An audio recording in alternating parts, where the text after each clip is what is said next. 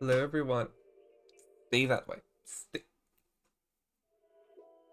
You don't see me pointing at my bitrate right there, but I'm pointing at it like real hard. Stay green. Anyways, hi everyone. The Ram here, trying to stream for 2 hours now. Trying, emphasis. I am not giving up. Anyways, how are y'all doing? Hopefully you're doing great. We'll be playing some Zone Zero today since the new update came out. And before we get into that, we will be watching. Oh, I will be watching, and you'll be watching me watching, or we can just skip ahead. Anyways, I'll be watching the newest Vivian trailers, which I saved for now.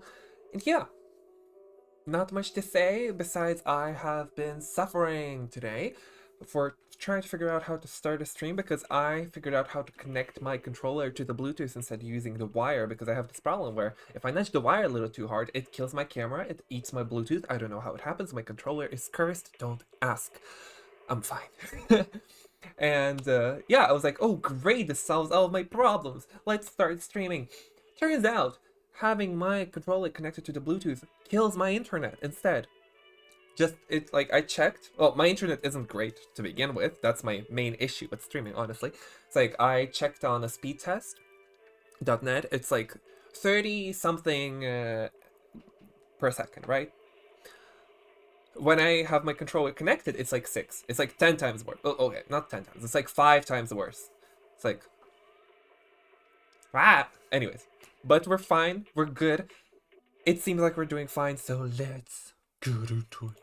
Finally.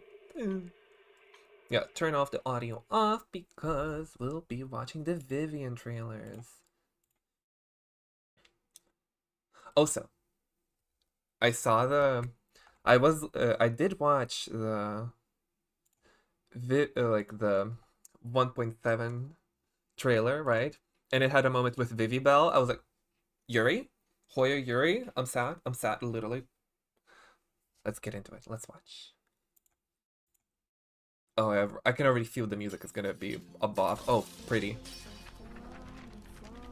Lyrics? Who foretells tragedy, a Lyrics? who warns of thorns ahead, or a harbinger of disaster itself.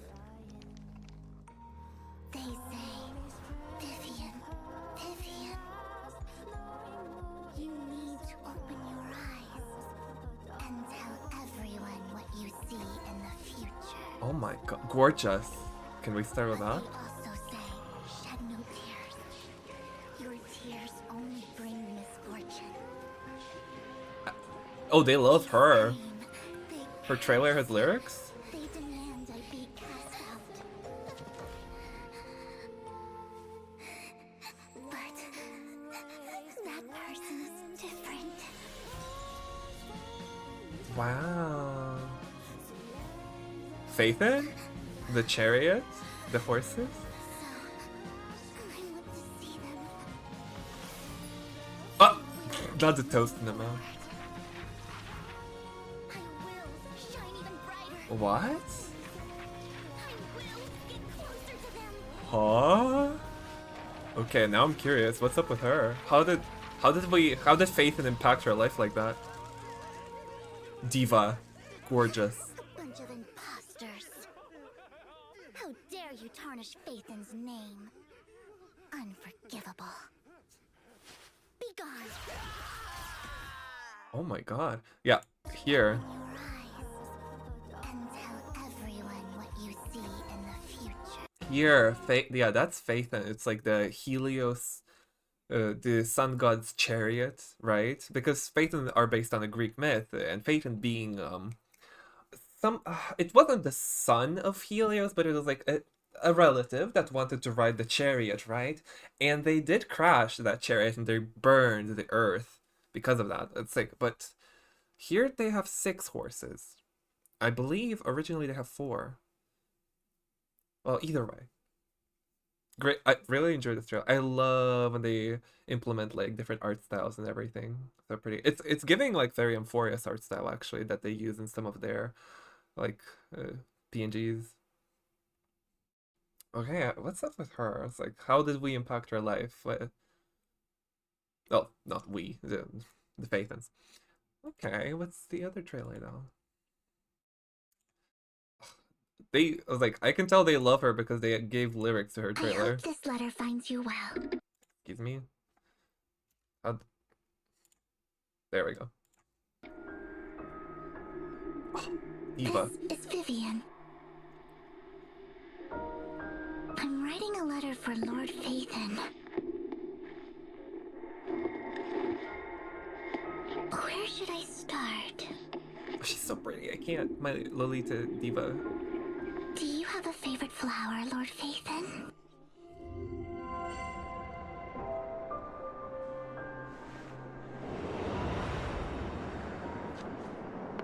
Oh my god. What are those? Dolls kill? Demonias?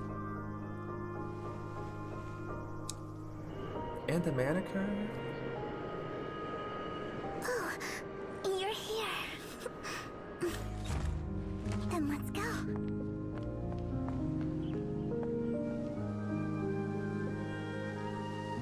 Okay. If we could be together again next year. I don't mean it like that.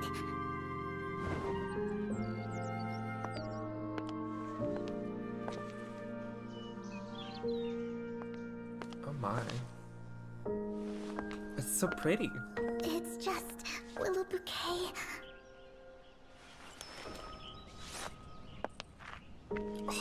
Hope you understand my feelings.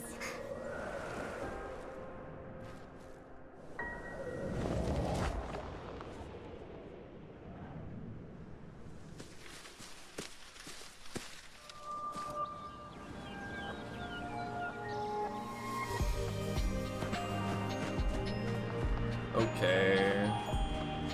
Okay.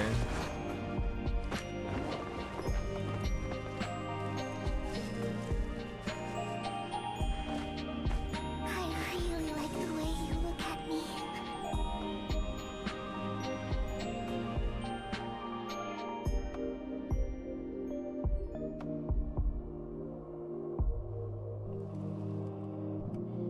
Okay. Lord Phaethon, is that you? Where are you? Lord Phaethon. Lord Phaethon, these are for you. My favorite flowers. Lord Phaethon.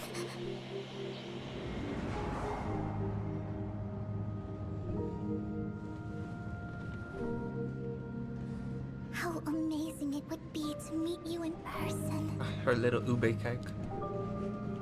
Someday, I'll share with you all that I adore. Vivian. Oh, that's so cute. I didn't even cry this time. Amazing. We're off to a great start. I mean, okay, they didn't show... Usually they have 3 trailers for a lot of them, but maybe not this one. Maybe the newest one didn't come out yet. But anyways. Anyways. Game time.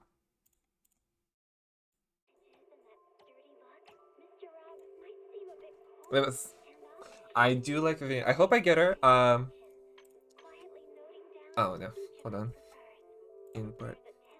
Controller. Hello? There we go. Yeah. Yeah, where did we leave off in the story last time? It was... Oh yeah, Hugo died. Not really. We all know that he's alive, but he died in the story. The guy from the Raven family is the one who was Hugo's adoptive father or something along those lines. Vivian predicted that we're gonna fucking die. That's all I remember. Vivian, we're gonna die. Anyways, I already did my dailies for today. So, here are my funds. Like nothing. You can see already that there's, zero pity. Absolutely. I'm gonna be using my streamer luck today, right? And, just hoping for the best. You know? The 4 stars are Seth and Piper, though. I don't have Mindscape. I don't have M6 for either of them, so that's nice. Even though I kind of don't use either of them. I already have Jane. And I have Bernice and Lucy for my Jane team, but I guess soon enough I'm gonna be switching those out for like Vivian, Nicole. Yeah. Yeah. Anyways, let's start with some singles and then go into 10 polls. So 24 polls in total. Is this enough to get uh M0 S1 Vivian? Watch me. Here we go. Easy. Well, that was a fluke. It's a beat. Next one though.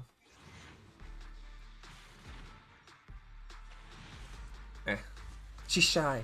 She's shy. How should I bait her?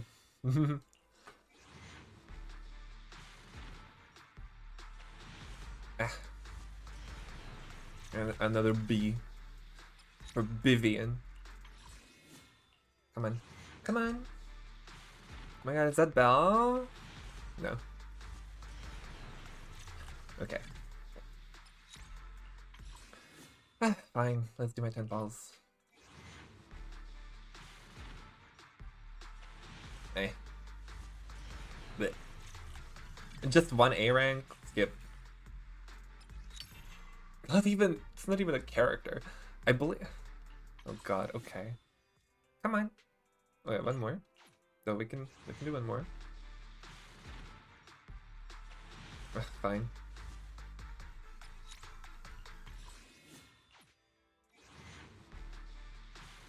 I'm just gonna...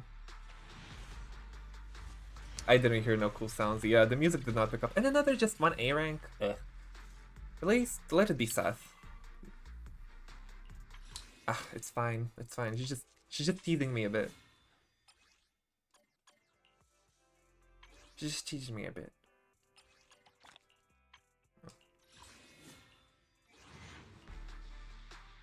Okay. What? You know what? I'll take that. Eradicate. I've got. Don't you? I have my. Wait. They changed some VAs, didn't they? You want to test my hammer?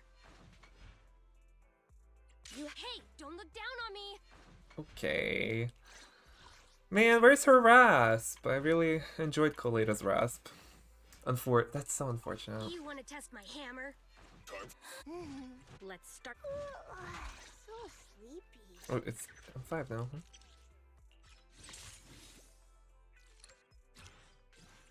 I mean, I would like some Seth ones, but it's not like I use them, but hey, I'll take a shirtless Seth. You know? I mean, this one is not bad, I guess. This one's like just a bit more damage, I guess. Yeah. He's not even built, really. Let's start the But yeah. All protection from any. Good day, Lord Phaeton. Oh, she's so pretty. Look at her. Look at my queen. Look at my diva. She's so pretty. Oh, she only has... It seems like all the new characters have only 3 animations, don't they? Oh. Oh, well, that's... I guess that's alright. It's not like a big deal, but... I kind of got used to it. Oh, there's a little ribbon in her bra. I would never turn down Lord Phaeton. I love a purple girl. Good day, Lord Phaeton. You know, comparing to, like, Casters and HSR. Anyways. Let's get into the quest line, shall we?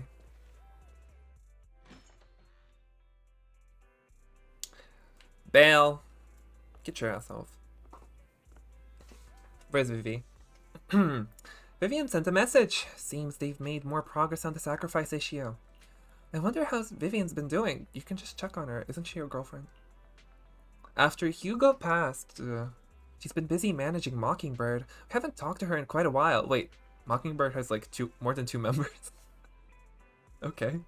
Wise, do you want to arrange a time to see Vivian? Yeah, let's go meet up with her. Alright then, I'll arrange a time with Vivian. You just rest and await my news.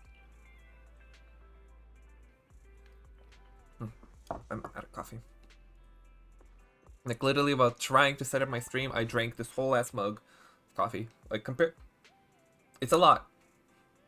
Might not look like a lot, but there's a lot of sips going on in that one cup.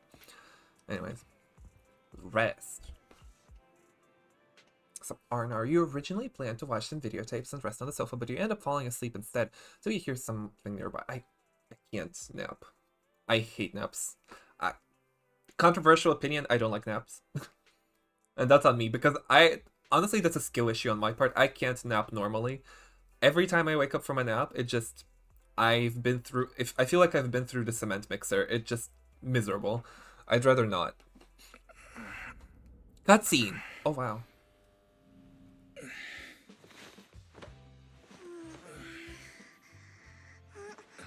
Lord Phaethon, this time let me.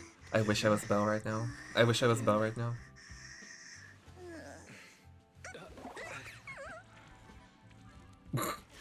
Fairy. I know what you are. Disturb your sleep, did I? Oh no. Don't do that! Please! Belle is right there! That's so sad. When I got here, the other Lord Phaethon said you were resting on the couch and just let me in.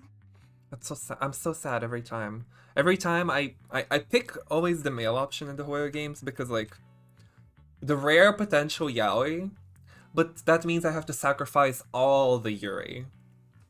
Ugh. Fine. Anyways. I meant to keep you company while you slept, but then I dozed off myself. Mm-hmm. I was going to sit here looking super cute, hands cupping my face.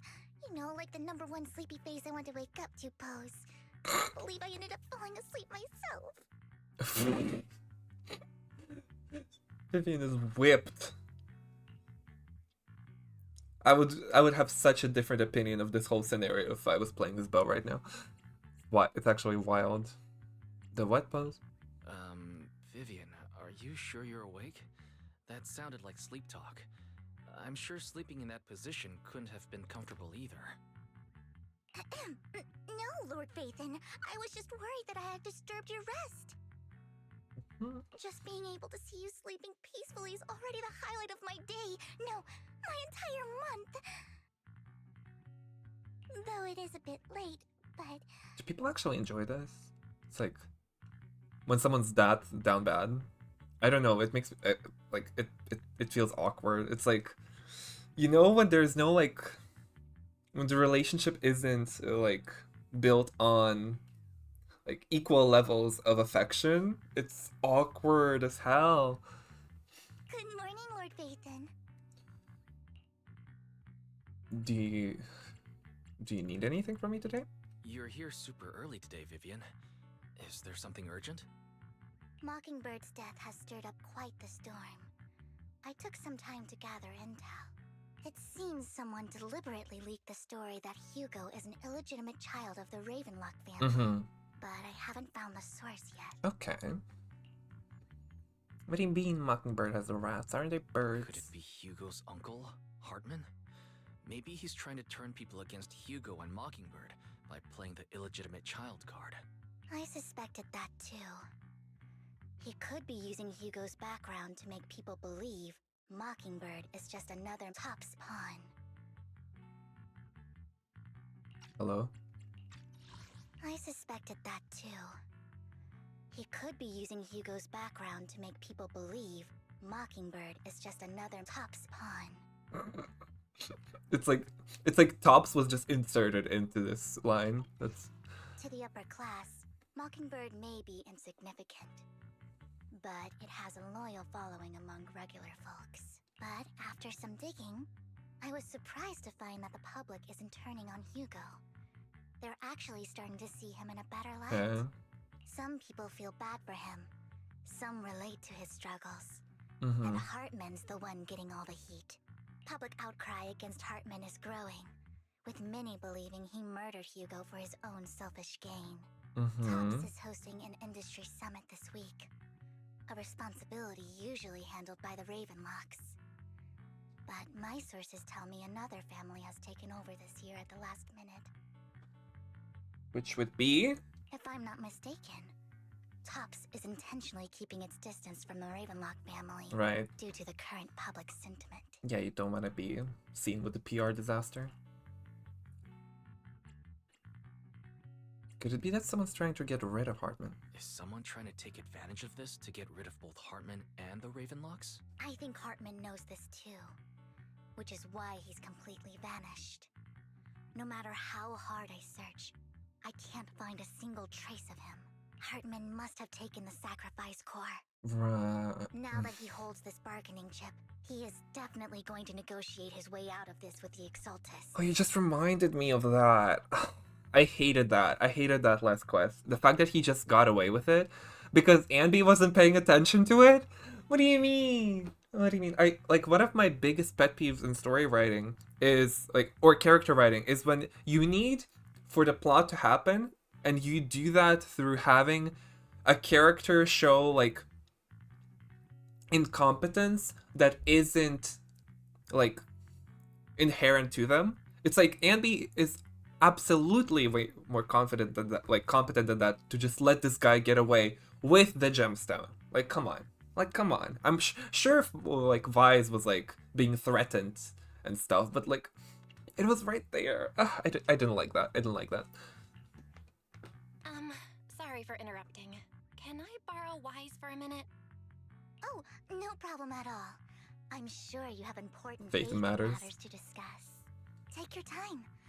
I'll just be waiting outside. Wait! Don't go outside, Why? What? Oh, don't mind me, Lord Phaethon. I wanted to browse the videotapes anyway. I'll be right here. Just let me know when you're done. Thank goodness Vivian didn't walk out the main door. Lycon's been pacing around outside for half an hour and scared off at least 5 customers. Well, Lycon. He's stressing over what he did to Hugo in front of Vivian, but he really needs to talk to us. Maybe you should go speak with him first? He pouting outside because his ex died. That he definitely doesn't have feelings for. Definitely. Sure, I'll go talk to him. At the end of the day, we're all after the same enemy. As proxies, we should become the bridge between them. Right. Why is everyone out here? Have I seen this design before? Wait, that's a cute top.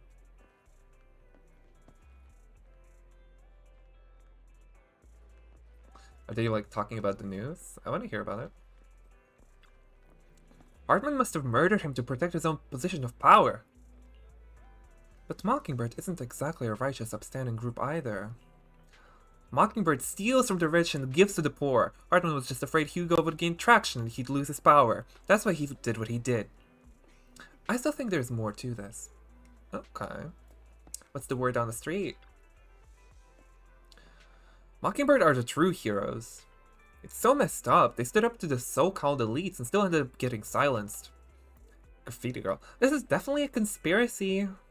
We gotta follow his example and stand up to these bastards. But what can we do? We have no power. But Mockingbird's Hugo is just an ordinary person. If he can do it, so can we. Right.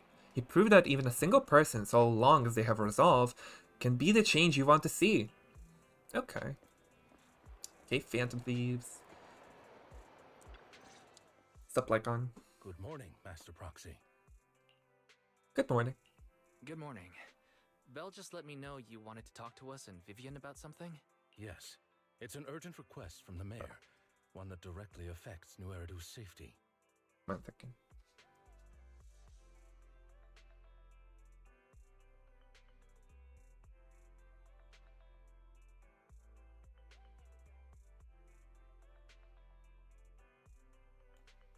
On the let's see.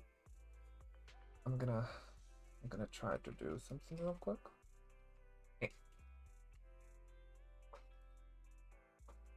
My other ring light just arrived. Oh.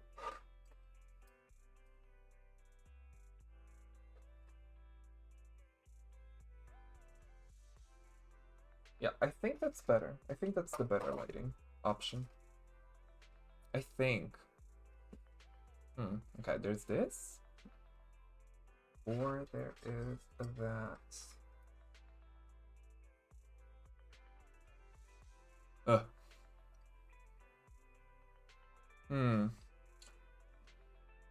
think that's too light. Maybe I'm just more used to it. Anyways. Yeah, that's my usual. This can... Y'all better not be looking at my setup. Don't even worry about it. However, before we get into the details, as a former member of Mockingbird, I'm concerned about Miss Vivian. Yeah? Hugo made many mistakes and betrayed the principles of Mockingbird, but I'm certain he didn't intend to put Miss Vivian or you in danger. Oh, he still sees the best in him. Like, I don't know Miss Vivian very well, and I was the one who took her companion's life. I might not be the right person to comfort her, but I hope she doesn't regret the choices she made, or lose faith in the path she chose. Vivian looks perfectly normal today. Vivian doesn't seem down at all. In fact, she's been actively gathering intel. I think she's handling this with even greater calm than I am. Or she's just burying herself in work so she doesn't have to face her feelings. If you're feeling bad about what happened with Hugo, it might be a good idea to talk to Vivian directly. From what I've seen, she's not as fragile as you might think. That's reassuring to hear. I trust your judgment. You've always had a sharp eye for people. Would you mind coming in with me? I'd like to apologize to Miss Vivian in person. Okay. Sure, but just to be clear, I'm staying neutral and not picking sides. You both have your own stance on this. As a proxy, I'll do my best to help facilitate honest communication. Okay. I respect that. Thank you. You returned to the video store with Lycon. Vivian doesn't seem to have much of a reaction to Lycon's arrival. Miss Vivian, I'm very sorry about Hugo. You don't have to explain anything. I'm also part of Mockingbird. Mockingbird stands on more than just gain, so it won't fall when fortunes shift. Hugo had his fixations and ambitions. I also have things I must see through. I'm determined to get to the bottom of the Exaltists and the sacrifices. Miss Vivian, as a former member of Mockingbird, you have my deepest respect. You have my word, whatever comes next. I would never harm you or Master Proxy. As for Hugo, please, accept my condolences. Oh, the tragic yaoi of it all. Condolences? That's not necessary. Mockingbird has plenty of tricks up its sleeves.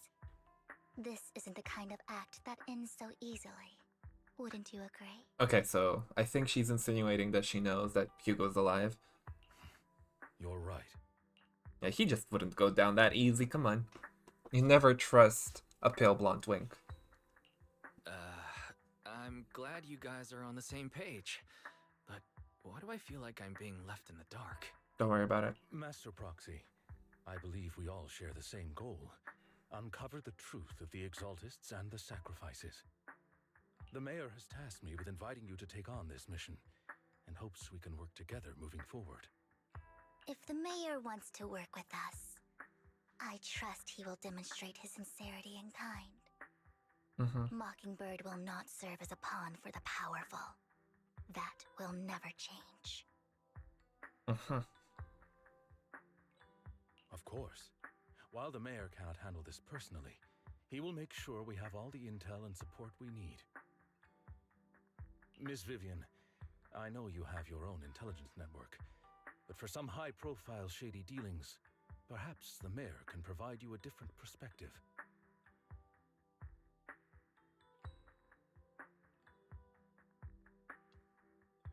Please, take your time to discuss. If you're open to collaborating, I'll set up a call with the mayor so he can speak with you both directly. We'll think about it. Belle, Vivian, and I need to think this through carefully with everything at stake. It's not a decision we can make lightly. Okay. I'm just setting myself a timestamp for later to check in the VOD.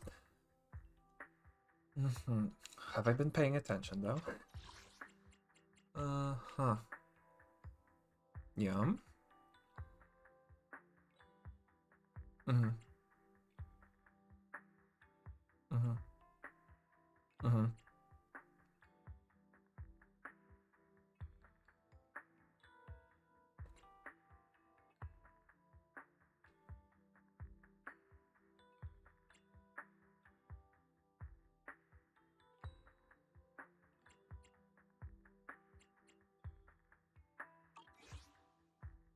Of course, I completely understand.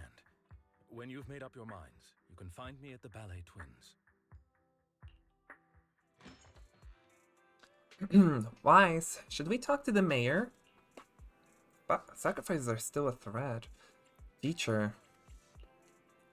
You mean, if I work with the mayor, we might be able to get more info on our teacher, Wise? What do you think, Vivian? As a member of Mockingbird, would it be against your values to work with the mayor? Mockingbird isn't just about going against authority. Mockingbird hopes that all people can be given equal opportunities and treatment. I don't exactly trust the mayor, but I believe he's someone we can work with. At the moment, at least. Then it's settled. Let's go see Lycon. Look at them standing next to each other. They're so cute. Hold on. Wise, take a picture of your sister and her girlfriend real quick. Like, look at them. Cute. Like birds of a feather.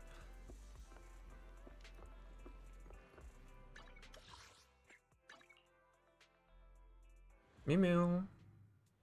Oh.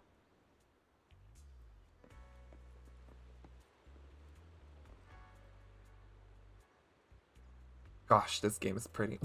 Just looking at them. It seems you and Miss Vivian have made your decision. Let's talk about the mayor. Working together requires sincerity on both sides. Of course, please rest assured, when it comes to sacrifices, the mayor's interests align with yours. Or rather, we both want to protect the people of New Eridu. I'll connect the call to the mayor now. My dear friends, I'm glad you're willing to keep working with me. I'm truly sorry about what happened to Mr. Hugo Vlad. I didn't anticipate things would turn out this way.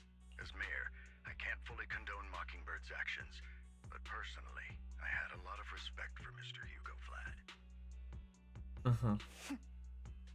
Yeah, I don't like the mayor. There's some, like, faceless voices. Don't trust him. I looked further into Bringer's map. The sacrifices were created by an exaltist named Landon, who was active in Janus Quarter.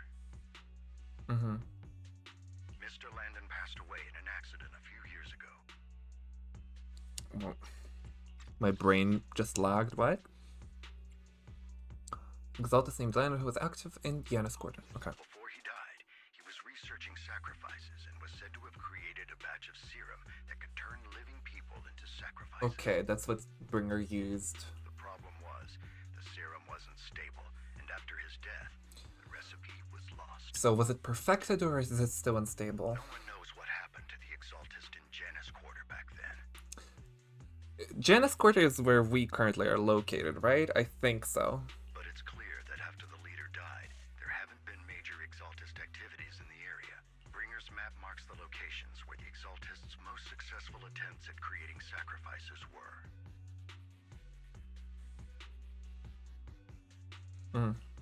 Already passed away.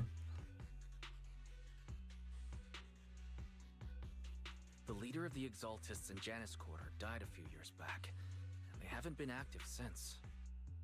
Could it be that Hartman was just acting on his own? Unfortunately, that's not the case. My sources confirmed that Hartman had been secretly in contact with someone, and they only meet inside the Hollow. Like Sarah? Or actually, no. Someone from Tops. Is it possible it's someone from Tops? Tops is a huge alliance of corporations. They wouldn't bother getting their hands dirty. Instead, they just sit back and reap the rewards. Everything Hartman is doing is to secure his place in Tops and strengthen his power within the Ravenlock family. Right. If my guess is correct, Hartman has gotten in touch with the remaining members of the Exaltists that used to follow Landon, Okay. helping them create new sacrifices. Okay. But what's in it for Tops? But what's in it for Tops? There's no way the Exaltists would just hand over their secrets about sacrifices to Hartman, right? A sacrifice outbreak would throw the city into chaos. And that's when Top steps in, taking control of the situation on their terms. Yeah. The public will see the mayor as incompetent, while Tops comes off as the real protectors of the city. Right. Ugh, a PR campaign. And when that happens, public trust will shift towards tops. And Mr. Mayor, you might find yourself in an unfavorable situation. You create a problem and you sell the solution. Still Easy. sharp as ever, Miss Vivian. So, what exactly do we stand to gain from partnering with you? Ooh, nice. Okay, yeah. Because he's the beggars can't be choosers. He's the one who's like kind of in the. He's the one in a difficult situation. He's like, so we have some ground to. How would you call it? Barter on? Please don't tell me you're doing this out of some noble concern for your citizens. I'm not some hero of justice. And I don't believe in lofty ideals or empty promises. Diva. We have a common enemy. While our ideologies may differ, we can work together on this. And as proof of good faith, I may not know exactly where Hartman is, but I can fan the flames over Mockingbird's death and escalate conflicts within the Ravenlock family. So it was you behind the rumors. No wonder I couldn't trace the source of the public outcry. I'm not the one who started the rumors. I just helped them spread faster after they leaked. And I pulled a few strings to make sure the story painted Mr. Hugo Vlad as a heroic figure who was unfairly persecuted. As I said before, I had a lot of respect for him. I don't like the mayor guy. And I'd be happy to clear his name. It's like, you don't get to that sort of position of power by just being, like, not suspicious and nice and helpful. It's like, it clearly has his own agenda, obviously. Now let me lay out my terms for collaboration. After looking into it, I found that the dormant sacrifice you discovered wasn't the only one. There are more places where sacrifices Right, might yeah, find there's a whole map of those. Too many eyes are on me right now, so I can't send my own men to deal with it. I'd like to ask you to retrieve the sacrifices from those locations. I'll make sure to dispose of them once you do, so no one will be able to use them again. On top of that, I've asked a friend to help monitor your physical condition, and maybe even uncover more of your potential. Her research overlaps with your teacher's work. Well, isn't that awfully convenient? How do I feel about Phaethon's getting into the Hollows? I wasn't a fan at first. It's like, I liked running around as Bangbu and all that. It's like, that's kind of their whole point. So why would they be inside the Hollows by themselves? But, you know, if they're going to be pushing the fact that... I feel like they're pushing it to the place where Phaethons are eventually going to become playable, which could be pretty fun. I think that's pretty cool, in theory. Like, I think it would be cool, actually, like, the idea that, like, you're playing as like, it could be either or. You're playing as the sibling who's, like, exploring the Hollows while the other one is, like, being your proxy, or the other way around. Like, you are the proxy and the other sibling you didn't choose is the playable one. But I think the one you choose is going to be the playable one, obviously. So that's fun, that's interesting, that's cool. I think it'd be cool. You don't need to worry about her capabilities. She's a Void Hunter rank special investigator. Miyabi? Wait.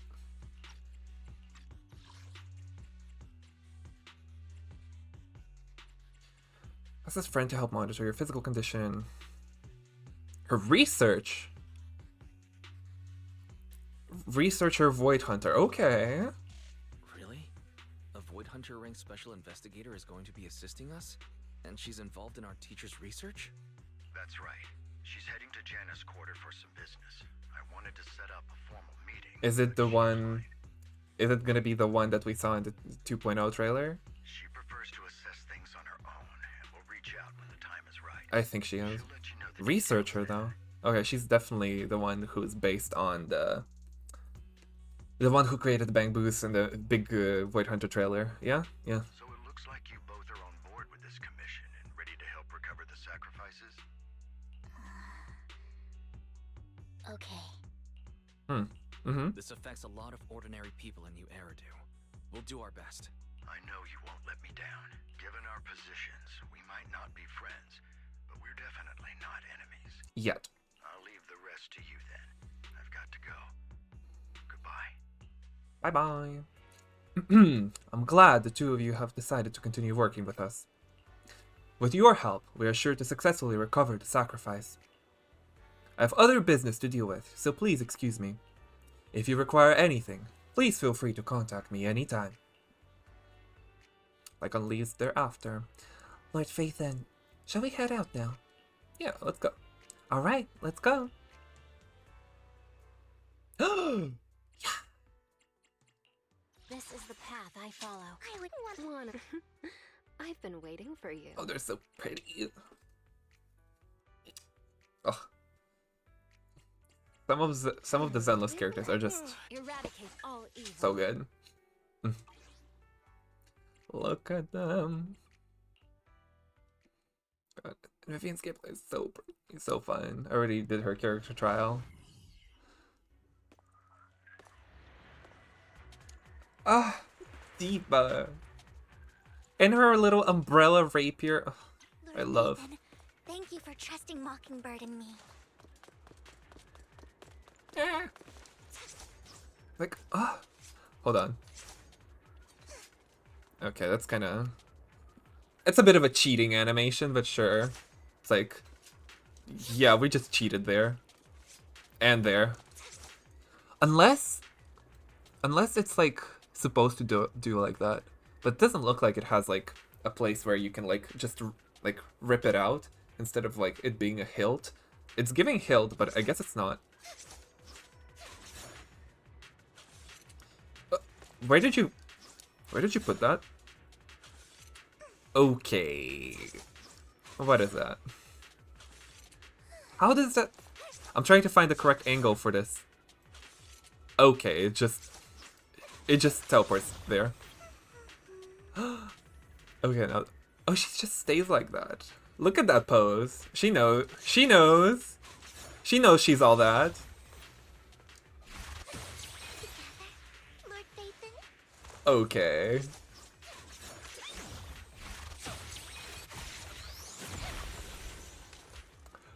Diva. Okay.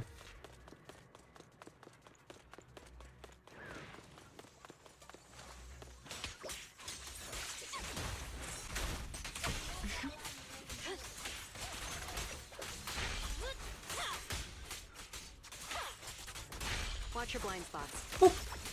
Come on.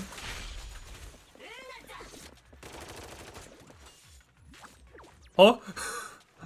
He just started blasting. Has someone already taken the dormant sacrifice from here? Or did the Exaltus decide to relocate it? No. If these dormant sacrifices aren't handled carefully, they could awaken and turn against anyone nearby.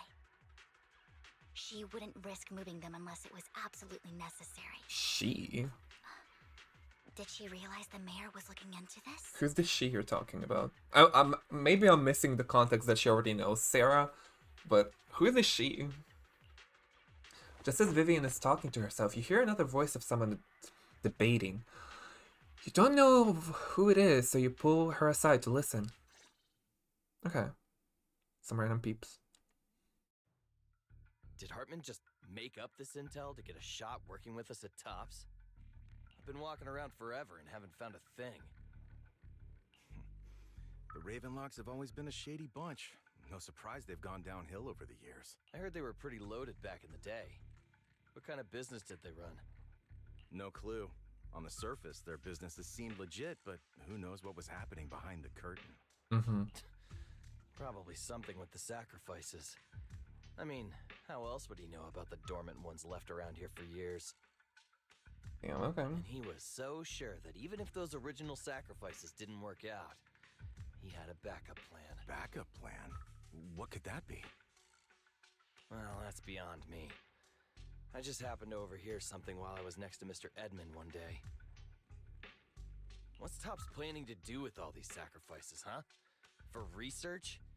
Do you think we'll ever have a normal life in the Hollows? Right, that's kind of the goal. They're trying to like adapt to life in the Hollows.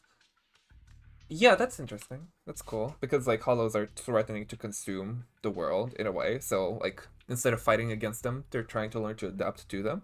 Which is interesting. I like that sort of perspective. I'm gonna be right back. I'm gonna have a little bathroom break, actually. Let me just Yep. There we go. Oh, careful.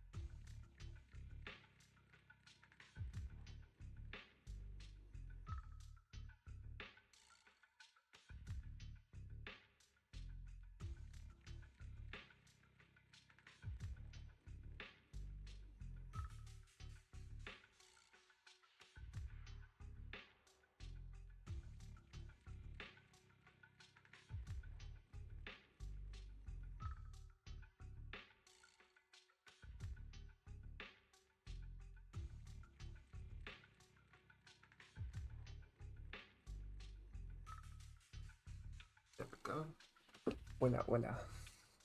Just like that. Don't ask questions you shouldn't be asking. All right. There's nothing here anyway. Let's leave the hollow and report back on what we found. And we'll make it just in time to clock out for the fieldwork shift. Let's get out of here first. After the two TOPS employees left, Vivian appears visibly unsettled. Hartman, that fool.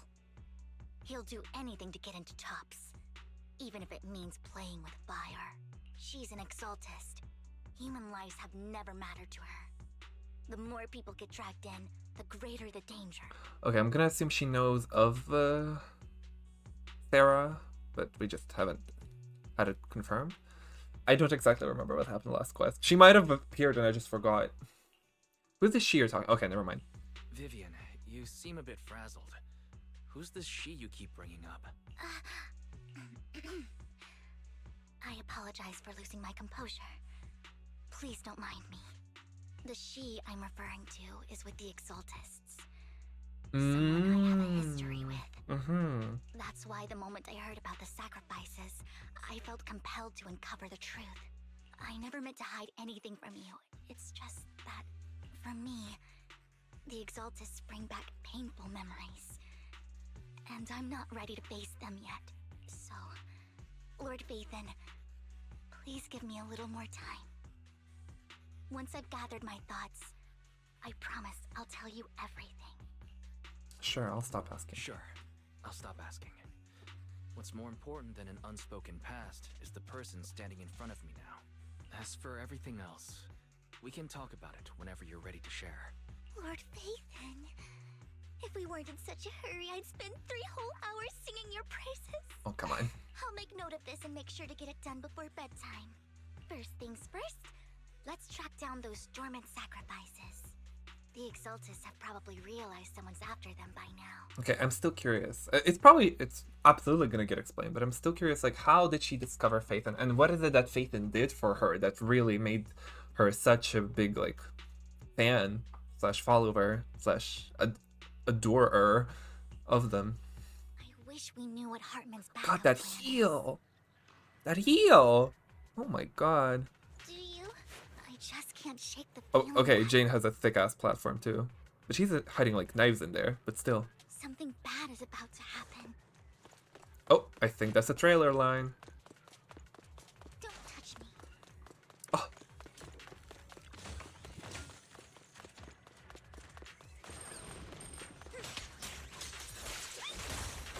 Sure. Oh. Oh. Allow me. She's flying. Oh man, they're hitting. Boom.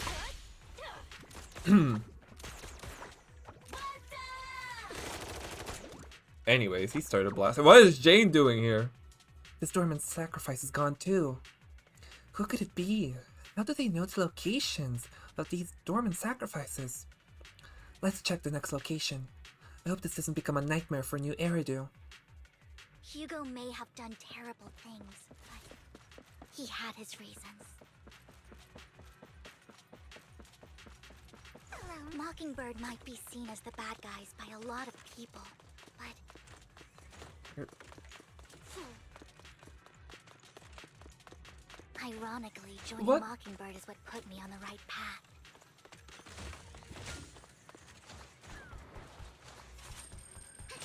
For the first time, I'm needed for more than just my curse. Want some more?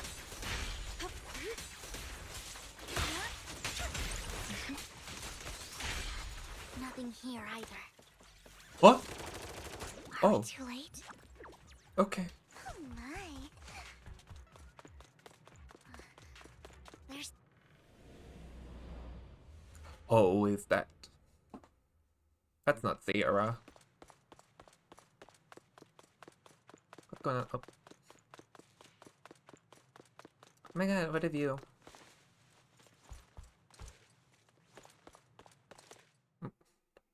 I knew it was you, Vivian. Oh, she's from the auction. Camille. What are you doing here, sis? Are you Sis? destroying the dormant sacrifice? Vivian, don't call me sis. I'm not your sister. Are you trying to stop the Exaltists? I never left the Exaltists. You know what Landon did back then. Okay, we're connected to that as well. Lord Landon did it for the Creator. His methods may have been extreme, but they were necessary. Back then, you walked away. You should do the same now. We didn't meet today. Take your friends and Oh, look at leave. her pal. She's so cute. What's wrong? So pretty. Are you being forced into this? I can help you. Help me? Like how you helped her? Vivian, you're crying. You see me, don't you? No, You haven't changed a bit, Vivian. No need to hide your tears. I know exactly what's ahead for me. You've made your choice. And I've made mine. One last piece of advice. Stay out of this. She loathes you. I won't tell her we met today. Don't show yourself around us again. Camille! Camille gives Vivian one last glance and throws a smoke bomb to the ground.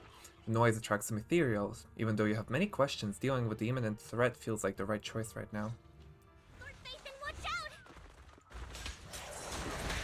I'll tell you Ow. what that was about later. Let's take care of the ethereals first.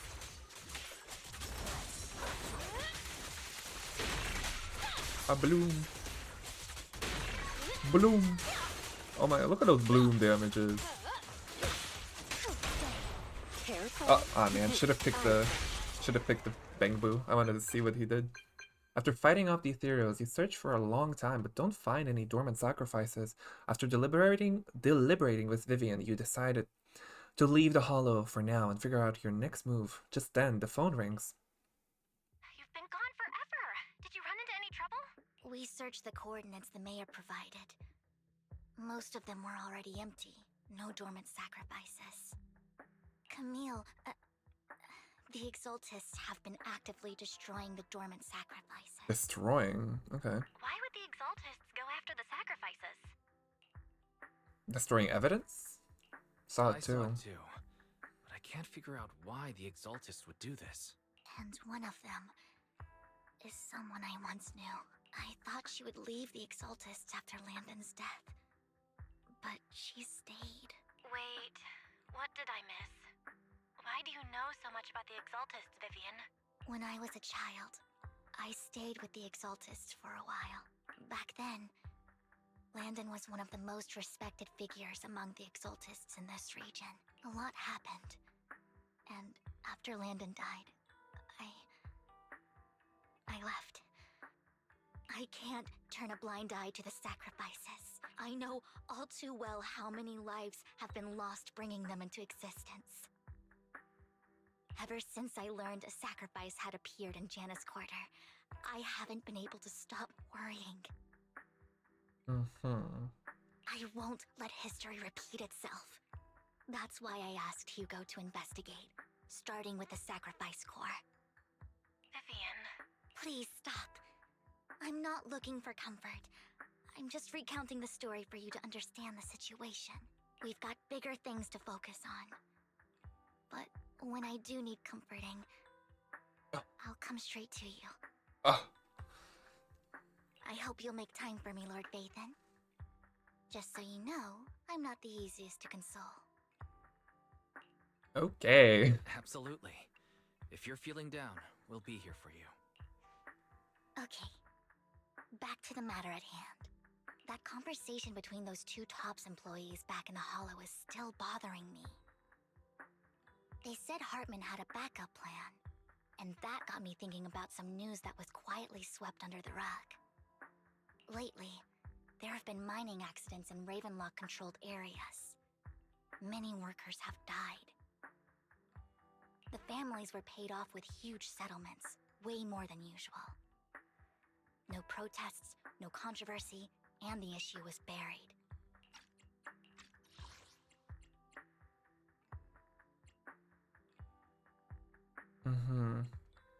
Mining accidents. Okay.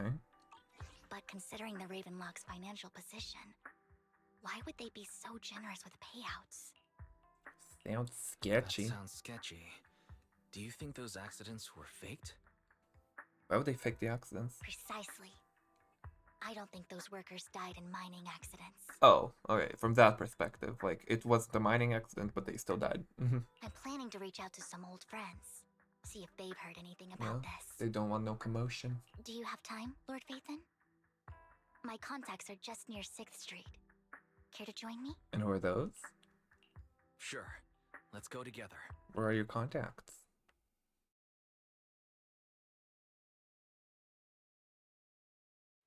You arrive at Lumina Square with Vivian to meet her old friend. Being... Wait, Officer Mew Mew is waiting for me. This is important.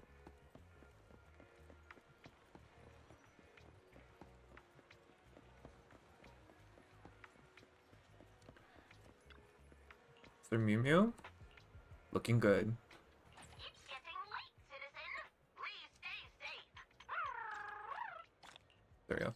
Thank you. Bye. Will always protect you. Should I say? Protect you.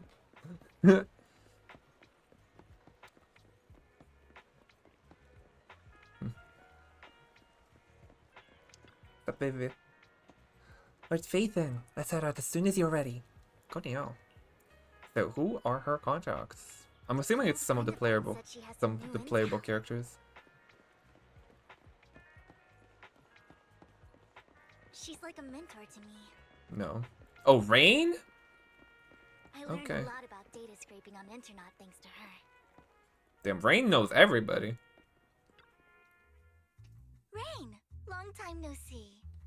Yeah, it's been a while. Rain? Rain? So you're the old friend Vivian was talking about. Yeah, Phaethon. Long time no see. Rain, you actually know that Lord Phaethon is Lord Phaethon? What? No, I mean, you actually know Wise is Lord Phaethon. I didn't know right away. One time, I needed a favor from Nicole. I only found out after meeting them. I mean, who would expect a legendary proxy to be running a video store for a living? Money laundering scheme? Oh, by the way, your idol... Rain, let's not bring up old stuff. Lord Phaethon wouldn't be interested in that. How can you get more embarrassing? Why are you all tense? Right! Lord Phaethon lives on 6th Street too, and might know your idol. Astra? Remember when you traced that post on Internet to 6th Street and actually went to check it out? And you came back all bummed, spouting nonsense. Like there was only a black cat at the location, and maybe your idol is actually a talking cat. Or something like that. I think I know that black cat. I think I know that black cat. It hangs around our shop now. Lord Phaethon, please, let's drop this topic. Come on, Vivian. It's been years and you still won't say who your idol is. If you'd just let me, I'd have tracked them down ages ago. I get it. You want to find the person who's important to you on your own. But you've tried so hard already. It's okay to lean on me a little, you know. Oh, I'm what? sure your idol won't hold it against you. What? I shouldn't have come to see you. Huh? What's wrong? Change the subject, help her out. Rain, Vivian said you might have some intel for us. Should we get into that first? All right, let's get down to business. Here's something I'm pretty sure about. The Ravenlock family's claim that those missing workers died in an accident? Don't buy it. The last signal from those workers was near the Hollow. Then communication went dark. I think they were taken into the Hollow. Wow, it's test subjects? And yesterday, I picked up that the Ravenlock family secretly hired some people to search the Hollow's perimeter. I caught a weird distress signal from someone and managed to track down the source. When I tried to reach out, the signal cut out completely. The last trace of the signal was near Lumina Square.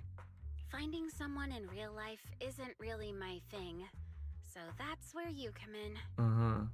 Got any more leads? Okay, We'll take a look around. You just said this is something you're sure of. Do you have anything you're not so sure of? I dug up some info online, and one thing stood out. A few days ago, there were some creepy sounds coming from an abandoned warehouse by the port. The place was locked up, so no one could see what was happening inside. Not sure if it's related to your search. If you don't find anything useful around here, it might be worth checking out. Well, that's all I have for you. Thank you, Rain. Don't get all emotional on me now. I'm just helping out a friend. And Brain just knows everyone. Okay. This one's on the house. Consider it payback for the favor you did me last time. But if you still want to find your idol, hit me up. I've been curious for what... Alright, don't worry about it. I'll manage Or maybe... it myself. Stop being so nosy, Rain. Or maybe it's like related to like future characters, like the angels of something, like the VTuber faction. Nosy? Nah, just professionally curious. What kind of person is worth all this searching, huh? But honestly, whoever they are in real life, they've become a part of you. You've come a long way in this search, Vivian. I much prefer the person you are now. So if you find this person, don't chicken out. Go meet them. Okay. People will appreciate you for who you are. Rain. I might not care about the real world or what it'll be like, but I hope everyone I know can live a good life. I'm counting on you to save the world, guys. All right. Yeah. I have other business to take care of, so I'll leave the rest to you. Go team. Rain waves goodbye and leaves. Vivian mentions she knows someone who's really skilled at finding people in real life, so you follow her and continue on your way. Lord Phaethon, please pay no mind to what Rain said. Okay. I already forgot what she said. Guys up ahead.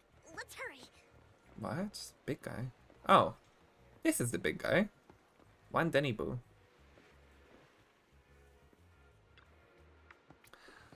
Anna. Long time no see. You seem to be doing well, little one. No. Yup, I made an awesome friend since the last time we met. My friend got ill before, and it was the manager who helped heal them. I didn't realize you two knew each other. Then next time I head to the manager's place, Will I get to see you too? You know each other? We know him? Yup. This little guy is Lucky Boo, my old boss at my previous workplace. Bought it at the discount store clearance sale. But he was a terrible boss. Not only did he shirk on paying wages, he didn't take care of this Bangbu either. Yeah, that guy. Really terrible.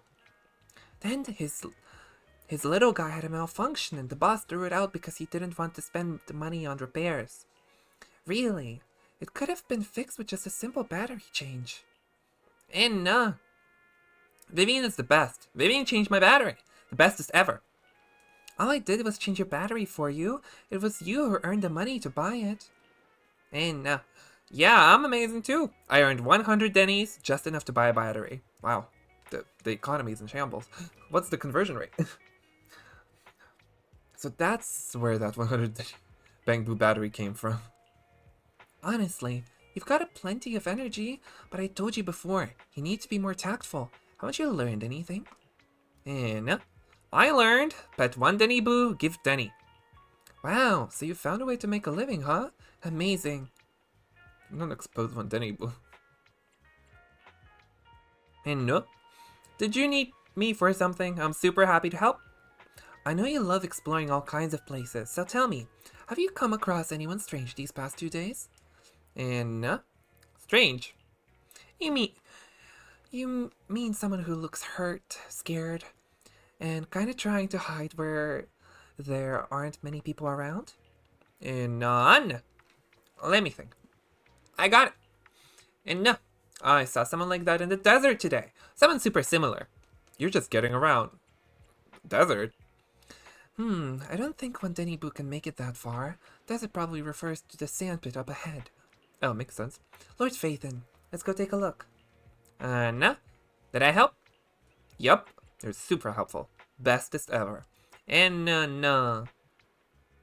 Yay, so happy. I want to keep helping. Now pay up. And no, you should go and do whatever important stuff you need to do. Let's play together soon. Alright, bye. Bye-bye. Is just too cute, right? We're probably gonna find a cat. Oh, no, there's a guy. No, you helped it too. I knew Lord Phaethon was the best in the whole world. Who is this dude? It seems that's the person Rain and Wandenipu were talking about. Lord Phaethon, please stand back. I cannot be certain if he'll end up doing something extreme, considering his current mental state. I'm afraid he might hurt you. I'll try talking to him and see what's going on. Vivian walks forward and taps the cowering man on the shoulder.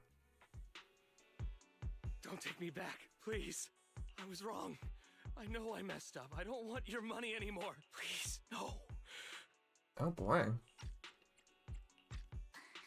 Calm down. Stay hydrated, kids. Don't say anything. Just let me go. I don't know anything. I swear, I know nothing. We're not PubSec, the HIA, or the Ravenlock family. We won't force you into anything. There's no need to be afraid. What do you want from me then? We simply want to know where the Ravenlock family took you and what they made you do. I can't say. I can't tell you. I have a family. They'll hurt them. You never saw me. Please, just stop asking. Don't you wish to see your family? I don't deserve to see them. It's my fault. I was greedy. I did this to myself. But your family must miss you dearly. I'm sure they won't blame you. No, it's my fault. It's all on me. I don't want to drag them into this. If the whole ship is sinking, no one on board can escape. I'm just a nobody. And right now, there's nothing I can do to change anything. If you care about your family and friends, now is your chance to stop the disaster before it's too late. Even a butterfly flapping its wings can send a tsunami surging across the ocean. No one knows how this will turn out. But if you do nothing now, the only thing waiting for you at the end will be regret. We're not here to turn you in, and we won't force you to confront them. You'll be safe with us. I'll help you return to your family. But you must tell us precisely what happened. Hartman offered a huge amount of money, looking for workers to go into the hollow to guard something. The money was way too good. We all kind of figured something wasn't right. I thought it was just smuggling or guarding some kind of illegal ether resources, so I signed up. After we sent in our applications, Hartman's men took us into the hollow. The first place we went, there was a strange box. When we got there, they handed us some pills, saying they'd improve our aptitude for ether, for us to last longer in the hollow. But after I took them, everything went fuzzy. No questions asked. Popping pills. Something was definitely off about those pills. When I woke up, I saw my coworkers dead in front of me. And there was blood all over my hands. They said something about me being a good experiment, moved me somewhere else, and locked me up. They wanted to inject me with something. I got scared and didn't know what was gonna happen. But you're telling me you killed them? Found me, gave me a carrot, and let me go. Hugo. So I escaped. I didn't want to kill anyone. Oh boy. I don't know. It wasn't your fault that your coworkers died. You were Damn. just a tool Traumatic. in their hands. Traumatic. Do you remember the place they first took you? Do you know what was in that box? I only remember the first place was like a rooftop. I think it was on top of a tall building. What exactly was in that box? I can't remember. I'm not lying. Those pills they gave us, they make you hallucinate. I think they do more than that. One, and my mind felt like it wasn't my own. My memories turned into a blur. I'm telling the truth. I'm not trying to run from my mistakes. I just really can't remember what happened. Damn. I know you're not lying. We'll arrange for your protection. You can rest easy and recover, and your family won't be dragged into this. Once this is all over, he will be able to reunite with them. Auto out. You and Vivian contact Lycon. The mayor, the mayor, representing Victoria Housekeeping, agrees to protect the worker and will keep his identity confidential. Soon, Rena arrives and takes the man away, mentioning that the mayor will confirm the location based on his description. Rena just airdropped, picked him up, and flew away. You're remarkably calm. Sometimes I wonder if you've had some kind of special training, Vivian. No matter who you're up against, you seem to analyze the pros and cons and make a judgment in no time. She's a professional. Actually, I wasn't always like this. I used to run away when things got tough. There was even a point where I just wanted to disappear. As if my very existence was the source of suffering. I wondered. Perhaps leaving it all behind could put an end to the pain. It's kind of hard to imagine. It's hard to picture that. My first impression of you was pretty, assertive. Well, I was on a mission at the auction when we first met. And just as Rain said, I've come a long way from who I used to be. Character development queen. Speaking of Rain. Speaking of Rain, it's quite a coincidence that you two know each other and are actually close. You even know one Denny Boo. That surprised me. We might have crossed paths without even realizing it. Enough about me. Tell me more about you, Lord Phaethon. Tell me all about you. Where have you been? And what have you experienced? Let's start with the Red Fang gang. Oh, not Helios. Back, it feels like I've been through a lot lately. Belle and I even lost our Phaethon account. It's a long story, starting with how the Cunning Hares took something from the Red Fang gang. As you walk along the river by Luminous Square with Vivian, you start sharing your stories. Although she wasn't part of them, she's been to the places where they took place. She's been to the Chaotic Hollow of the Camellia Golden Week. She has her favorite sandwich at Cheesetopia, and she's even received a star sticker from Officer Mew Mew for rescuing Bang Boo. You're amazed at the coincidences of life in New Eridu, how your paths have crossed so many times without you realizing it. It's like destiny. After a long chat, it's time for a meal. Cutscene! I love a cutscene. Around this area. Belle told me there's a highly rated store here. Ah, should have been Belle. It should have been Belle instead. Lord Phaethon! What's wrong? I'm about to regret something real bad, aren't I? I've seen that black cat on 6th Street. That harmonica in the outer ring you mentioned. I've heard it before, too. I've even been to the monument outside Hollow's Hero. But none of that was a coincidence. Stalker. It was me.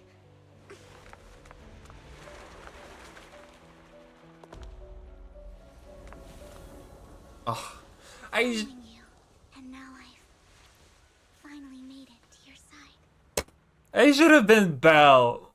Damn it. Ever since I was little, I had been seen as the bringer of bad fortune. I should have picked Belle. They better give me some yaoi after this. Man. This is like... I had traveled to many places and witnessed far too much misfortune. Honestly, they should let you toggle which character you play as before the quest. I would have played as Belle for this quest. Yeah? Every tear I shed brought disaster. I've heard too many curses to count. I loathed my tears as much as I despised my own existence. Damn. Wherever I stayed, tragedy followed. I had roamed too many places, and each time, it ended the same way. I didn't know where I could go anymore. One night, I stumbled upon a post discussing me, whether they knew me or not. Everyone seemed convinced that I was the source of the curse. Some mocked me with cruel intent. Some wished I would vanish, and others speculated maliciously. Girl, you never read the comments. Come on, you should know better. It really seemed that my very existence was a disaster. In that moment, as darkness enveloped the city, I saw lights flickering to life all around New Eridu. So many lights. And not knowing where to go, I thought, if only I could disappear into those lights. I made up my mind. And right then, my phone rang. I decided to take one last look. I wanted to know who left me my final message from this world. Damn. It was you, Lord Phaethon. What? Me? Huh? Me? It was probably Belle. It was Belle. I don't know who you are. It was Belle. You should. She's the one you're looking for. Yes.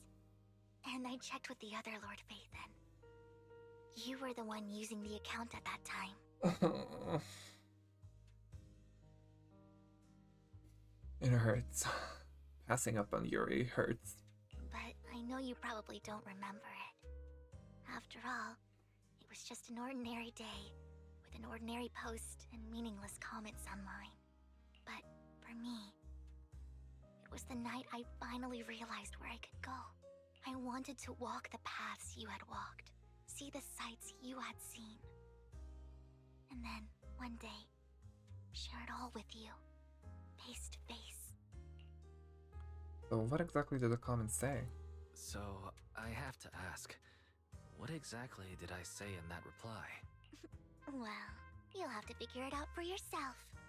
I'm not telling you. Okay. You're putting my memory to the test. So, Lord Phaethon, thank you. Not only for that comment you made that day, which was a silver lining for me, but also for giving me the courage to become who I am today. The Vivian standing right in front of you now. Lord Phaethon, I truly like who I've become. Oh, that's so sweet, actually. The wind skims across the surface of the water, lifting Vivian's hair and brushing it against her cheek. The lights, reflected in her eyes, dance and flicker, as if eager to share the stories of the past, both the good and the bad, the happy and the sad. God, so... Black screen. Emotions intertwine with the narratives, and you feel as though you're witnessing the path she has traveled. Lycon just sent a message. There's an update. Fine. Bye! Let's head back to the video store and go over the details together. Starts running, trips over art, dies.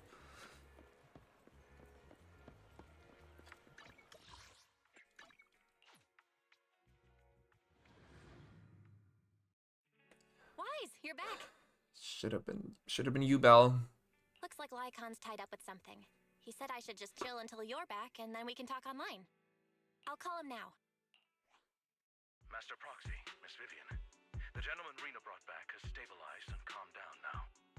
Based on his account, we've identified where Hartman is hiding the core. He also mentioned that Hartman plans to trade the core with a group of people. The Exaltists? We suspect that this group consists of members from the Exaltists. Yeah. I knew it. I knew it. Now that we have the location, it would be splendid if we could seize the sacrifice core before they do. Splendid. Precisely. We hope you can head to the location as soon as possible to secure the sacrifice core. Leave it to us. Alright, we'll get there right away. I have other matters to attend to, so I'll leave the retrieval of the sacrifice core in your capable hands. The mayor's friend that he mentioned before will also be assisting you this time. The target coordinates have been shared with her, and she'll meet you there. Ooh, who is she? Who is she? And I wish you all the best. Is it the girl from the trailer? Lord Phaethon, I'll head out as soon as you're ready. We must obtain the sacrifice core before Hartman does. Yeah, let's get going. Eradicate all. Let's stir up some trouble. Heck yeah. Let's go. Let's ride. Dun, dun, dun, dun, dun, dun. Some dudes. Oh, and Hartman. Where's the sacrifice core? Camille, you really think I'd stroll around with something this important? Plus, even though the Ravenlocks and the Exaltus have been working together for ages, I've hardly even met Lady Dina. Lady Dina? Oh yeah, that's someone new. I'm the one offering the sacrifice core here. I'm curious what Lady Dina's got lined up for me in return. I'm just here to verify that the core you mentioned is real. Once that's sorted, Lady Dina will give you a proper response. Our partnership isn't just talk. We need to be sure you have what we need before moving forward. Sure thing. I'll take you to where I keep the core. Once you verify it's legit, have Lady Dina come over. We'll lay everything on the table face to face. All right, lead the way. It seems Hartman is trying to bargain for more. What a greedy and insatiable man. It's just that. What was that? Why would they only send Camille Was that for noise? something as important as the sacrifice core? And I can't shake the feeling that Camille doesn't want Hartman and Dina to meet. Why is that? They're gonna turn the tables on him. Who's Dina? So this Dina they were talking about, is she the leader of the Exaltists? Kind of. Girl boss? Lord Vathan, I really think we should hurry. We must get to where Hartman keeps the core before anyone else does. Planned the route already. I've mapped out a shorter route, but there will be ethereals along the way. I'll leave the fighting to you, Vivian. Don't worry, Lord Vathan. You're in capable hands. I'll ensure your safety. Alright.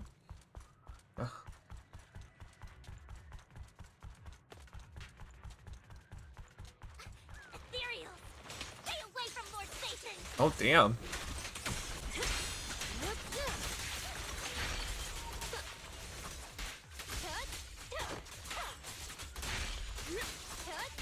Bonk. Got them all. Off he goes. Looks like Hartman's trying to negotiate for more leverage. Where? Oh, there. Let's get out of here before we're spotted. Yeah, they definitely did not hear nothing. Don't touch me. Sure. Let's keep moving, Lord Vathan.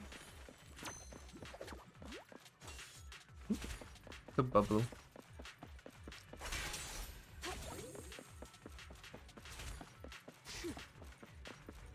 Leave the enemies to me, Lord Vathan.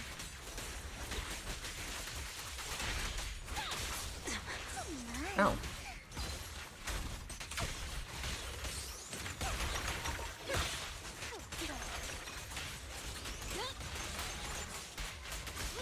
Ow. Just this one.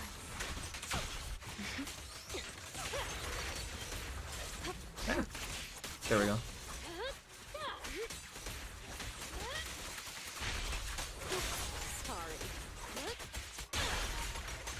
Got them. Balloon. They're A still balloon. over there. Looks like they're arguing. Oh, she's so pretty. I love purple. This is our chance. Let's hurry. Stay away from me. No matter who has the sacrifice core, Hartman or the Exaltists, it would be really dangerous. Hand over what's in the box. Destroy them. That's what I said. We do this the hard way. Oh, You sure talk nice. Oh, that was fast. girl. A blue. Let's hurry and secure the sacrifice core. Oh, I love when she gets like a little angry. My turn. Oh, is this fake? Lord Vathan, Of course it is. the box is empty. So Hartman never kept the core here to begin with? Okay, they were both gonna betray each other, it seems like. How did you even find your way here? Bro is failing upwards. Where's the core in the box? What did you do with Oh my it? god. You call this keeping the sacrifice core safe? Just as everyone stands confronting each other, a voice comes from behind. Oh, who art thou? Vivian, it's been ages. You're Dina? Okay, not her first introduction being the like Gasai pose. Like, what is this? Dina! Oh, remember me. So sweet. Ah, I love that. Look at you, thriving. I thought you'd totally forgotten about our past. Oh my god. Girl, you're thriving. So, tell me, do you ever dream about the people you've killed? Are they crying in your head all night? Oh, isn't this funny? Vivian has red eyes and like periwinkle hair, and Dina has red hair and pink eyes. Wonder what's that about? Back then, I had no idea. You had no idea? While you were soaking up all that love from your daddy and everyone else, you had no idea what was going on? I wasn't... Lady Dina, Miss Vivian didn't actually... Camille, when did I say you could meet up with Hartman today? I just wanted to make sure the sacrifice core is legit. I was worried Hartman might try to pull a fast one on us. Really? So loyal. I thought you'd be more like the old days. Just a few words from Vivian, and you'd be plotting my demise. Just like what you did with Father. I won't, Lady Dina. Don't even think about betraying me, Camille. You owe me for what went down back then. However, I do understand your worries. This core, it's fake. Of course it is, okay. No way! I got this straight from Hugo. It can't be fake. Okay, so Hugo brought the fake core. How can you just claim it's fake without any proof? Ugh, seriously? Okay, I love this, Diva. It's like, a girl who did this? It's camp. High glam.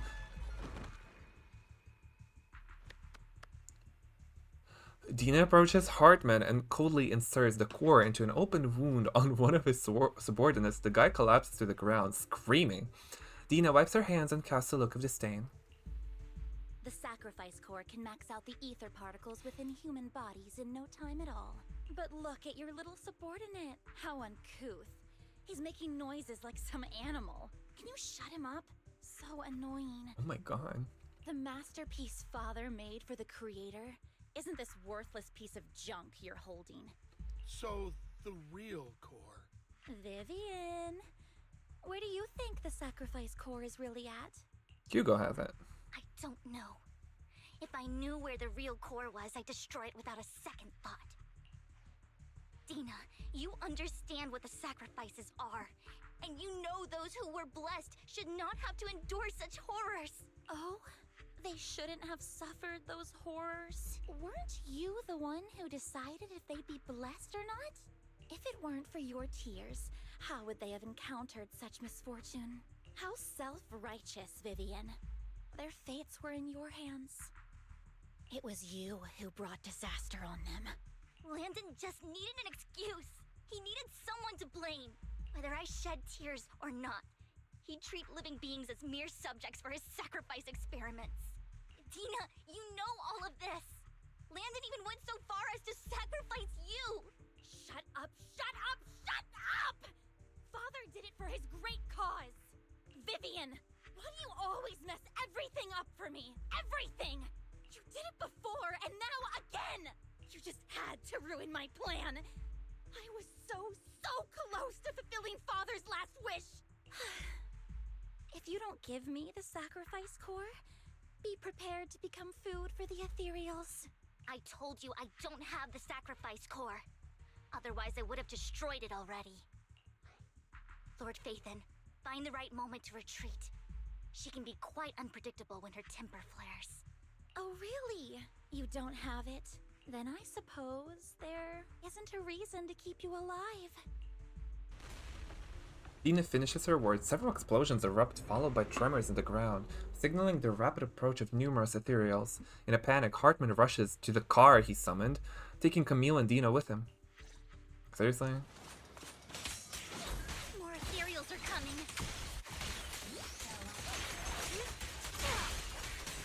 Oh, that's the battle. Whatever.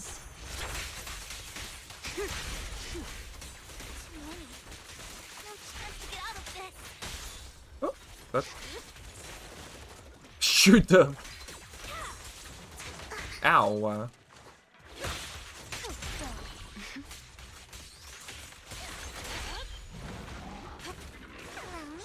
Oh, Diva, gorgeous.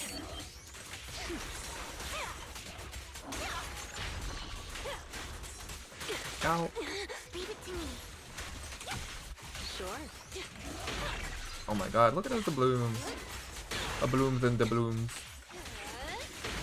Oh my god. Bloom. Some more. Stay away from Lord Nathan! Oh, this is easy. There are so many. What, is Hugo gonna come save us? No. Oh, her! Diva. It's ink? Ink?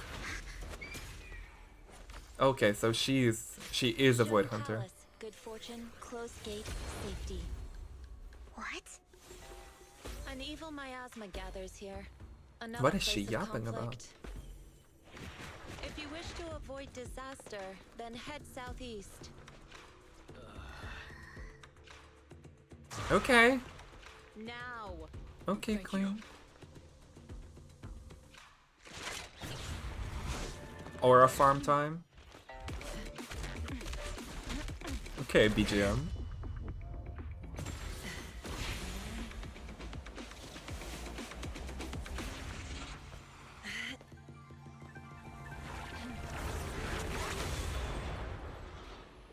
Okay, Diva.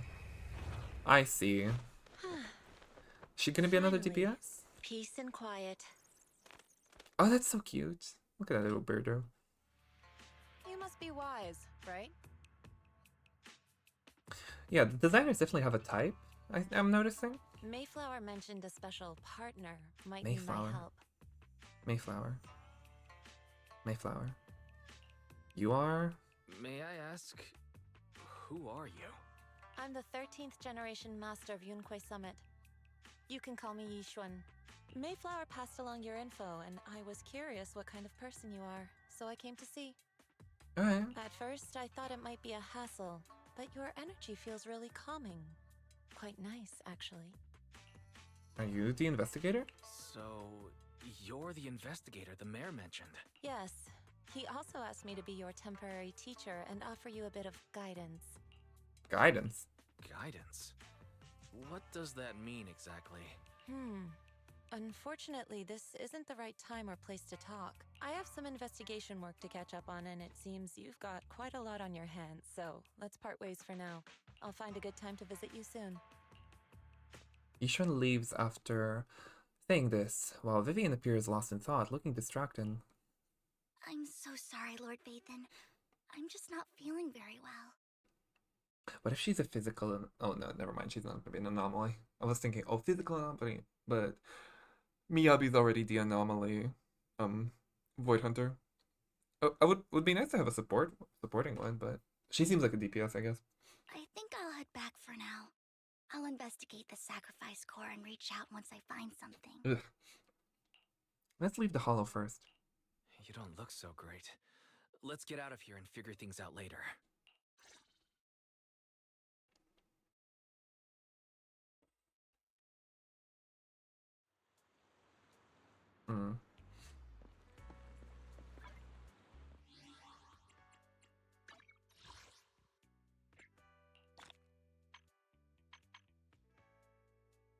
Oh. Excuse me. Oh boy. Lord Vathan, are you going to rest now? Are you feeling down? I can head back later, Vivian. You seem a bit off since we left the hollow. If you want to talk, I'm here to listen. If you want to talk about what's bothering you, I'm here. Sometimes it helps to get it out. I didn't mean to keep my past from you, Lord Vathan. When I was little, people thought I brought misfortune, so no matter where I went, no one wanted me around for long. Then, one day, Landon adopted me and brought me to the Exaltists. There, I met Dina, who was so kind to me, treating me like a dear sister. She told me her father, Landon, was a great man who'd one day make everyone stop fearing the Hollows. So all wife could live freely inside and outside of them. Tina helped Landon pick people for the blessing, and everyone in the Exaltists respected her greatly. Those who received the blessing would have a better ether aptitude, allowing them to enter the Hollow freely without fear of sudden disaster. Right. Back then, Dina would chat with me every day, always about the Exaltists and her father. But things between us shifted when Landon asked me to step in for Dina. Landon told me I didn't only bring misfortune, and that if I listened to him, I could actually help people. After that, he'd take me to meet people, and if I shed tears, he'd give them a blessing medicine. Those who got the blessing could dodge calamities. At first, I was ecstatic, thinking I could help others. I shared my joy with Dina, but that was when she started to pull away from me. This blessing medicine, the sacrifice serum? Was that blessing medicine the same sacrifice serum Bringer had? Yes. To be precise, it was an early version of the sacrifice serum. Landon's medicine wasn't stable. The medicine Landon developed could boost abilities quickly, but also sped up the development of ether corruption. Right. In the end, most people turned into ethereals, and a few became sacrifices, losing all human consciousness. The ethereals were killed while the sacrifices were given to the higher-ups of the Exaltists. The Exaltists wanted the sacrifices to hold human consciousness, so Landon's medicine was seen as a failure, and he gradually lost influence within the Exaltists. Hold on, but she sees the future, right? She sees their death, does she not? Or how does it work for her? Like, couldn't she predict that that's what's gonna happen to them?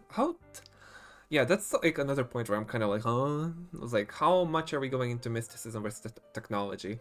Although I guess now that we saw Yishran doing some ink magic, I'm like, okay, I guess we're doing kind of like modern fantasy with some mythical elements as well. At some point I assumed it was like all technological, but yeah. How do you learn magic in this world, thing? One day, I saw Dina, and tears streamed down my face. In a bid to save his reputation, Landon decided to let his own daughter receive the blessing. I had always thought that getting the blessing was a good thing, until I saw terror in Dina's eyes that day. That evening, I broke Landon's rules for the first time, and followed him out of the Exaltist's residence. I trailed him to the Hollow, where I witnessed someone who had been blessed becoming corrupted. In the end, that person became an ethereal. Then, without hesitation, Landon killed him. Before Landon returned, I went back to the residence and snuck into his study. And there, I uncovered the truths I just told you. And just a few days later, it was time for Dina to be blessed. I wanted to save her and stop anyone else from getting deceived. So, that day, I told everyone present that Landon should be the one to receive the blessing, not Dina. At first, Landon argued, and no one believed me. But, in front of them all, I looked at him and let my tears fall. That's cute. Lord Landon, please accept the blessing. Vivian, you... Why won't you accept the blessing? Were you lying to us? Nice. Oh! Great for fools! Oh my You god. have no use anymore! God dang. Oh, Camilla. Dina! Dina, wake up! We have to go! Vivian? What's happening? Listen to me! Lord Landon's so-called blessing isn't... Oh, okay. Father! Oh my god. No, I was just...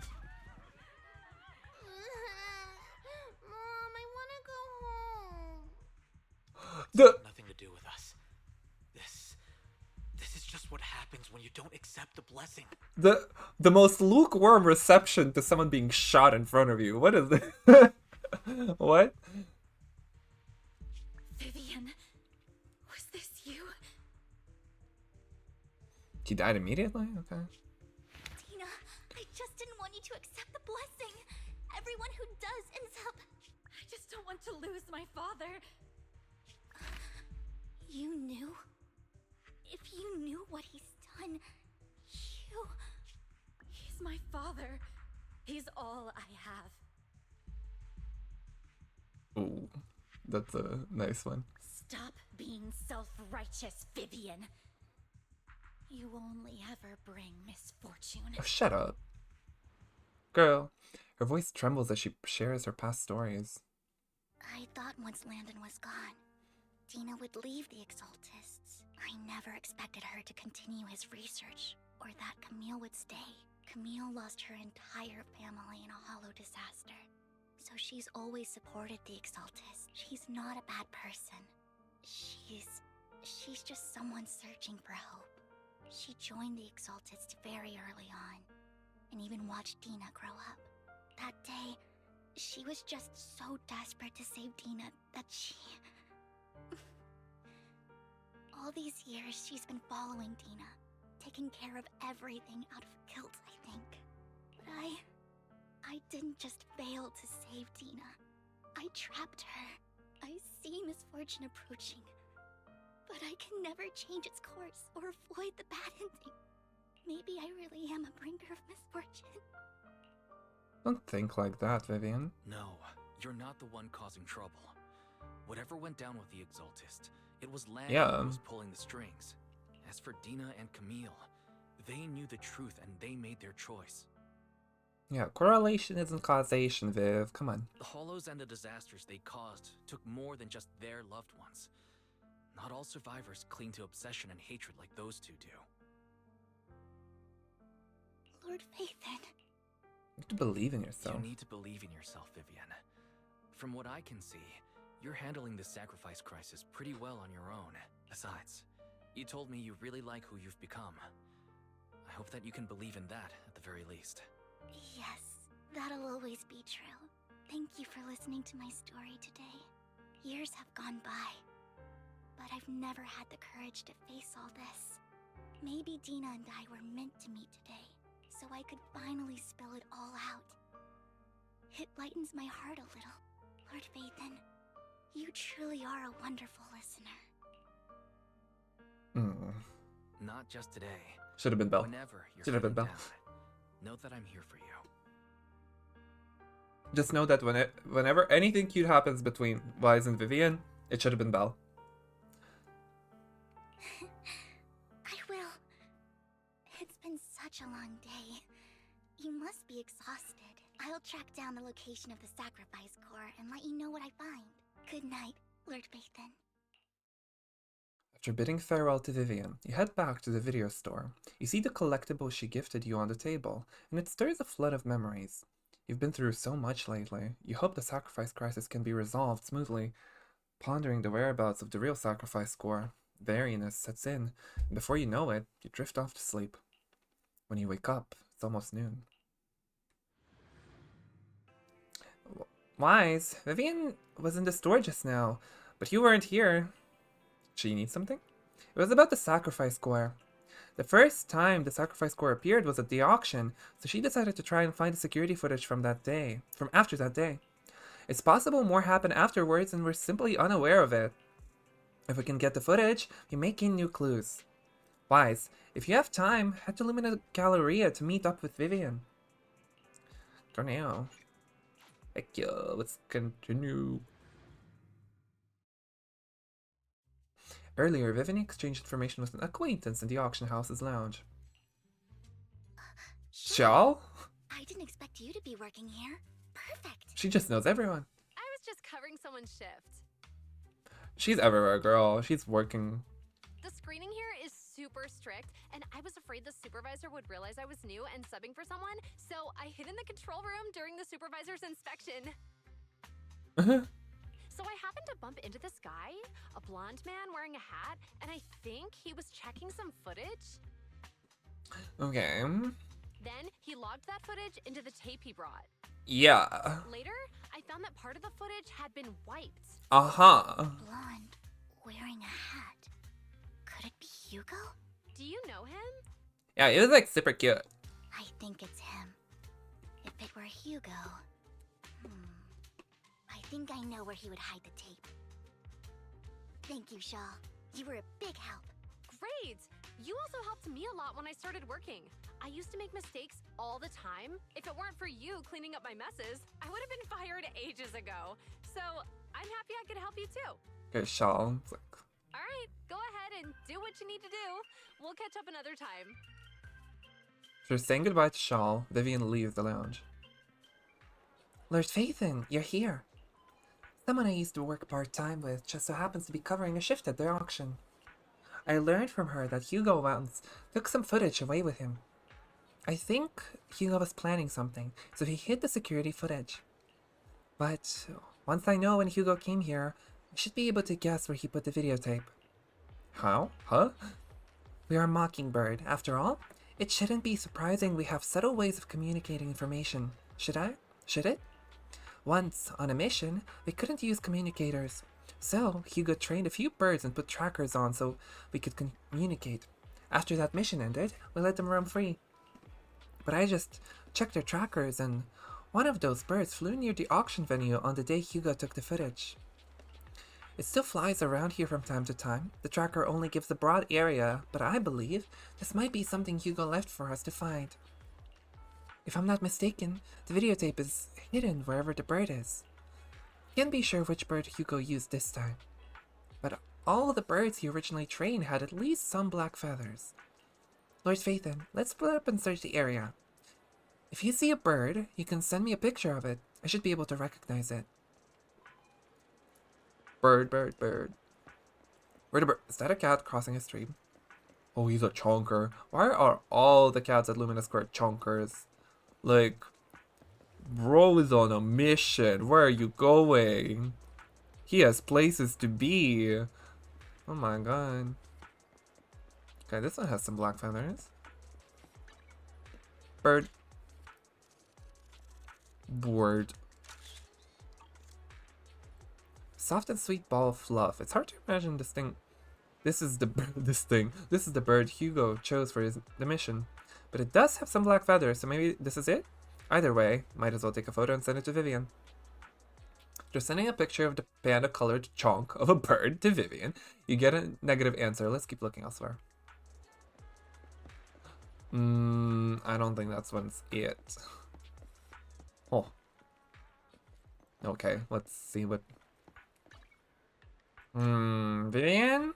I have this one. How about that? Penguins count as birds, I guess. And besides, using a bamboo for communication seems perfectly reasonable. What if it is this guy? Either way, let's take a photo and send it to Vivian.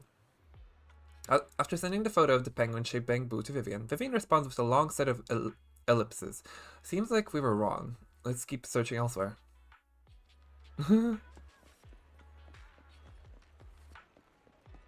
Wait, I didn't know you could walk around here. Oh, because you can't. Trash bird.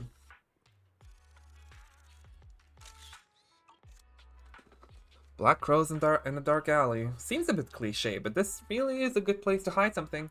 Let's take a photo of this crow and send it to Vivian. After receiving the photo, Vivian quickly responds, "That's the one!" She quickly comes over. "That's the one. It's all thanks to Lord Phaethon we found him so quickly. If it's here, then Hugo must have hidden the videotape among those boxes." I look through the boxes and find the recording, but it's been damaged. After discussing with Vivian, you decide to head back to the video store together to repair it and check the contents before making your next move. I'll be right back. I'm gonna have a little bit of a break. Be back in like 10 minutes at most. Be nice.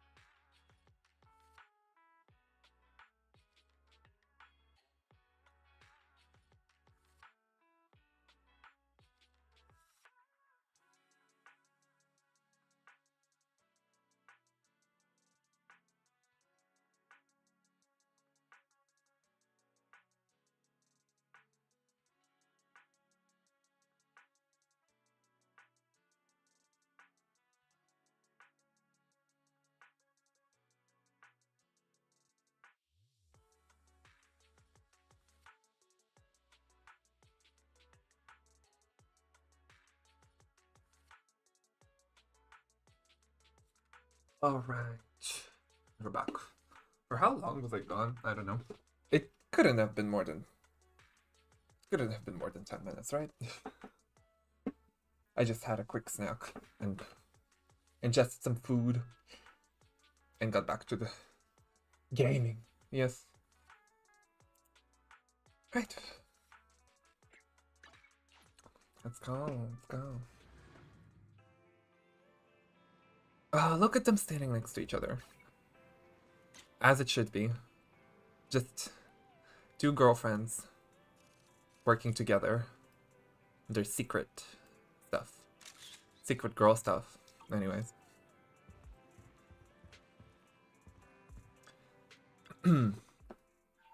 Perry repairs the videotape and you watch the recording. The content leaves you shocked. It's a conversation between Hugo and Camille. Plans within plans. Oh my. If I'm not mistaken, Oh, she was at the auction, yes. Vivian share the same goal.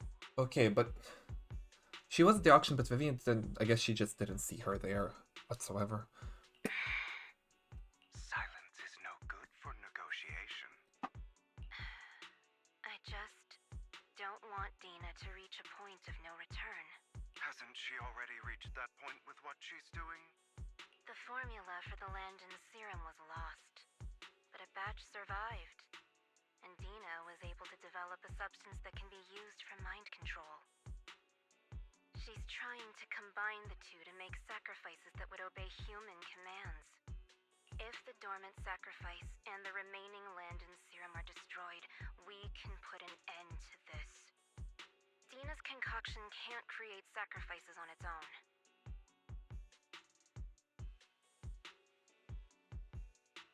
And the sacrifice core? That belongs to the creator, not her.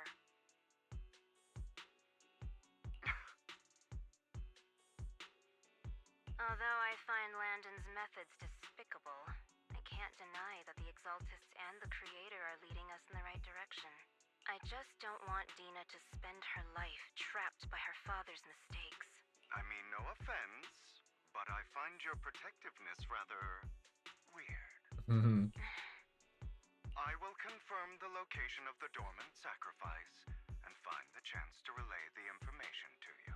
Okay, Twinkstarian. I do not want any of my people to be going into danger. As for the sacrifice core, I can only guarantee that it will not fall into her hands. As for how things will ultimately play out, the Creator will guide me. The video abruptly comes to an end. Camille was actually destroying the dormant sacrifice? Why has Hugo never mentioned this before? Plans within plans. Camille's motives. I'm more concerned about whether Hugo has more plans lined up. Hugo... Wise, Lycon just sent a message saying he's got something urgent that he needs to talk to us about Of course he does. Call Lycon. Alright, let's patch him in. Master Proxy, I apologize for Where disturbing are you? Is this Port Elpis? We have just learned It is, the isn't it? Ravenlock family will host a banquet tonight. Oh, what the heck? This banquet is rather special, as they're allowing members of their family to invite business partners to attend. With Hartman at the center of controversy, there are many members of the family who are eager to use this opportunity to replace him. What, is this gonna be a red wedding? The mayor has been spreading rumors of a young tycoon who inherited a sizable fortune and is looking to partner with a person from an old and influential family.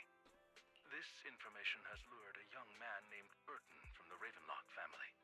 Tim Burton? So, you want me to pose as this tycoon and use Burton to infiltrate the banquet? Correct. And Hartman's study is also located within the venue. I see. Hartman's study might hold valuable information. What about me? It seems What like about there's me? nothing left for me to do. You can attend as her +1. Like what? He doesn't have to. He literally doesn't have to. That's also something that sometimes the story does that I'm like, I get it, we're the main character, we have to be there, but do we have to really? The story loses nothing if we don't go there. It's like, we can just like, I like the idea of just watching it from someone else's POV, you know? But fine, because like we don't have any combat capabilities or anything. We're just gonna be there to be there. +1! Lord Phaethon, please go with me! Oh god. Master Proxy, it seems Miss Vivian requires your presence, so... Should have been Belle. Yes, just your presence will help me immensely! Let's go. Sure. If we go together, we'll be able to keep an eye out for each other. I'll accompany Vivian. I'm reading this as Wise just is not getting the hint whatsoever. And that's when Vivian moves on to Belle. I'll send you the time and place for the meeting with Burton. If you encounter any danger, please evacuate immediately or contact me for backup. I hope everything goes well for you tonight. You get in contact with Burton. He said he'll come to 6th Street later to escort us to the banquet. Is there anything I need to look out for? Don't worry, Lord Phaethon. Just leave the socializing to me. I won't let any evildoers get close to you. But, since there's still some time before we have to go, should we watch an instructional videotape and form a dinner etiquette together? I learned everything from videotapes when I first went undercover at a banquet for a mission too. Though such a method isn't sufficient to master it, it's enough to deal with this one excursion. And let's watch. Yup, I'll go over the key details for you as we watch the tape. You do some last-minute studying on the etiquette expected at a formal banquet for your mission that night. Before you know it, evening has arrived. Lord Phaethon, Burton sent his location. Are you ready to join me for the banquet?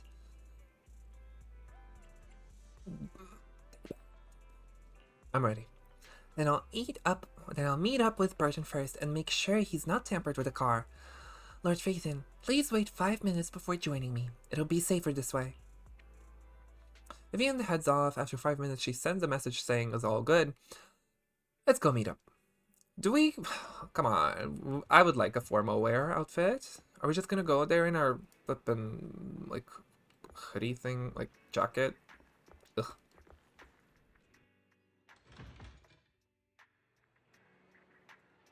I just realized that, like, I just now realized that, like, the lower half of the sleeve is this shirt. And it's like the sleeve of the jacket is cropped. Actually, wait. How many layers? Oh, this is some interesting layering, actually. What are these sleeve lengths? Huh. He does have 3 layers on. Just realized. Okay, second-rate Hugo, what's up? Wait, actually second-rate Hugo. Miss Banshee, this is... Is something the matter? Ah, what I mean is, this person doesn't look like your bodyguard. The Ravenlocks can protect me now. If that's true, why would I bring a bodyguard? This is my companion for the evening. He heard the Ravenlocks are hosting a banquet with elites from all walks of life in attendance, so he wanted to come and make new friends. You aren't so stingy as to not even allow your guests a +1, are you? Of course not. Since you're an important companion of Miss Vivian's, you're also my honored guest. Let's be off then. My chauffeur shall take you to the port, and from there, we will take a speedboat to the manor. It's on an island, damn! About an hour later, you arrive at the Ravenlock Manor. With Burton's guidance, you go through numerous security checks before finally arriving at the banquet hall. Dressed like a peasant. Miss Banshee, I believe I've shown you my sincerity. Now how about you? Sincerity? My presence here is a show of sincerity. If we're to work together, Miss Banshee, you should drop your pretentious act. I am well aware of the ways of the Ravenlock family. If I were to come empty-handed, I probably wouldn't even be able to make it out the front door tonight. Since I agreed to come with you, and even brought along my most precious companion. Does that not show my deepest sincerity? No need for such an off-color joke. Our door is always open for those coming or going. We both know what's what, so let's cut the small talk. I know far more about how the Ravenlock family made their fortune than most here. I am also well aware of why Hartman, despite such a massive scandal, still remains in power. Oh? Do tell.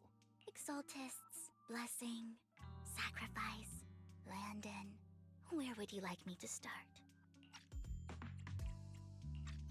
No way. No need for such an off-color joke. Our door is always open for those coming or going. Okay, I've heard this VA. Who... If we're to work together, Miss Banshee, you should drop your pretentious act. There's a hint. No need for such an off-color joke. Our door is always open for those coming or going. For a second I thought it was Aventurine, but no. No need for such an off-color joke. Our door is always open for those coming or going. Open. Okay, no, never mind. It's not. It sounds familiar, but I can't place it. Unfortunately. Ugh. How did you know that? No, who are you? Don't be so tense. If I'm not mistaken, it's about time the banquet began. My companion and I are practically famished. Is this how you treat your guests? By letting them starve? Perhaps when we've had our fill, we'll remember where the sacrifice is hidden. You know where the sacrifice is? So, can we go get something to eat now? No way that's Sayu, right? You know where the sacrifice is? How did you know that? No, who are you? It does sound like Sayu. I thought it's like, as I was listening to this, like, oh, it kind of sounds like Sayu, but it was like, no way that's him. No need for such an off-color joke. Our door is always open for those coming or going. But when he said open, it was like, I felt that. I felt the kind of like... Okay, no, it has to be Sayu. Okay. And I'm also looking forward to receiving a special dessert from you. We can discuss what you wish to know while we enjoy dessert. Of course. I wouldn't let such an important guest Yeah, discuss now I matters hear on it. an empty stomach. Now I totally hear it. As for dessert, I will prepare it myself, and I guarantee it will satisfy you. I just wasn't sure if he was voice acting like during the strike or not. I'll come find you later. I wish you a pleasant evening. Burton hurriedly leaves, and Vivian seems to breathe a sigh of relief. These kinds of people are exhausting to deal with. I really don't know how Hugo used to put up with it. What did you mean by dessert? Was there a special meaning to the dessert you mentioned just now? I thought he'd stay for longer, but he left. Hugo taught me that bringing up dessert in such situations is a way of telling the other party they need to offer more. Fortunately, that old fox Hartman is terrified of losing power. He's definitely keeping the destruction of the sacrifice and the fact that the sacrifice core is fake hidden from the other family members. Otherwise, Burton wouldn't have been so willing to raise his offer. Lord Phaethon, let's find Hartman's study when the banquet is at its busiest. Alright, stick to the plan. Alright. I've already taken note of the surrounding terrain. Once more people arrive, we'll enter the garden through the door in the corner of the banquet hall. Wherever you go, I'll follow Lord Phaethon.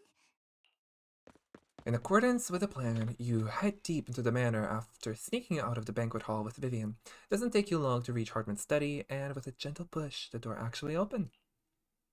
Oh my. Isn't this going a bit too well? Let's contact Lycan. The security outside of the manor is really strict, but maybe it's more lax on the inside? Just in case, though, let's contact Lycan. Right. Having some backup would be safer. Top priority is to investigate Hartman's office. Let's check Hartman's recent correspondences for clues. I still have concerns about the sacrifice core. Right. Though the core he gave Dina was fake, Hartman might have left a trick up his sleeve and hid the real one. Let's split up. Then let's split up. You and Vivian search through Hartman's office for a while, but find nothing. Just then, footsteps suddenly come from outside, and in a moment of panic, you hide behind the desk. Esteemed guests, is the catering at the Ravenlock family banquet not to your satisfaction? Did he just not recognize us when we came in? I guess he wasn't paying attention. I don't know. So much so that these two distinguished guests felt the need to come to my humble office to scavenge for food. Don't want to come out? Well, after all, you don't have long left. Burton, that greedy idiot, fell for the mayor's trap. But I never expected that he would bring you into my territory. I suppose I should thank him. Otherwise, I would have had to go to great lengths to eliminate you. Vivian, Phaethon, give Hugo my regards. Tell him I shall be taking the wealth and power of the Ravenlock family for myself. Okay. Hartman raises his gun, aiming at the desk. Yet there is no gunshot. With a clink of metal, a familiar voice comes. Alright. Twink Starion. Yep. Bullet. How? Mm-hmm. Dear uncle, why must we be so distant with one another?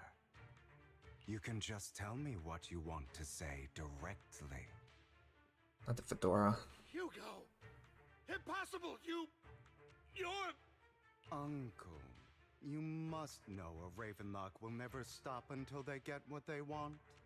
Did you really think I would be defeated so soon? When I have yet to trample you into the dirt. You filthy bastard! You only know how to resort to these petty tricks! Petty tricks? Perhaps you'd like to know what I managed to accomplish using this faked death of mine, my dear uncle. No. Shortly before. Faking my own death. Hope it's all worth the theatrics in the end. Oh my god. Oh, excuse me. Just to keep Excuse me. off my back, but maybe I went a little overboard. The manager must be pretty shaken up. I should apologize at some point.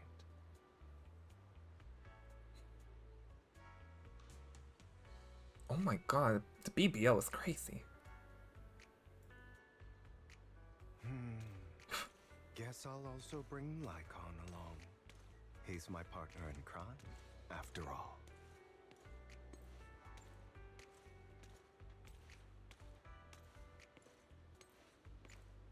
Now, excuse me.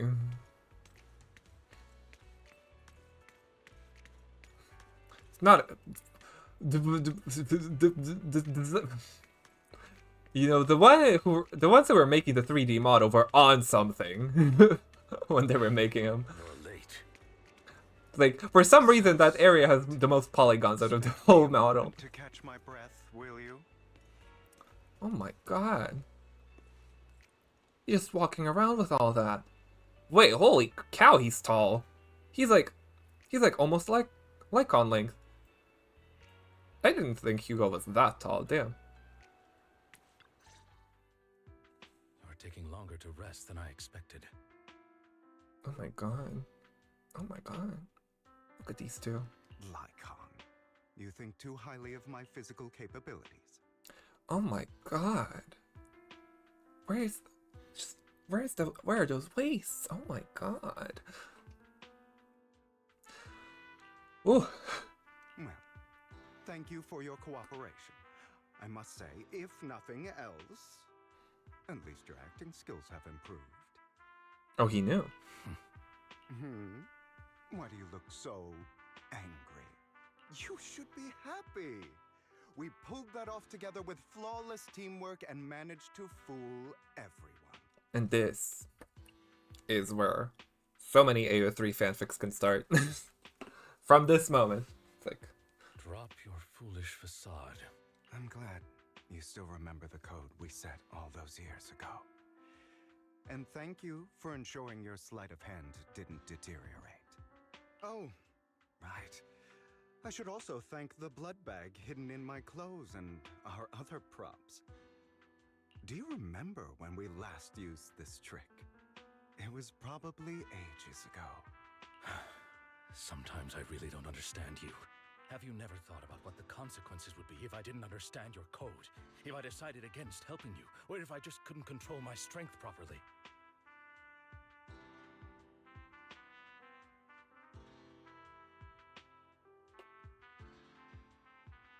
Oof. You'd understand it. Ah! Your Honor. These bitches gay. Oh my god. Good for them. Of course. If things really did go awry, I had alternative plans. Like dying. You wouldn't be so arrogant as to think I'd bet everything on you, would you? He didn't. He didn't. You're insane. Aw, I'm flattered.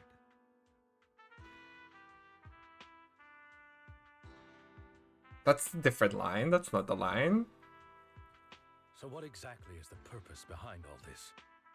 Surely after going to such great lengths to erase your own existence, you don't just plan to hide here and reminisce about the past with me. Don't try to brush this off. I've already helped you enact your plan. Tell me the truth. Don't get your tail in a twist. I have more plans that require your assistance, so naturally I would not hide anything from you. Simply put, as things stand, whether as Hugo Vlad or as Mockingbird, I am doomed to die. Seems you've made quite a few enemies.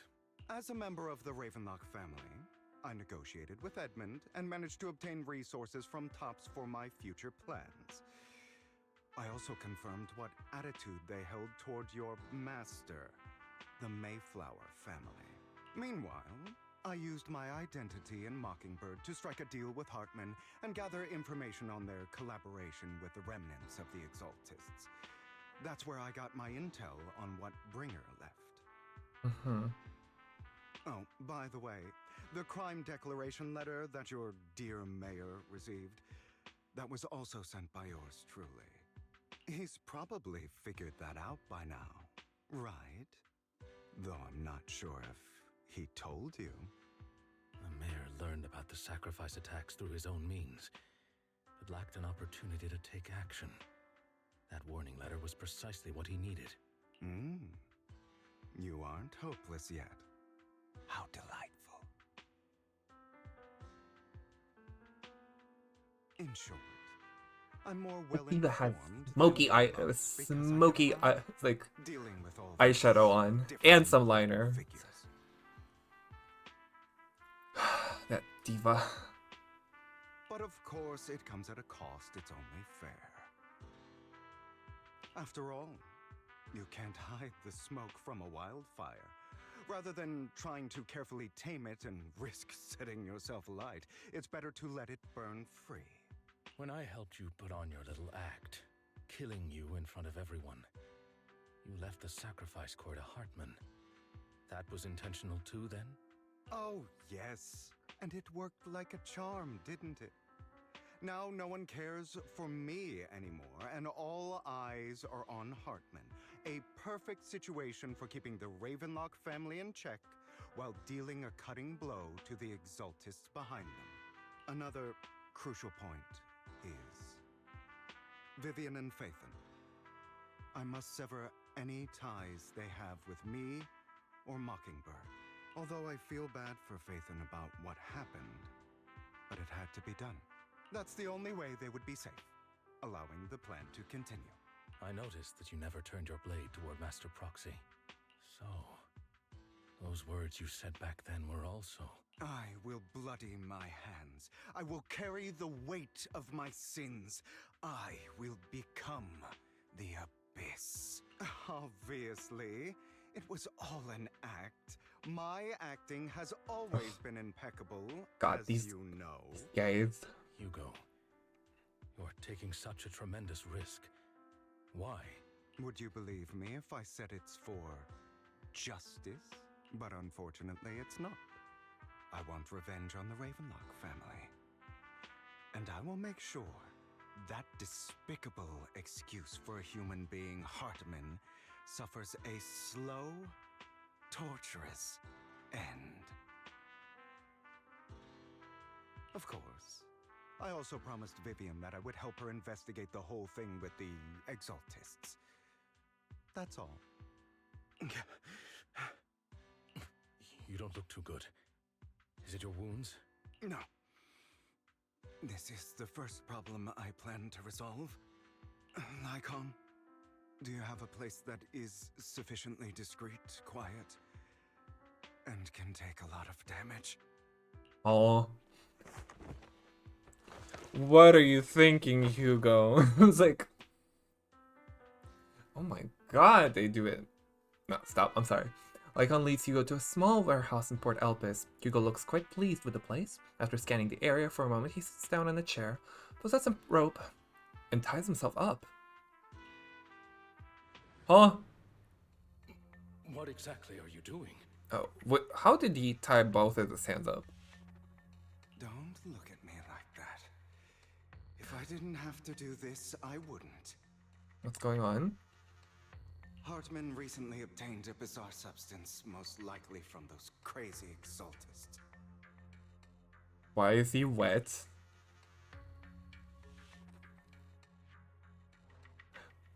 I can't with these two. After use, it allows control of the victim's mind. Why is he wet? To some extent. You were dosed with it.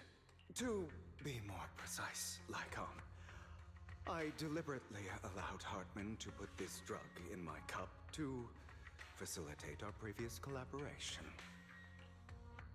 Hugo tells Lycon of what happened back in the private suite when he was negotiating with Hartman. The only reason Hartman agreed to work with him was because of this. Because he had drank that red liquid. After that, every time Hugo and Hartman met up, the latter would always add a small dose of that drug into Hugo's cup, then ask questions, attempting to glean information. After finding out about it, I quickly found someone to help analyze its composition. The good news is he gave me a very low dosage, perhaps because he was afraid I might notice. There's a different medication that can delay its onset, preventing me from actually being under his control. I simply need to put on a show in front of my dear uncle. The bad news is that currently there is no antidote. When I delay those effects, however, they will accumulate and erupt when my body reaches its limit. It may even break my mind, and that's exactly what's happening now. I need to endure those accumulated consequences. So, I will lock myself in this room for however long that takes. I've tied my limbs to prevent me from smashing this place or accidentally hurting myself. Anyway, after you leave, do not open this door, no matter what you hear. I recommend seeking professional medical assistance. This is advice I received from a doctor. Or are you saying you don't believe I can make it? So, I can't. Come find me here at the scheduled time. All you need to do is smile and await my victory. What if I want to stop you? You know you won't succeed. You never have. And you never will. Oh my god. Well, time is short. Let's begin. I understand. Don't die, you stupid bastard. After who knows how long, after enduring seemingly endless pain, Hugo finally awakens. The ropes that bound him had come undone. Though he didn't know when that happened, Hugo checked himself over. Thankfully, he hadn't injured himself that badly while he was going crazy. After some time, Hugo straightens out his attire and tidies himself up, then opens the warehouse door. Is this because the side effects haven't worn off yet? Oh my. Lycon's late. I'm surprised. Or is something wrong with time itself? What a conclusion. Looks like someone's over there. Might as well go ask. Oh. Robin. What in the what is going on? He's going delirious. It's all your fault. Why were you born with those eyes? Oh, he's the Bangbu. If it weren't for you, I wouldn't be in this mess. I had made it. I endured for so long. All those years of planning. I was so close. You already agreed. You. Go and beg him to reconsider for me, okay? Tell him you'll do anything. Tell him to take me back. No, he won't want to see you now. You can't go and see him. Mother. Oh. It's all your fault. I wish I had never given birth to you. The woman's face is distorted with hatred, as if the person before her is not her child, but an enemy who destroyed her future. She blames all her misfortune on this innocent child.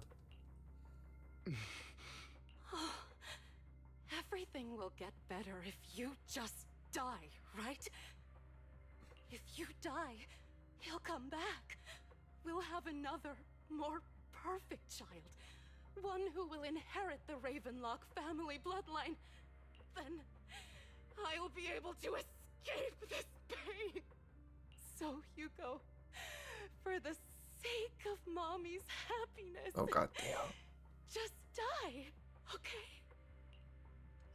She raised her hand to reveal a pair of scissors, the tip gleaming with chilling light. She thrust the sharp point towards Hugo's paler eye. What the what? Then she suddenly vanishes, as if she had never existed at all. So, I wasn't awake yet after all. That's because you don't want to wake up again. Okay. I am the shadow, the true self. Who are you?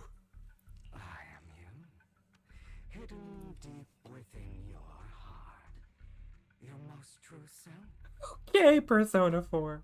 You want to kill her, don't you? Your so-called mother. I can't take the Bangbu seriously.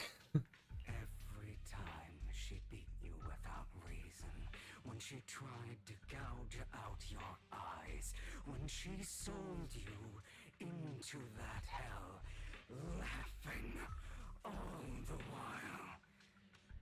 You wanted to be the one to end her life.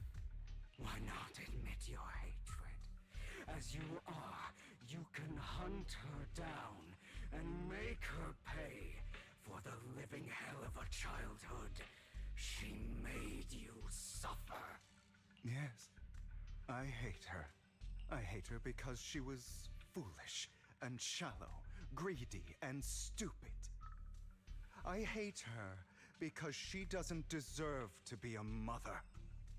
She You're did not my mother. everything she could to try and get into the Ravenlock family, believing she could live a life of luxury without having to do anything and never realizing she was a pawn, discarded from the very beginning.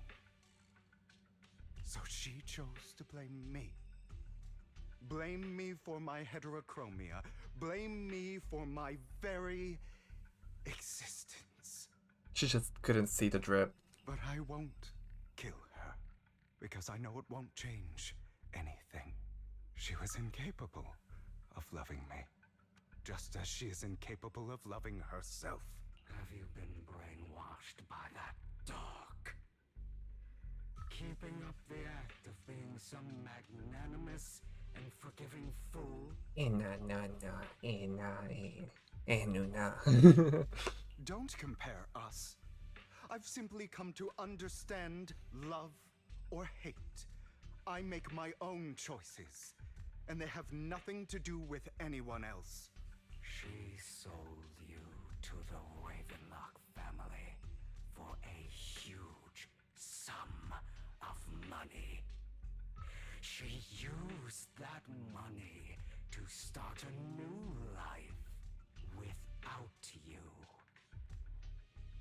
While she was indulging herself, you were going through hell in the Ravenlock Manor. Does it not torment you? Do you not feel the hatred? Do you not want to demand answers? Kill her. Only by killing her can you be truly free. For a long time, I thought the same way. But now, well, I want to make a different choice. Stop lying to yourself. You never had a choice. This weak-minded thinking will only lead you to failure. Like before, you'll be nothing but a worm, trampled into the dirt by those so-called elites. Do you still not get it? This is how the world is, and always has been. Hesitate and you'll be the victim. If you don't grab your knife first, you'll end up being on the other end of the blade.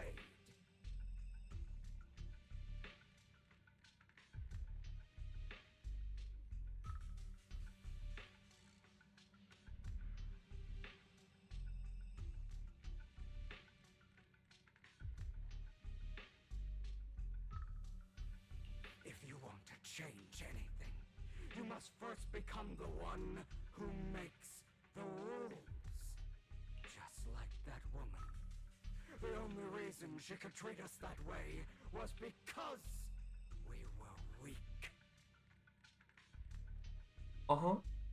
So listen to me. Find that woman, kill her, and prove to this world your strength. It's what she deserves. Why forgive them? They don't deserve it. I'm not forgiving them. Or rather, I don't care about them. They don't even matter, at least not yet. You know, perhaps the person I hate the most, the one I truly cannot forgive, has never been someone else. Me. But rather my weak, powerless past self who could do nothing but hide inside a closet and cry. I hate myself for having neither the strength nor the courage to resist. I hate myself for begging for so-called familial love, even after being treated so terribly. I hate that despite the pain of my wounds, I still hope to receive the carrot and not the stick. And that me is you. Correct. So, I forgive you. I forgive myself. You'll regret this, fool. Your pretty words mean nothing. You will ultimately return here to me. I can't take the bamboo serious. Like, come on. After an intense bout of dizziness, Hugo awakens in the dark warehouse. The ropes that bound him had come undone at some point. Hugo takes a deep breath of the damp air and stands up. Hugo straightens out his attire, tidies himself up. Then, he opens the warehouse door. I see. This is still an illusion. Serena? Okay. I wonder who's going to show up this time. This is giving Aventurine in Penacony. Oh. Oh. Hugo, let's play hide and seek. I'm already hiding. You'll find me, right? Like you always do. Serena.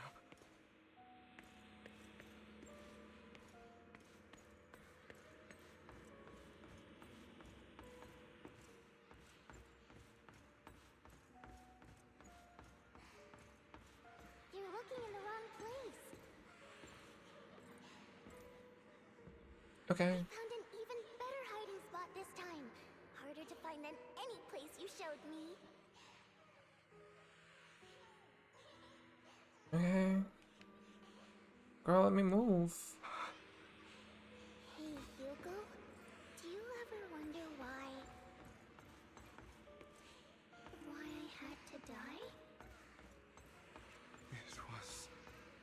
Oh boy. Because of me. That's right. It was because of you. It's all your fault. If only you didn't exist, I wouldn't have had to suffer. Damn.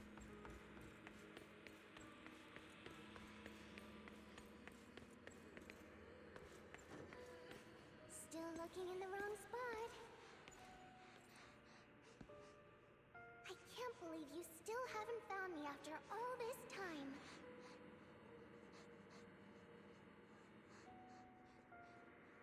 Have you forgotten about me?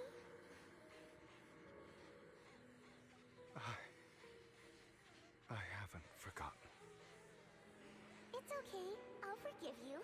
I'll still be nice to you, just like before.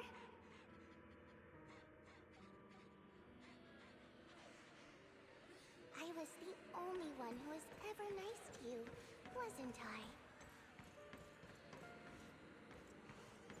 Yes. Then tell me, why do good people always suffer? Why is kindness always punished instead? Tell me, Hugo, why?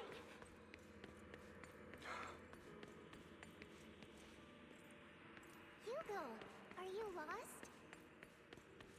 Go back the way you came. I left you a surprise there. Alright. What's up here? Angry servant, indifferent servant, dissatisfied servant. What a cruel bastard. As expected of a disgusting bastard. Lady Serena was so nice to him, yet he... How does he still have the nerve to stay in this house? They shouldn't have let him in from the start. Filthy lowly blood. Curses in insults and circles, Hugo, piercing his skin like frozen knives. The mockery and rage from a wave that crashes through him, threatening to drown him. Then, as the cacophony reaches its peak, it goes silent. The air seems to congeal into silence, deep and oppressive. It is as if time stood still, with only his rapid heartbeat echoing.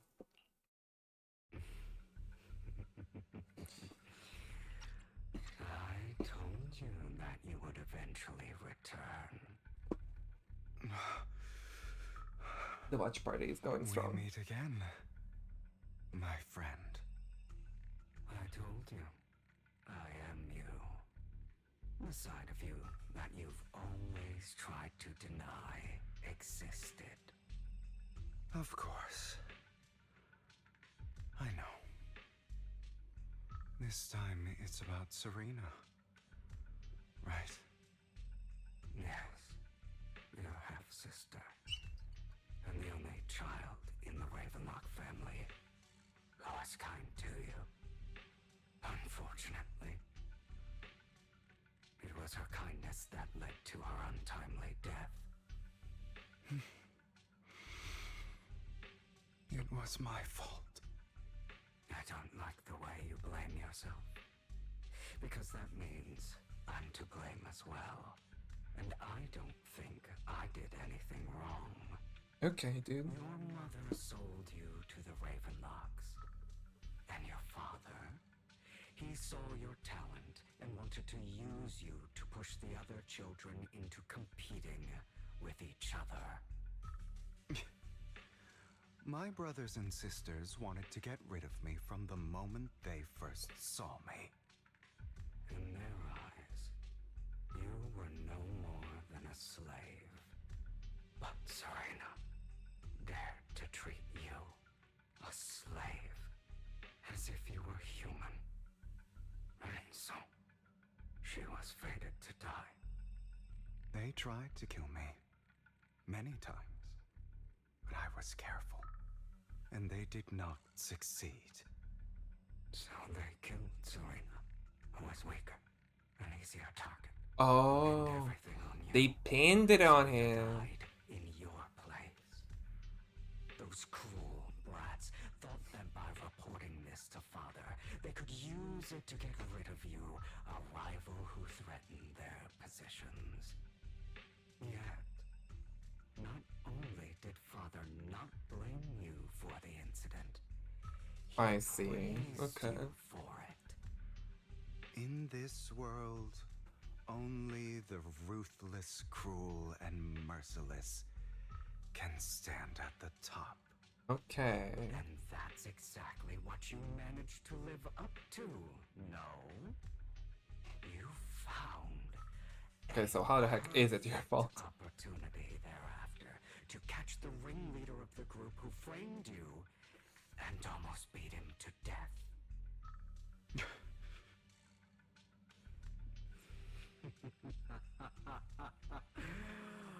Oh, you should have seen the expression on your face back then. Oh, crazed and manic with utmost delight. I don't remember that. Seemingly unsatisfied with his answer, the inner demon transforms into him again. Oh? Oh my. Trying to deny your desires. Okay, Shadow, Hugo. You've always wondered, asking yourself why these evil people never got the punishment they deserve. Oh my. Why the world is so unfair. Don't you want to rip them to shreds, just like that day? Oh my god. Beat that boy's face into the dirt until he was barely recognizable. His disgusting blood staining your fists. Recall your exhilaration, your cathartic release of rage, that outpour of hatred. That victory belongs to you. You deserve Oh my god, the artists were feeling some type of way about him. I feel it. Are all dead. I cannot take revenge against the long deceased. They died by Hartman's hand.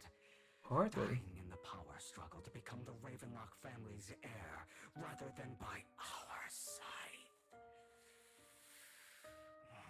Boring. Boring? I find it hilariously ironic. Children who would murder their own kin for scraps of power dead at the hand of their uncle who followed their example. Is that not karma? Power struggles pitting kin against each other, betrayal, suspicion, and hatred between people of the same blood. It's like a curse written into the Ravenlock family's genes. Laughably stupid. Don't forget, my dear, that the same blood flows through your veins. Just to prove his words, the inner demon transforms into Hartman.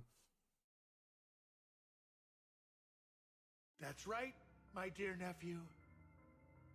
No matter how much you deny it, the blood of the Ravenlock family flows through your veins. Survival of the fittest. Only the strongest deserve to live. Only the strongest deserve to rule. This is the path of success that has led the Ravenlock family to victory countless times. A blessing and a curse etched into your flesh and blood. As long as you live, you'll never escape the mark of family. You are destined to one day become someone like me, like your father.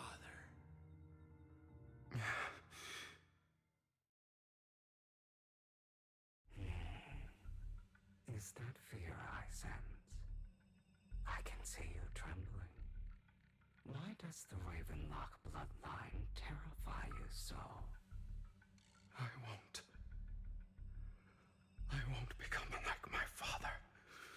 Never.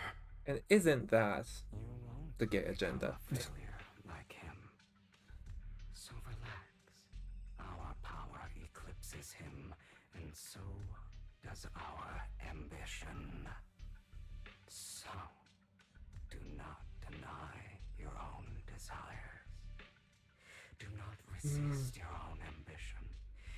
This is the talent you are born with. The best gift fate has ever given you. Admit it. Deep within your heart lies a spark, yearning to ignite a raging inferno that will burn everything down. And I am that spark. After an intense bout of dizziness, Hugo awakens in a dark warehouse. The ropes that bound him had come undone at some point. Hugo takes a deep breath of the damp air and stands up. Hugo straightens out his attire and tidies himself up. Then he opens the warehouse door. Lycon. I thought I'd be this genuinely thankful to see you. Oh, we're not done, buddy. We're not done. Seeing you means this never-ending nightmare is finally over. Silly right? Hugo. Silly Hugo. He doesn't know. Why did you break our oath? Why did you use me? My eye, these legs, they were all your fault. You know, you are exactly like your father.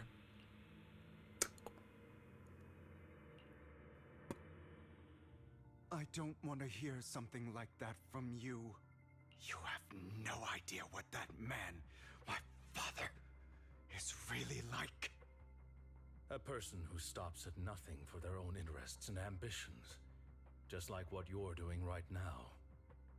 And what do you think I'm doing this for? All of this was part of your plan. You knew where the Ravenlock family was going to be, so you set Mockingbird's target there. To seek revenge, you plotted to assassinate your own father, but he was too vigilant, and you failed. After almost being assassinated, your father was furious and locked everyone in the hall, but was unable to find the assassin. And what a coincidence that a hollow disaster just occurred in the vicinity. So he used it to eliminate all the unfamiliar faces there, turning them into victims of the hollow, an easy feat for the Ravenlock family. So, the one who killed innocents was my father, not me.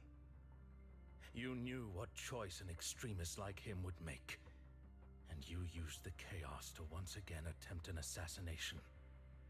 This time you succeeded.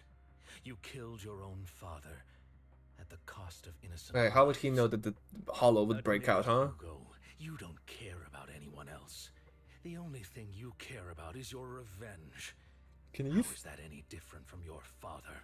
Can Lycon stop looking at me like that? I'm tired. I may hate him for betraying me, but he wouldn't say something like that. What? Oh. You aren't Lycon. You're the other me, hidden deep within my heart. You're just a fake. Hugo takes a deep breath and slowly opens his eyes. Lycon is gone, and in his place is that familiar figure. Without a doubt, he is still within an illusion. I've been waiting for you, my dear. It seems you've already grown accustomed to this place, even turning the tables on me. Just as you said, you are me, and I am you. There's no such thing as having an advantage over oneself. We are ultimately one and the same, forever inseparable. Then you should know what I want to say. When you and Lycon split, you didn't even try to clear up the misunderstanding, didn't deny or argue against what he said.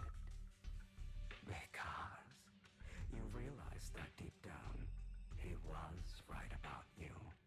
You just hadn't acted on it yet.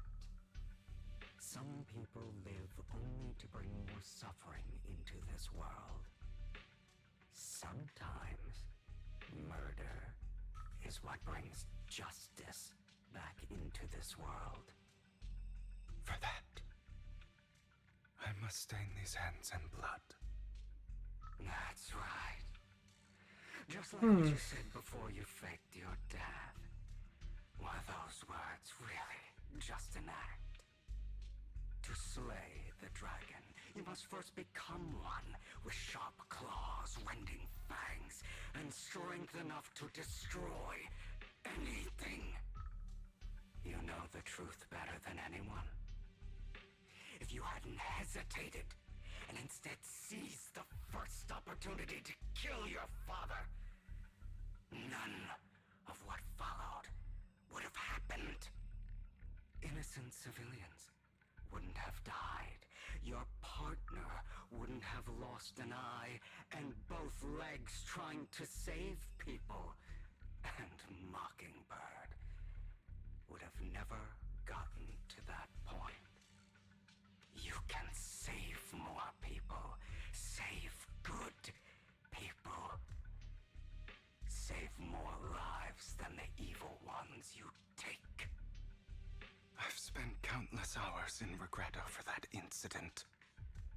So why not submit to your true nature? You want to be the judge, jury, and executioner of this world. And you can. I wasn't responsible for Father's death. The true mastermind is my uncle, Hartman. His schemes to kill the head of the family were all so he could take control. Mockingbird was simply unlucky enough to get caught up in it. So, for a behemoth like the Ravenlock family, with its roots so deep, a single person's death, regardless of who that person is, wouldn't change anything. Of course, whether it's Tops, the Mayflower family, or even the entire world, it's actually all the same. I'm a little uninvested. I mean, I feel like this could have been done way faster. It's been like, what, half an hour in this section? It feels like it. It's like, this could have been way faster. Come on. I got the gist. Let's move on, please. I refuse to be dragged down by pointless hatred any longer. You foolish, stubborn idiot. Do you understand the power of hatred?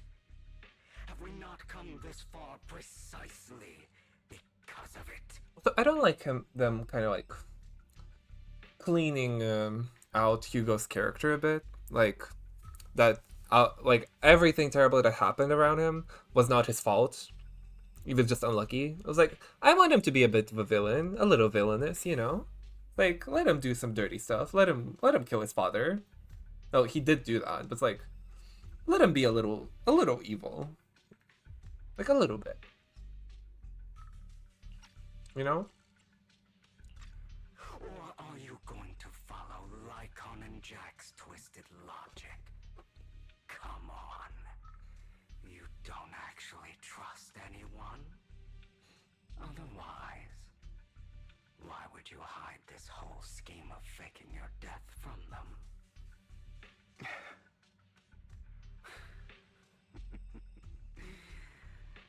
You've built an impenetrable wall around your heart, keeping everyone out. Of course you are right to do so. No one in this world can be trusted. Always. All you'll receive is hatred from your own blood and no love. Suspicion from your companions, and betrayal that comes all too easily. But the most ridiculous thing is that you want them to trust you. You stay silent and long for them to notice your suffering. You yearn for your companion's understanding and trust. Hey, at least the voice actor got paid. You are incapable of Good for them. for your own ends. You care about their safety even more than your own. Yeah, he's pure and nice, actually. I got it. Only the weak need companions. And we are children born from hatred. We are different from them. I will never be like them. And I don't need to be. Come. Let me show you what powers we can wield. Fight? But you are me.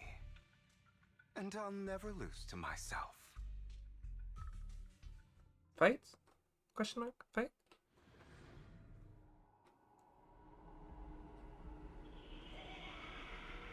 Oh?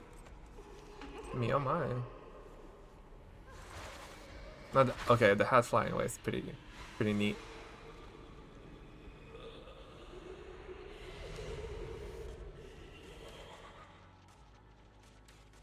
This is where we learn how to play Hugo. Okay, that's neat. A special attack has a stun enemy. The total eyes effects trigger this effect increases skills damage multiple with stun enemies for an extended duration. The moment of activation after triggering total eyes enemy. It recover from stun in a certain amount of days will be inflicted based on remaining stun duration. Think about all the injustice you've suffered. Out of my way. If you choose Oof. Okay. His animations are hot. Letting you consume me would be the real betrayal to myself. Oh, he is hot. What is he hitting him with? Come on. Come on.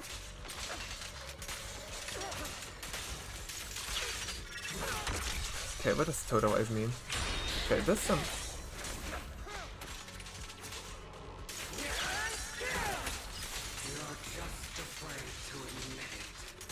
Okay, it's like a gun scythe thing, which is neat. Ow! Missed that. Ow. Come on. Come on, come on. Oh, that's a lot of damage.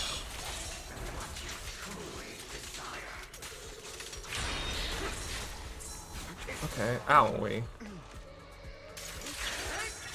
Let him keeping his hat on during all that.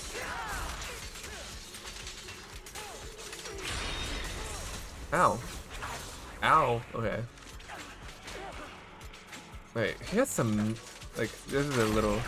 He has neat animations though, have to, not gonna lie.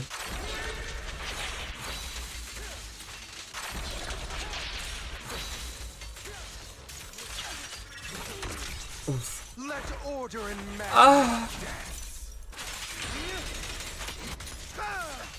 Okay.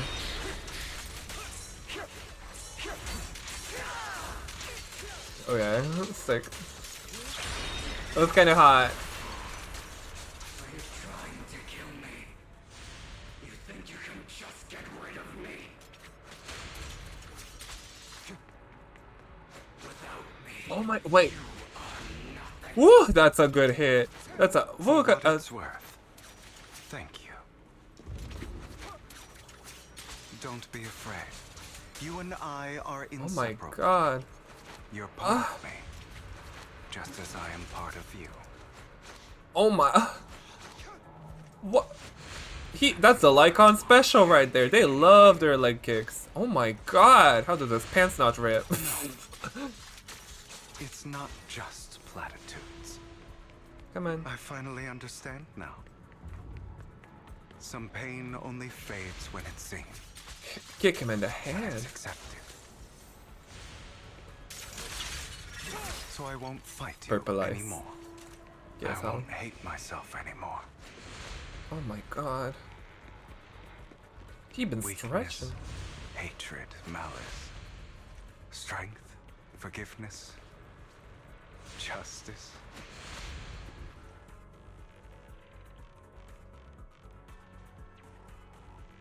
Spider-Man meme. Finally, it's time to meet up with Lycon.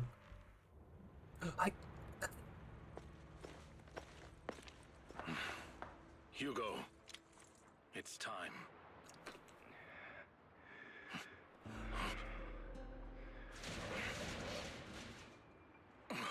Hugo. How dude, poor shoes. Those poor shoes. Did I scare you? What happened to your face? I made it through. I won. No praise for me, my dearest partner. What? Stop.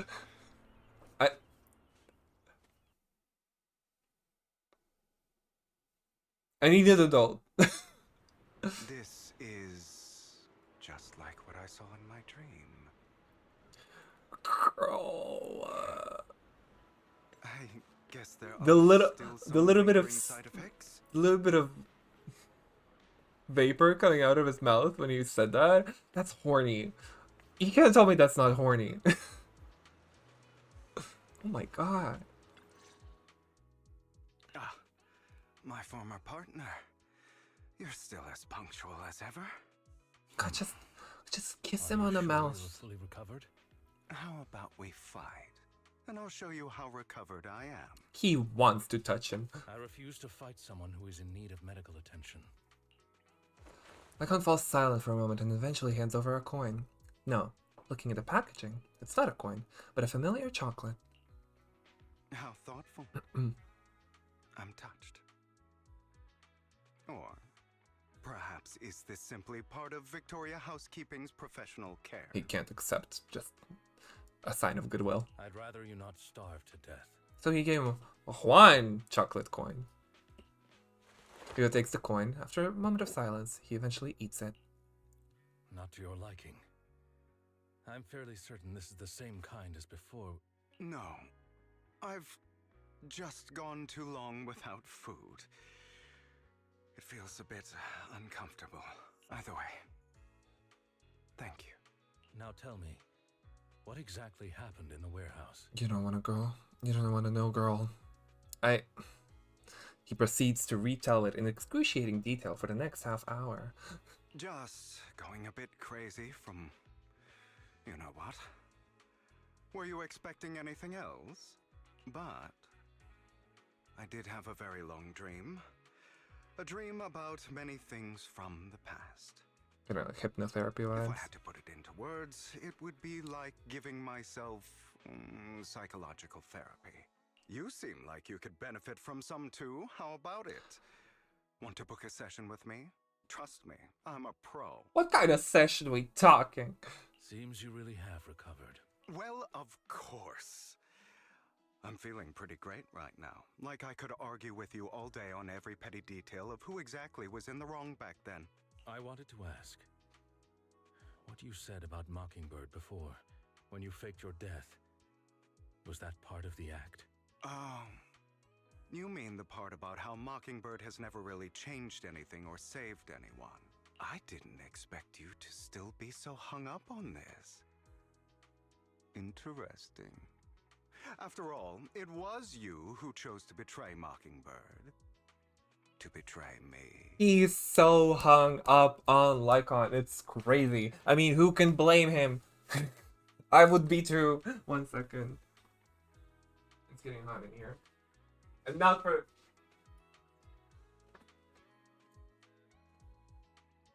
I need to open a window. I need fresh air. What's going on here? Man, I need to take a walk or something.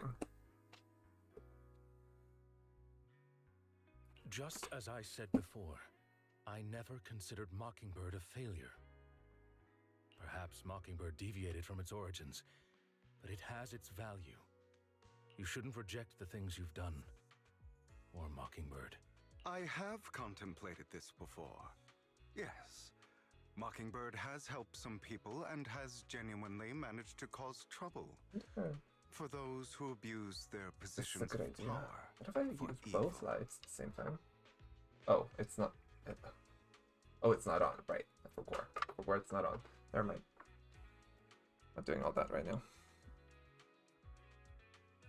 Yet those in high positions still possess immense resources, and the people we helped remain destitute and suffering, willing to become slaves to those in power for scraps.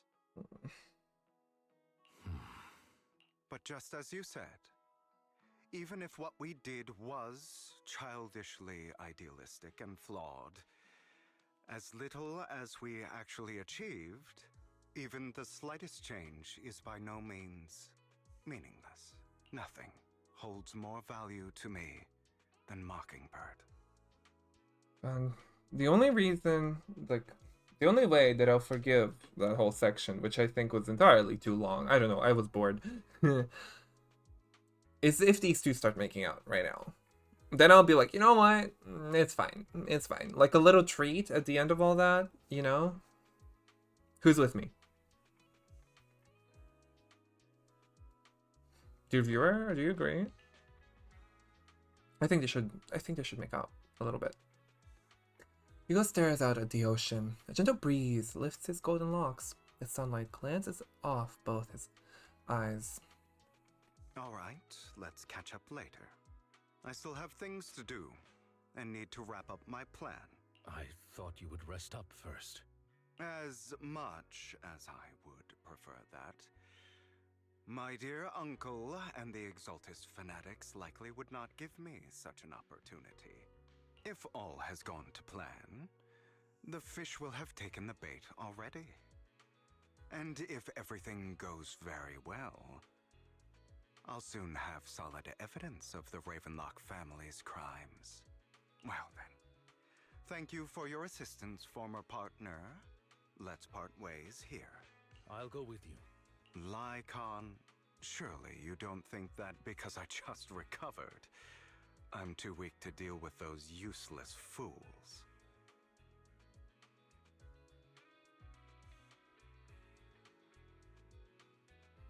Hartman's actions will disturb the safety of New Eridu. As I serve the mayor, I should intervene. Very well, Whatever. Let's go. And don't slow me down. Maybe. Yeah. Puppy was brought to me. Before that, don't you have something to tell me? What do you mean? Don't play coy with me. I know you're not spilling your whole plan. Damn, the shading on this, on Lycon right now, feels a bit different. So, you kick things off by approaching Edmund from the top's big shots. How did you manage to sweet-talk him? I'm a bit of an illegitimate child, but I still have that Ravenlock family blood running through my veins. Funny enough, this Lord Edmund thinks direct lineage is way more noble than the side branches, which is absolutely laughable. So, I played his arrogance to my advantage. And, let's be real, I had some juicy intel to swap with those high rollers, but that's Mockingbird's secret, so I can't let any outsiders in on it. Oh my god, he's teasing him.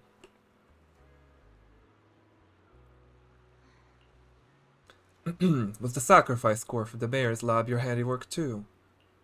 You could say that. The security there is no joke, so I had to leverage tops for some extra intel. After all, as you know, they've got plenty of moles planted next to your mayor. And it was you who threw the sacrifice score up for auction, to lure in the Exaltist. You knew they'd all be all over it. Yup, I embedded the sacrifice score right into the robe of heroes. They actually matched pretty nicely, don't you think? Okay, so it's not the gem, it's the robe that was important. Classic you. Heard that after the auction, they found a stash of counterfeit Denny's. Feel free to take wild guesses, but honestly, I think that those Denny's would rather be out in the wild than sitting in those hoity-toity accounts. Then you found Hartman and talked him into a partnership, getting your hands on more intel on the sacrifice and the Exaltists. Okay, they're just explaining the plan at this point. Okay, I got it. You, baby. Baby, what are you doing? What are you doing? What are you doing? What are you doing? After that, you shot that crime warning letter to the mayor, giving the city a legit reason to spring into action. Yup, that was spot on. Look at you. Real genius over here. In the end, you faked your own death to pull yourself out of the mess, and you used the whole show to redirect everyone's attention to Hartman and the Ravenlocks, keeping the Exaltists on their toes. Hold on a sec. If that's all there is, why did you let Hartman slip you the drug? I mean, you'd have a way to dodge that kind of thing. Lycon, I've got something I've been keeping under wraps. Actually, I've teamed up with your beloved mayor. What? When it comes to stopping the Exaltist, the mayor and I are on the same wavelength, so we can totally collaborate. What you should be wondering is why he didn't clue you in on this. The mayor must have his own reasons. If you can convince yourself of that, more power to you. Just know, if you ever want to swing back to Mockingbird, you can come beg me.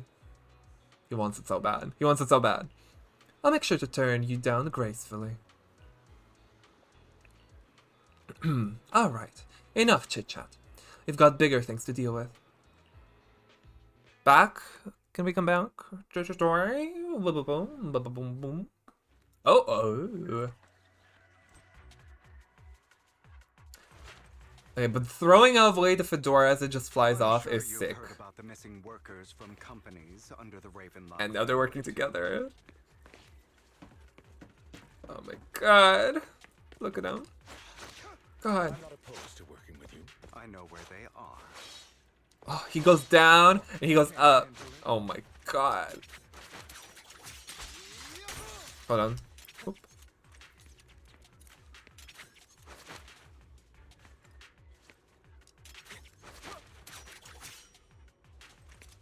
I want to see all the...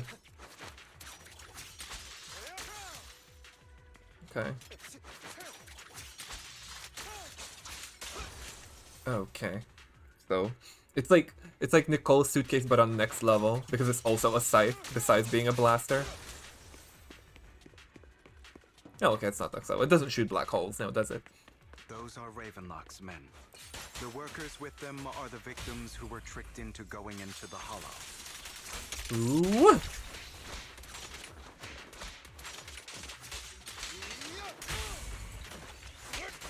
Come on, let's get them out of here.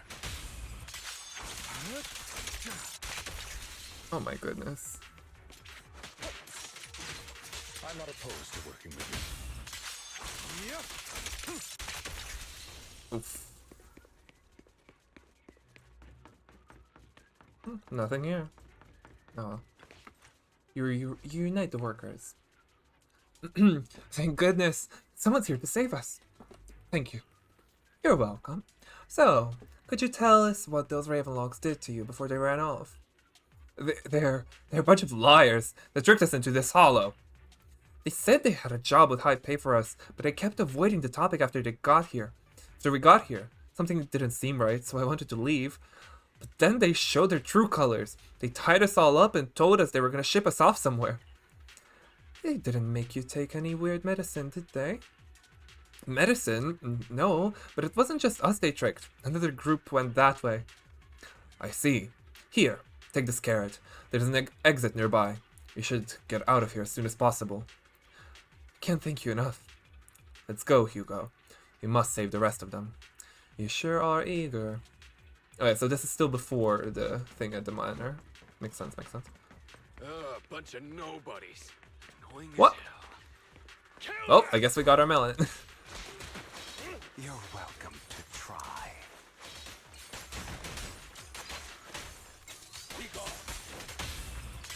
What? They just pair up so nicely with each other, huh?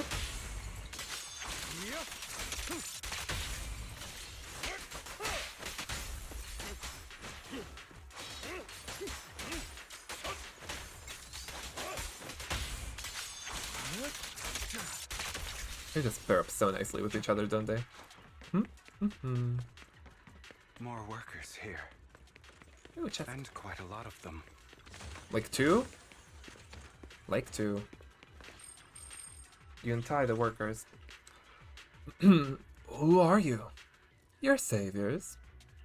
Thank you, thank you.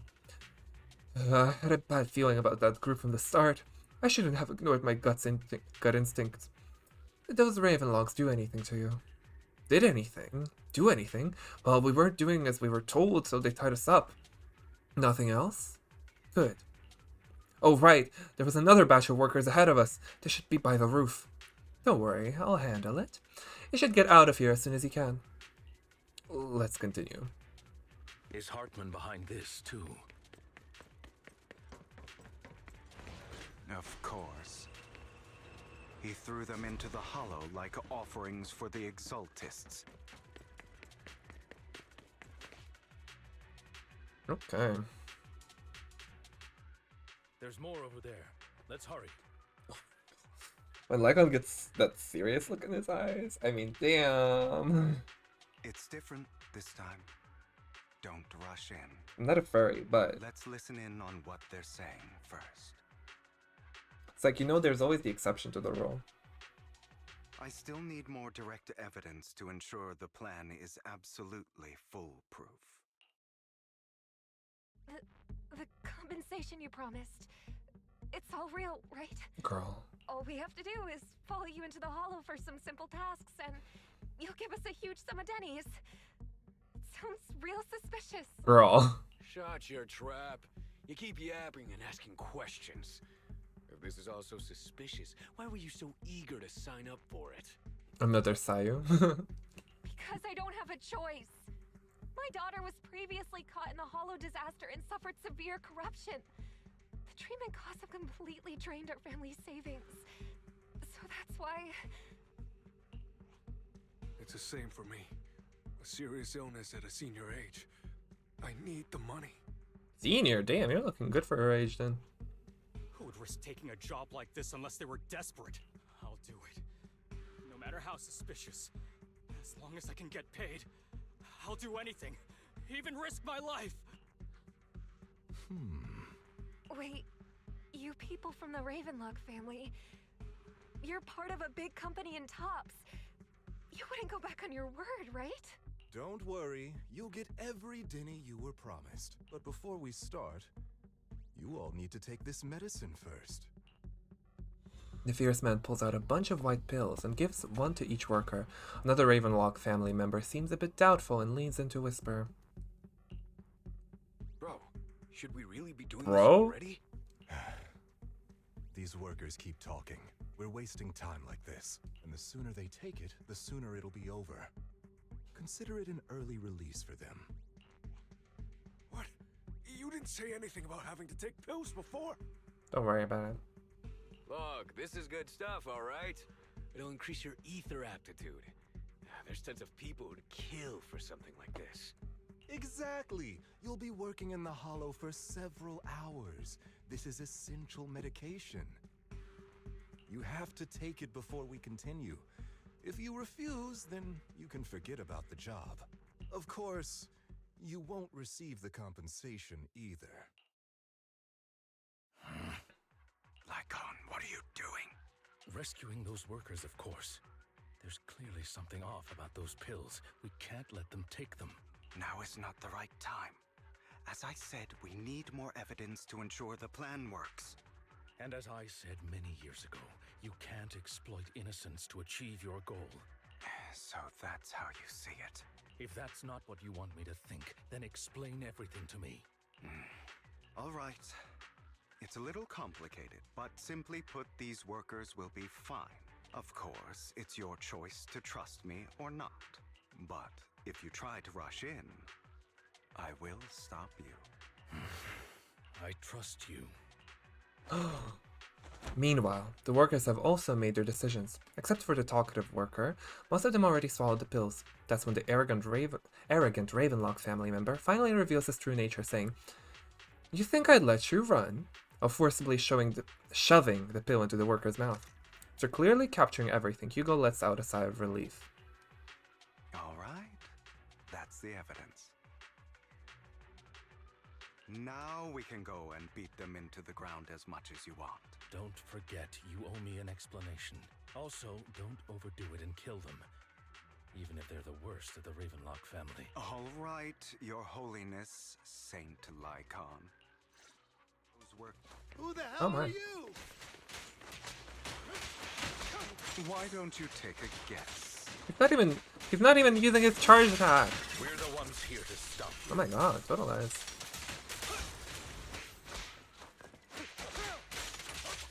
Can't remember the last time we worked this well as a team. Ah.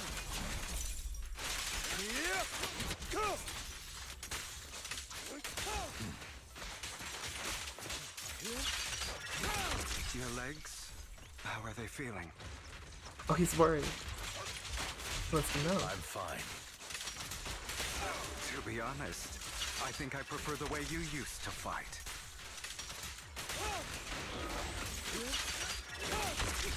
You had a lot more aggression.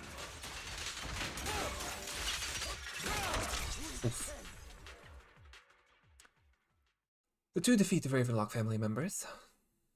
God damn it! Who the hell are you? How dare you mess with the Ravenlock family? Ravenlock.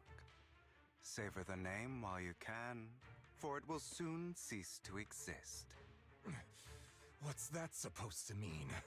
It means exactly what I said. I think this might be good for you. Sever your ties while you can. You still have a chance to walk your own path. The family's honor comes above all else. Is that really what you think? I saw the compassion on your face just now. You're not from the main family, right? That's why you were assigned to these trivial tasks. But in reality, there's no need for you to keep playing this boring game for them. I don't have a choice. From the moment I was born into the Ravenlock family, You always have a choice, if you're willing to act. All right, let's end the small talk here. Hugo delivers a swift chop to the back of the necks of the Ravenlock family members. Don't worry, Lycon. I didn't hit them too hard, just enough to keep them quiet. How's that? My acting's pretty good, right? As always, a certain someone should take some lessons from you.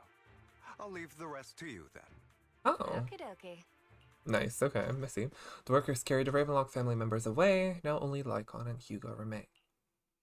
Okay, now can you tell me exactly what's going on here? As you can see, that worker just now was actually an informant of mine.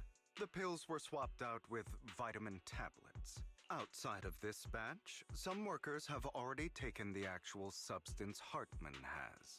But rest assured, the antidote for it is already in development. I found the best in the field to help, and with the data I collected before, we should have results soon. I wanted to ask. The reason you decided to lock yourself in a room and endure the effects of the drug, besides getting evidence, it was also to collect data on this drug in order to create an antidote, correct? It seems you're not completely beyond hope. I thought you were just being stubborn. Sometimes I wonder if you know me at all. Then, I have one last question. Why did you never tell me any of this back then? The truth is, I heard everything. That entire conversation between you and Jack. Before he passed away in that small attic. Damn, he looks so dead in the eyes. Jack called you aside and gave you those warnings. He looks so dead in the eyes, that's crazy. When he told me you might go down the wrong path? That's right. You never said anything. What would I even do? Scream and rage over your suspicions, or get on my knees and beg for you to trust me? You know there's no way I'd allow myself to do such a thing. Besides, back then, even I was confused about myself. Jack, he... It's all in the past. You don't need to explain anything to me. Enough. We should get going. If we're going to reminisce over the past, we should find a more suitable location. They're leaving the hollow. The two arrive at a place with nice scenery. Lycon, that incident back then, I didn't do it. Look at him arching his back. What? Oh my god, they're just on a date, aren't they? This is Hugo's like carefully planned date with Lycon. It was a scheme Hartman devised to take over the family. It was Hartman who killed my father, too. I only discovered the truth long after the fact. Oh, come on. I did indeed attack my father, and I thought he was dead. But he wasn't. Aw, man. I couldn't kill him. And even before that, if I hadn't hesitated, none of what followed would have happened. Even now, I still think they deserve death. But I no longer care to personally deliver that fate. They're beneath me. And I have more important things to do. I don't care how I feel about it. I know we may never agree on that point, Lycon. I once wanted to fight against those ugly truths that defined me, but I discovered that the more I rejected them, the more painful it became. So, I could only accept that crazed, hateful, and malicious side of myself. As long as I know I will never become like my father, like Hartman, that is enough for me. You've changed, but I think that might be a good thing. I think you should have killed its father. Don't patronize me. You've changed a lot too, compared to before. I still disagree with Jack's words, and I won't forgive your betrayal. I will walk the path I believe is right, even if I must tread over thorns and through the mud. But I will also allow you to walk your own path, Lycon. Should I say thank you? He's letting him go. You're welcome. Come to think of it, we haven't talked about your legs and eye. It was just an accident, not your fault. Nothing is his fault. I'm doing well now. I hope you are too. On the contrary, perhaps I should be the one apologizing. I misjudged you. I used to think you wanted power, that everything you did was for your own ambitions. I thought you wanted the power to pass judgment on all in this world like a god. I am a god. I am my own god. Or you could say that in this world, everyone is their own god. There are many things that we are powerless to change. But there are also many choices we can make. Just as I said before, I am the only one who can kill me or save me. I'm glad you think that way. Let's go. I still have one last thing to do. To witness the end of Ravenlock. Okay, come on. Vivian! Vivian! As Hugo recounts the process of gathering evidence, Hartman, unable to listen any longer, slams the table in anger. You really think you can take my place if I die? Never, you filthy bastard! Your little tricks mean nothing. As long as the Ravenlock family stands, I can still get back on my feet. You still don't get it, do you? This was never about avenging my father. And I don't care about taking your place. I didn't come this far just to kill you. That'd be pathetic. Right on cue. Why don't you take a look at this, Uncle? On behalf of TOPS, I'd like to clarify that we had no involvement in the Ravenlock family's actions. TOPS is officially terminating all partnerships with the Ravenlock family, effective immediately. We will have no further affiliation with them. And who's that? Are you crazy? What the hell do you get out of ruining the Ravenlocks? You want to be a petty thief forever? Thief? Oh, Uncle. Allow me to reintroduce myself. I'm the name people whisper about. The one who robs the rich and Fruity gives bird. to the poor. I'm the master con artist who can fool anyone, anytime. I'm the leader of Mockingbird, the one who turns every headline into my own stage. I have friends who'd catch me if I fall, partners who'd shed tears for me, and allies who always have my back. Okay. I am Hugo Vlad. You're the one who needs the Ravenlock name. I never did. You ungrateful bastard! Sneaker. You should have never been born. You flatter me. Same goes for you, Uncle. Okay, the diva off. You leave the Ravenlock Manor and Hugo's speedboat. After reaching Port Elpis, you all wait for Lycon to arrive. You've done well, Vivian. You had better give me an explanation. And here I thought this would be a touching reunion. What's with all the anger? Hugo, I'm a member of Mockingbird too, and I mourned your death. Listen, Vivian. I don't want you or the people you cherish to get caught up in danger because of me. I've always been selfish, so I don't hesitate to use you all as variables in my plans. But it is because I am selfish that I also don't want my failures to affect my treasured companions. In any case, if you were in the same position, would you not make the same decisions?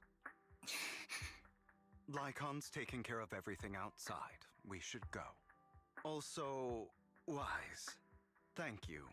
And I'm sorry for the whole act where I threatened you. It was the only way for Hartman to drop his guard against you and leave you be. I, Hugo Vlad, am forever indebted to you. With Lycon's assistance, you successfully leave the Ravenlock family manor and return to the video store. Master Proxy, although it is late, there is some important intel that I must give you now. Yes? So you knew about everything? Did you know about Hugo's plan to fake his death and everything that's been happening, Lycon? I was simply playing along. After all, I could not determine whether Hugo's plan would pose a threat to you. You are a student of the mayor's late friend, and I am obligated to protect you. You still have that habit of finding awkward excuses when you're embarrassed. Mr. Hugo Vlad, if you have any important intelligence to share, please do so with haste. I need to return to rest before midnight. God, they're really close. You two sure are, close. For the sake of a certain old fossil's sleep schedule, I'll keep it brief. I learned from Camille that Dina intends to embed the sacrifice core into the sacrifice. Apparently, it will make the sacrifice much stronger. Sacrifice squared. Sacrifices created this way will not retain their minds and will indiscriminately attack all living beings, including their creator.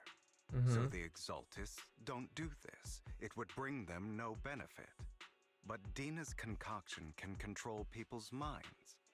If a person takes the pill and is injected with the serum Landon left behind, the sacrifice would be under its creator's control. Although the dormant sacrifice has been destroyed, Dina found a batch of that serum her father created and wants to create new sacrifices. Okay. Putting aside the sacrifice for now, Hartman's sacrifice core is fake. We don't know where the real one disappeared to. The real core has always been here. Here? In Lord Phaethon's video store? Vivian, do you remember when I suggested you give that Oh, collectible to we had our it. Okay. dear Proxy? I was wondering, where did it go I actually? remember. But that was just an ordinary pendant. And I've met the person who submitted it.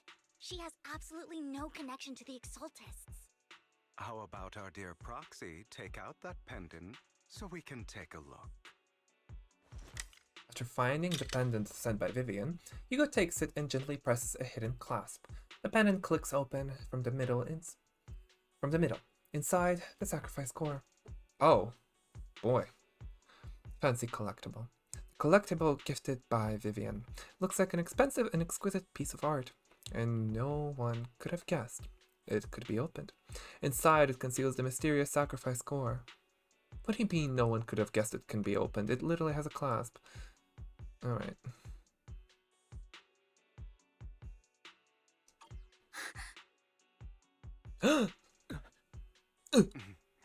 I'll take your surprised expressions as a compliment for my little trick. And like the fact that you can like jingle it around. I will hand over this core to the mayor as agreed.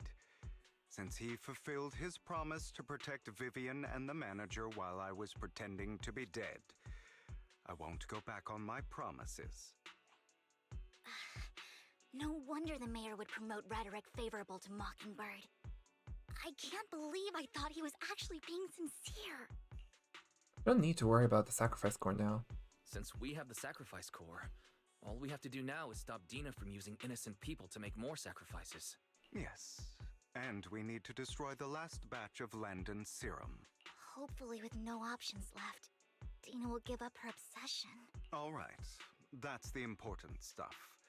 I'm going to go and confirm where Landon's serum's been stashed. I'll contact you again once I have something. What's wrong, Lycon? Aren't you in a rush to get back and rest? You act like you're gonna turn into a werewolf after midnight or something. How are you feeling now? Relax. I'm not kicking the bucket just yet. But look a bit more but you look a bit more run down than before. Just getting over something nasty, that's all. Risking your neck like that wasn't exactly smart. Maybe you should have. Lycon, remember what I said back when I faked my death? For a permanent and absolute victory, we must endure the pain of cutting away rotten flesh, and persevere through the darkest hour before dawn. Not wrong, sure, but it was arrogant enough. Oh, that's what Lycon said. Never mind.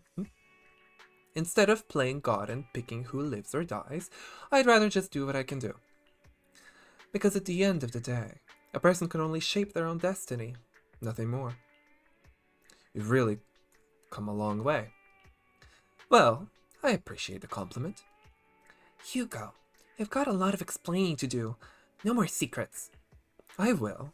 I'll lay it all out. Promise. After a little chat, Lycon, Hugo, and Vivian say their goodbye and take off. Back in your room, you drift off into a deep, nice sleep. Wise, Hugo sent a message earlier. There's new progress on the sacrifice situation. They found a large batch of unused sacrifice serum. He wants us to be their guide. He, Vivian, and Lycon will be heading into the hollow with us to destroy the serum. And I'll use the AGD system this time to head with you. When you're ready, just give me a shout, Wise. Remember to bring Eos with you. Oh, I'm ready. Oh, we're not done? It was giving a moment to be done. Okay, so why, like, what is the reason for Wise to go in though? Question mark. Like, actually, he's really not gonna do anything there. He's just like legit. He's the liability if he goes in. Dear manager, you're here. I think dear Lord Phaethon's leading the way for me. Must be the luckiest person alive. We'll be counting on you two, as according to my intel, this is quite the large batch of serum. My guess is that Dina wouldn't put all the serum in one place, so we may need to split up. Just to be safe, we'll be counting on both of you to guide us. Once you're both ready, let's head into the hollow. Let's go. So are we... The girls and the gays. Yes, my queen.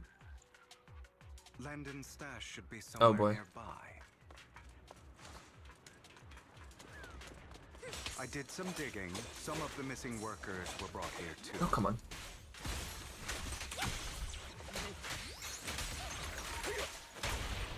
Dina's getting ready to make her move. Understood. Don't worry, we'll clear them out.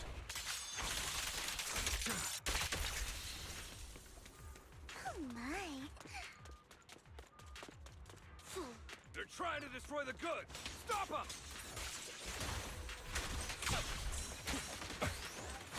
We need to take care of the guards first. Got them. Queen! My queen!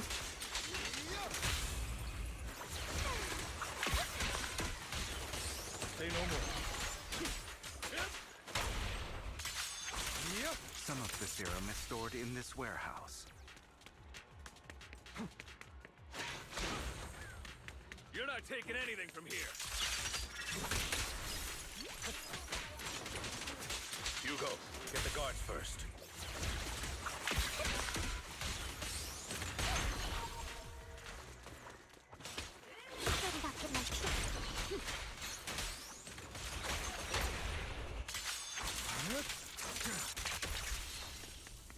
Scram before I get Oh, damn. You just stepped into your own grave! Wait. Didn't Hugo have like a follow-up thing? Or no?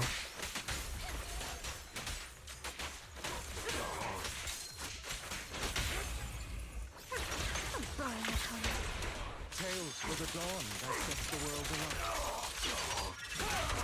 Let the party begin. I'll take you. In position. I'll bite your throat out.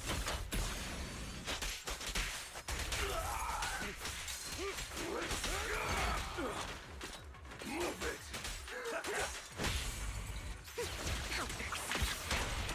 Head for flowers that bloom. Let order and madness dance. Yep. The end is now. Totally, huh? I was sure that Hugo had an aftershock effect in his skip, but I guess he doesn't. More of Landon's serum survives than expected. Fortunately, since they're still here, it means Dina hasn't executed the final step of her plan. There is likely a lot more stashed around here, and we have yet to locate the missing people. Our actions here won't go unnoticed. Perhaps they're making plans to deal with us on their side. With Landon and Dina's concoctions combined, she may be capable of creating a sacrifice that obeys her. If it comes to that, this will get far more troublesome. How about splitting up? How about we split up?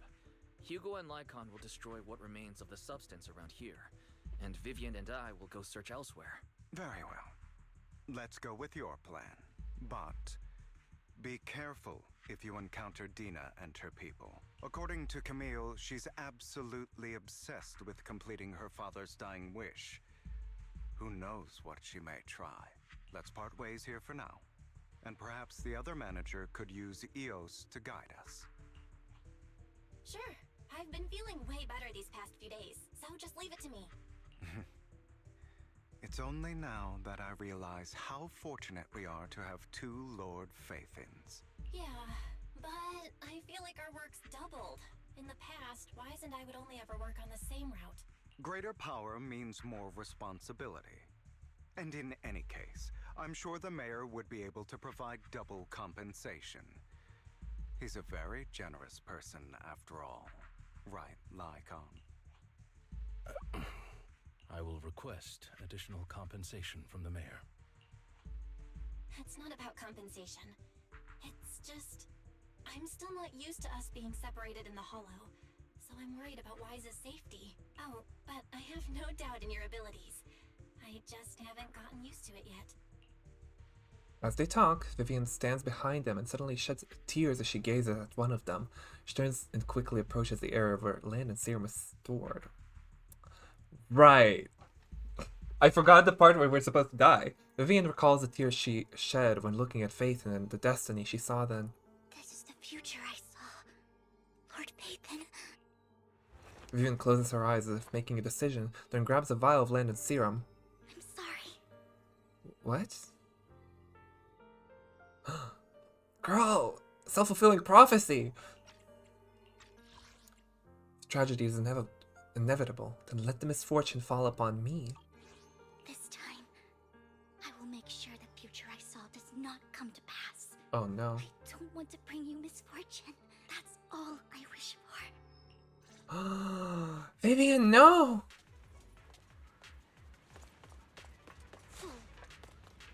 Yes, you are. To me, Lord Vathan.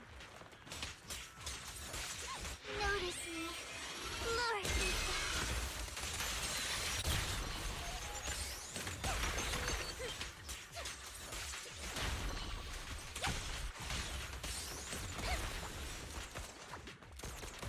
Don't touch me. Lord Vathan, there might be more serum here. How dare you steal from Lady Dina? I'll try to go easy on you. No promises.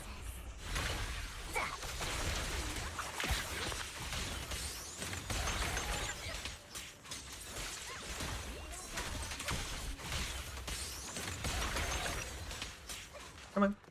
Shoot him.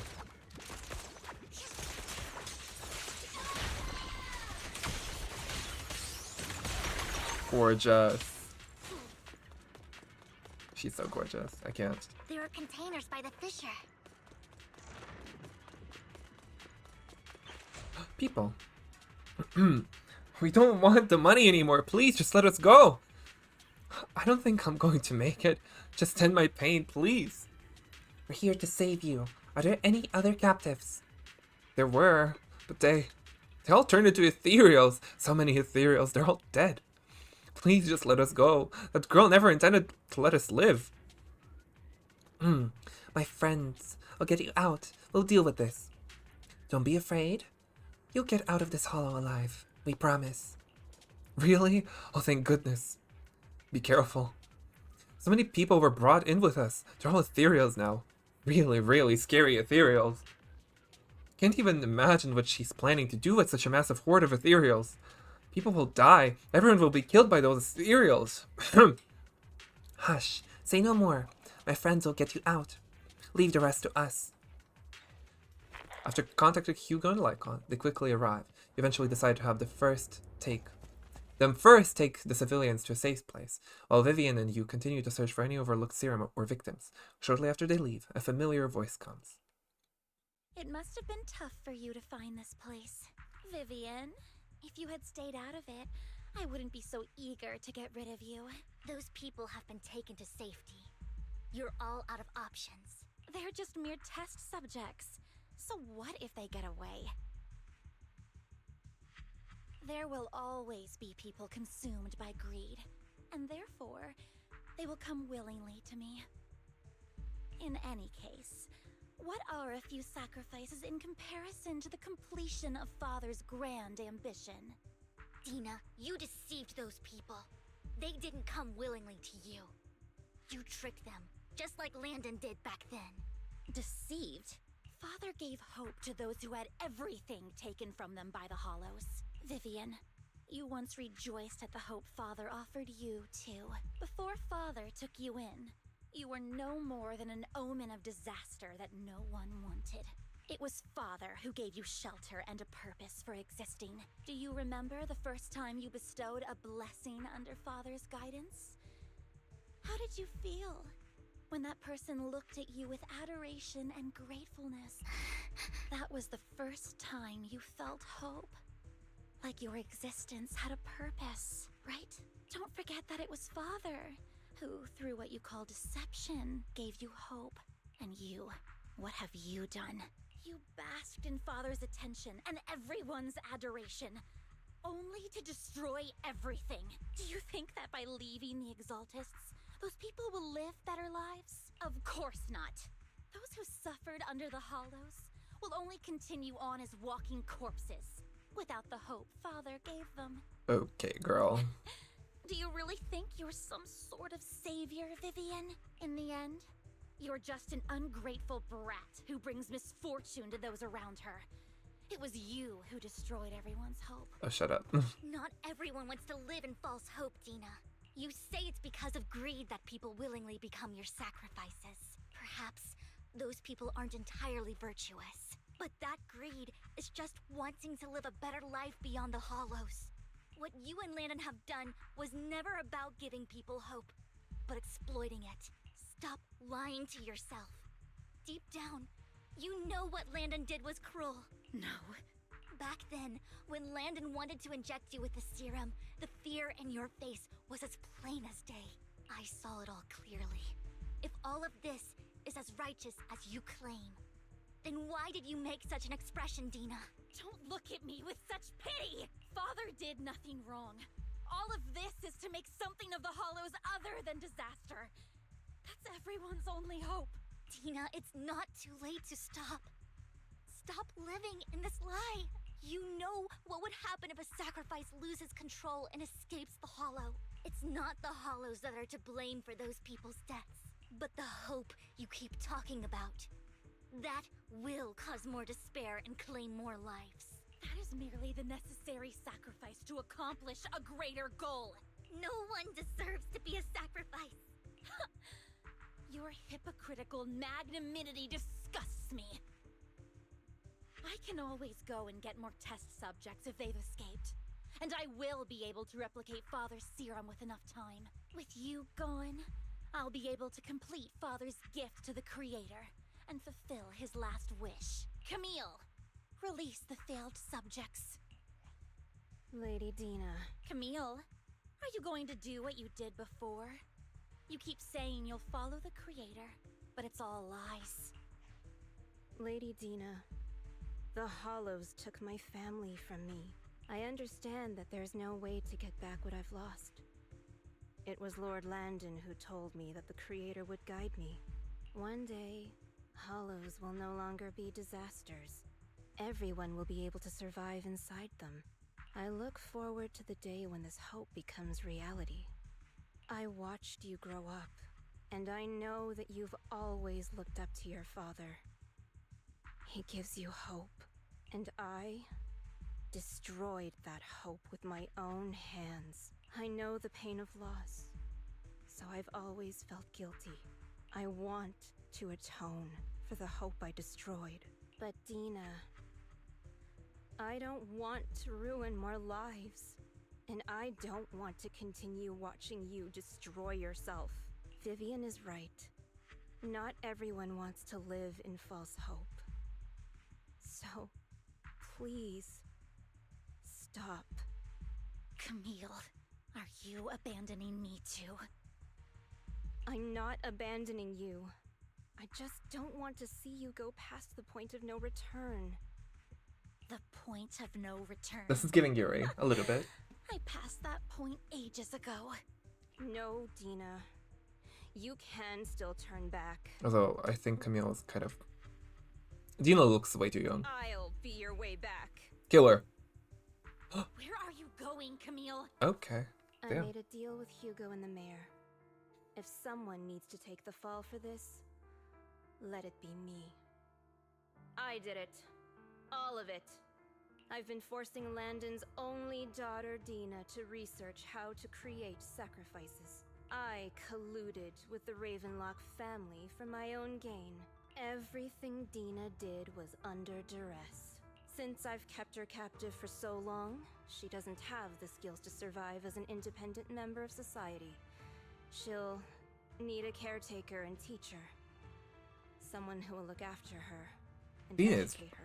Dina's way worse a person than you, Camille. Come on. No! I refuse, Camille! I refuse to accept this! Ooh, I think that was from the trailer. Dina, I'm going to dispose of those failed subjects. I won't allow it! You'll die! I won't allow it! Oh. You can't leave me. I command you! Ooh. You've always followed my orders, and you will follow them now! It wasn't your orders that I've been following. My younger sister, who was stolen from me by the Hollows, also had such beautiful red hair. Alright. When Landon told me the Creator could bring me hope, you were standing there, right behind him.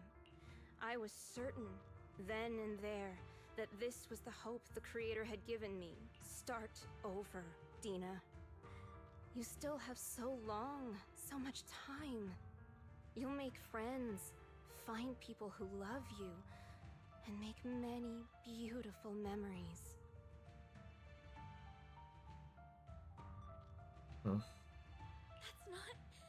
That's not what I want! Camille, you're not allowed to die! I won't allow it! I won't allow it! Goodbye, Dina. And I'm sorry, Vivian. Damn. I'll leave the rest to you. Camille resolutely walks toward the fissure. As Dina stares after her disappearing figure, after a moment, she also walks forward. Vivian is about to stop her, but Dina uses the controls to open a container door. Ethereals surge out, blocking the path. Let's take out these ethereals first. That's what my chest says. We can't let Camille's efforts go to waste.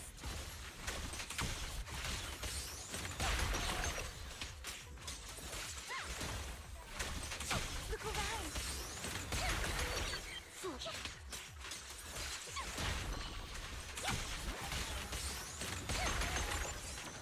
Don't touch me. Don't touch me. Does it even hit anything?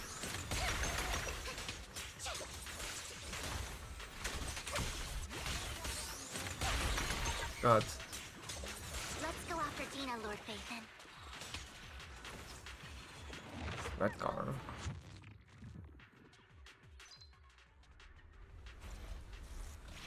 Oh.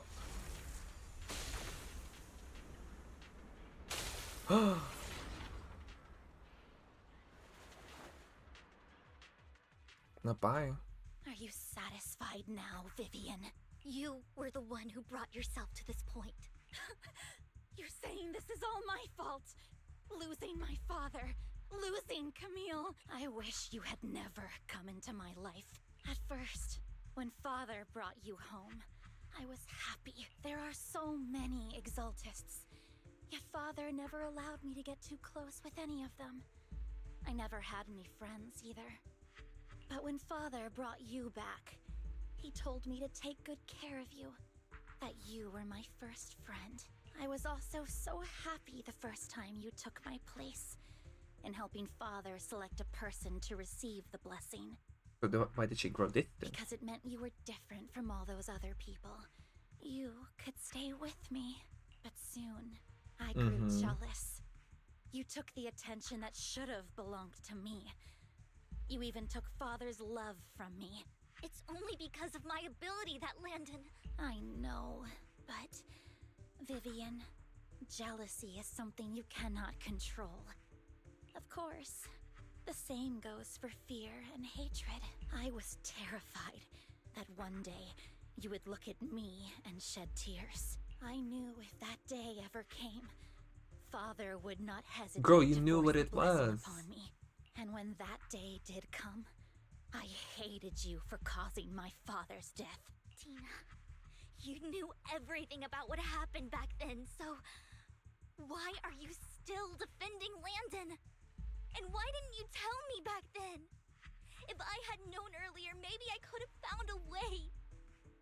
Because it's the only thing that makes me more special than you, no?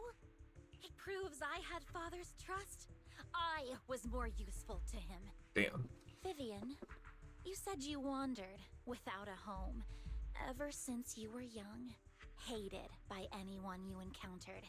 You were happy to gain recognition from everyone and help Father when you were among the Exaltists. But in the end, you discovered you were being used, so you felt betrayed and hurt. Then, what about me? All I ever had was my father. I've never known a life outside of the Exaltists. Ever since I was young, my only purpose was to help Father select who was to be blessed. The only purpose I had was my father and the Exaltists. I've never been taught anything else, Vivian. It is what little value I have, and have ever had. In the end, you took even that from me, and completely destroyed it. You think you're doing good and fighting evil. You've only managed to affect a small part of your world. But have you ever wondered if maybe that's all there is to my world? I never wanted to hurt you. You were also my first friend. And that's why I wanted to save you back then. Save me? You and Camille all talk about saving me. Why don't you understand? To me, Loss is so much more painful than death. Tina, you can start over. Everything Camille did was so you could live on. Let's leave the Hollow together. There are so many amazing places in New Eridu. This time, I'll take care of you. I've also met so many amazing people. I'm sure they'll love you too. She needs to go to jail. Like, what? Okay, Tina?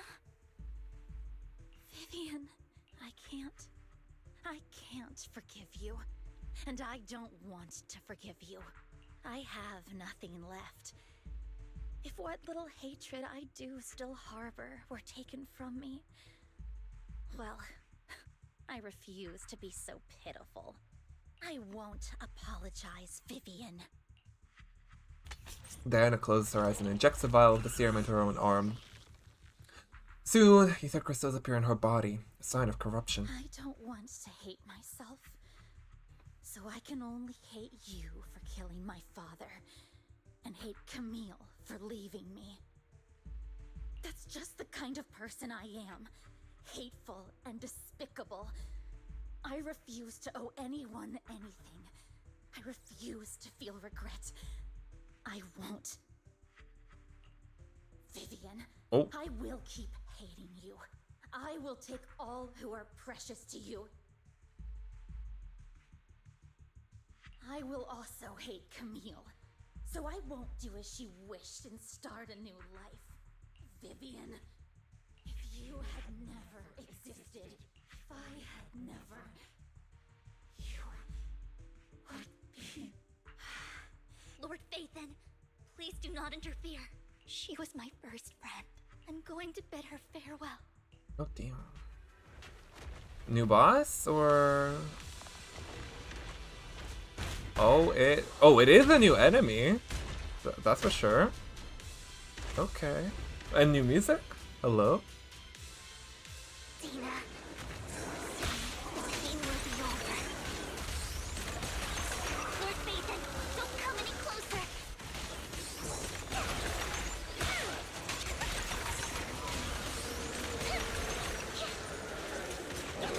Who dares get between me and Lord Phaethon? Oh god, I missed most of that.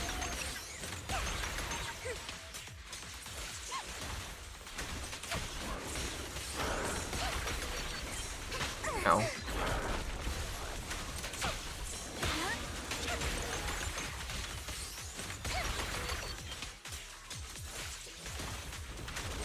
Hold on.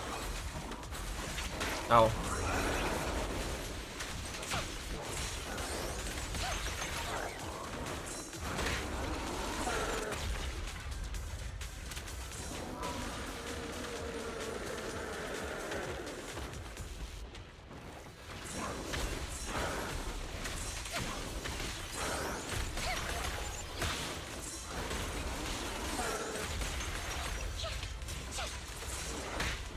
Oh my god.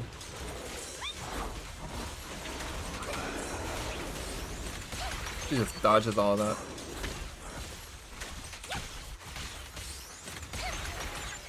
No blooms. No the blooms. Nope, there's one.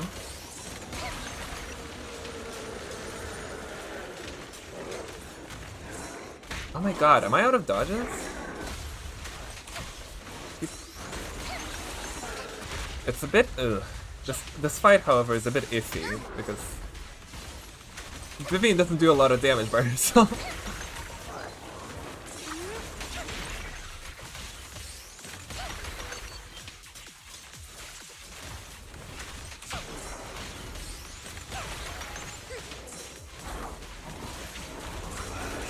Ow. Way.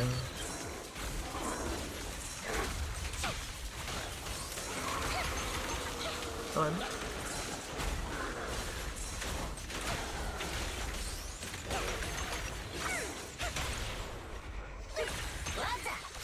Where are you looking? Finally. 15! Oh, I love her movement though. Vivian, behind you!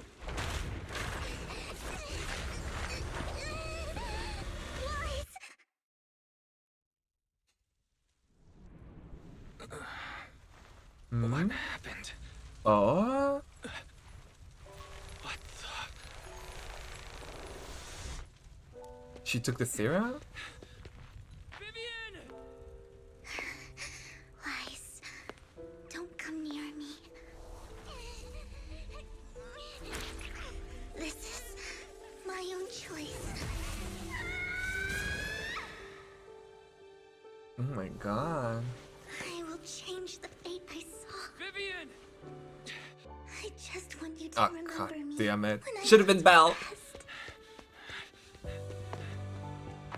Vivian! Careful. Vivian, your body. I'm sorry you had to see me like this, but I don't want to be the one that only brings misfortune anymore. No. There's got to be another way. It's so warm, and the night is beautiful. Vivian? Oh my god.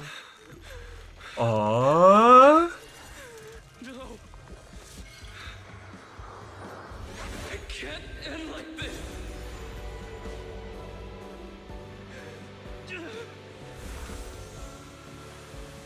Okay. Another fake out for Harumasa, now Vivi. Okay, they have a power to cure ether. Also, it should have been Belle. Man! My Yuri. My Yuri.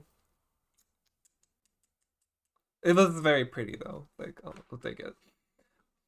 My Yuri. Ugh. Feels as if you had a long dream where you saw your teacher again with her familiar smile. But soon, the environment and your teacher both dissolve in the water, like behind a misty curtain, blurring then vanishing. Wise. Wise. Wise, you're finally awake. Ugh. I'm at the store. I remember I was with Vivian.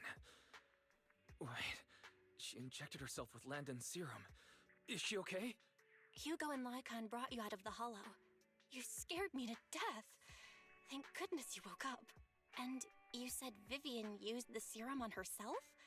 But she looked fine to me, bar a couple of scratches. Hugo sent me a message earlier saying he got her checked over and she was alright. Do you remember what happened? We were in dire straits. The situation was dire, so Vivian used the serum on herself to defeat the ethereals.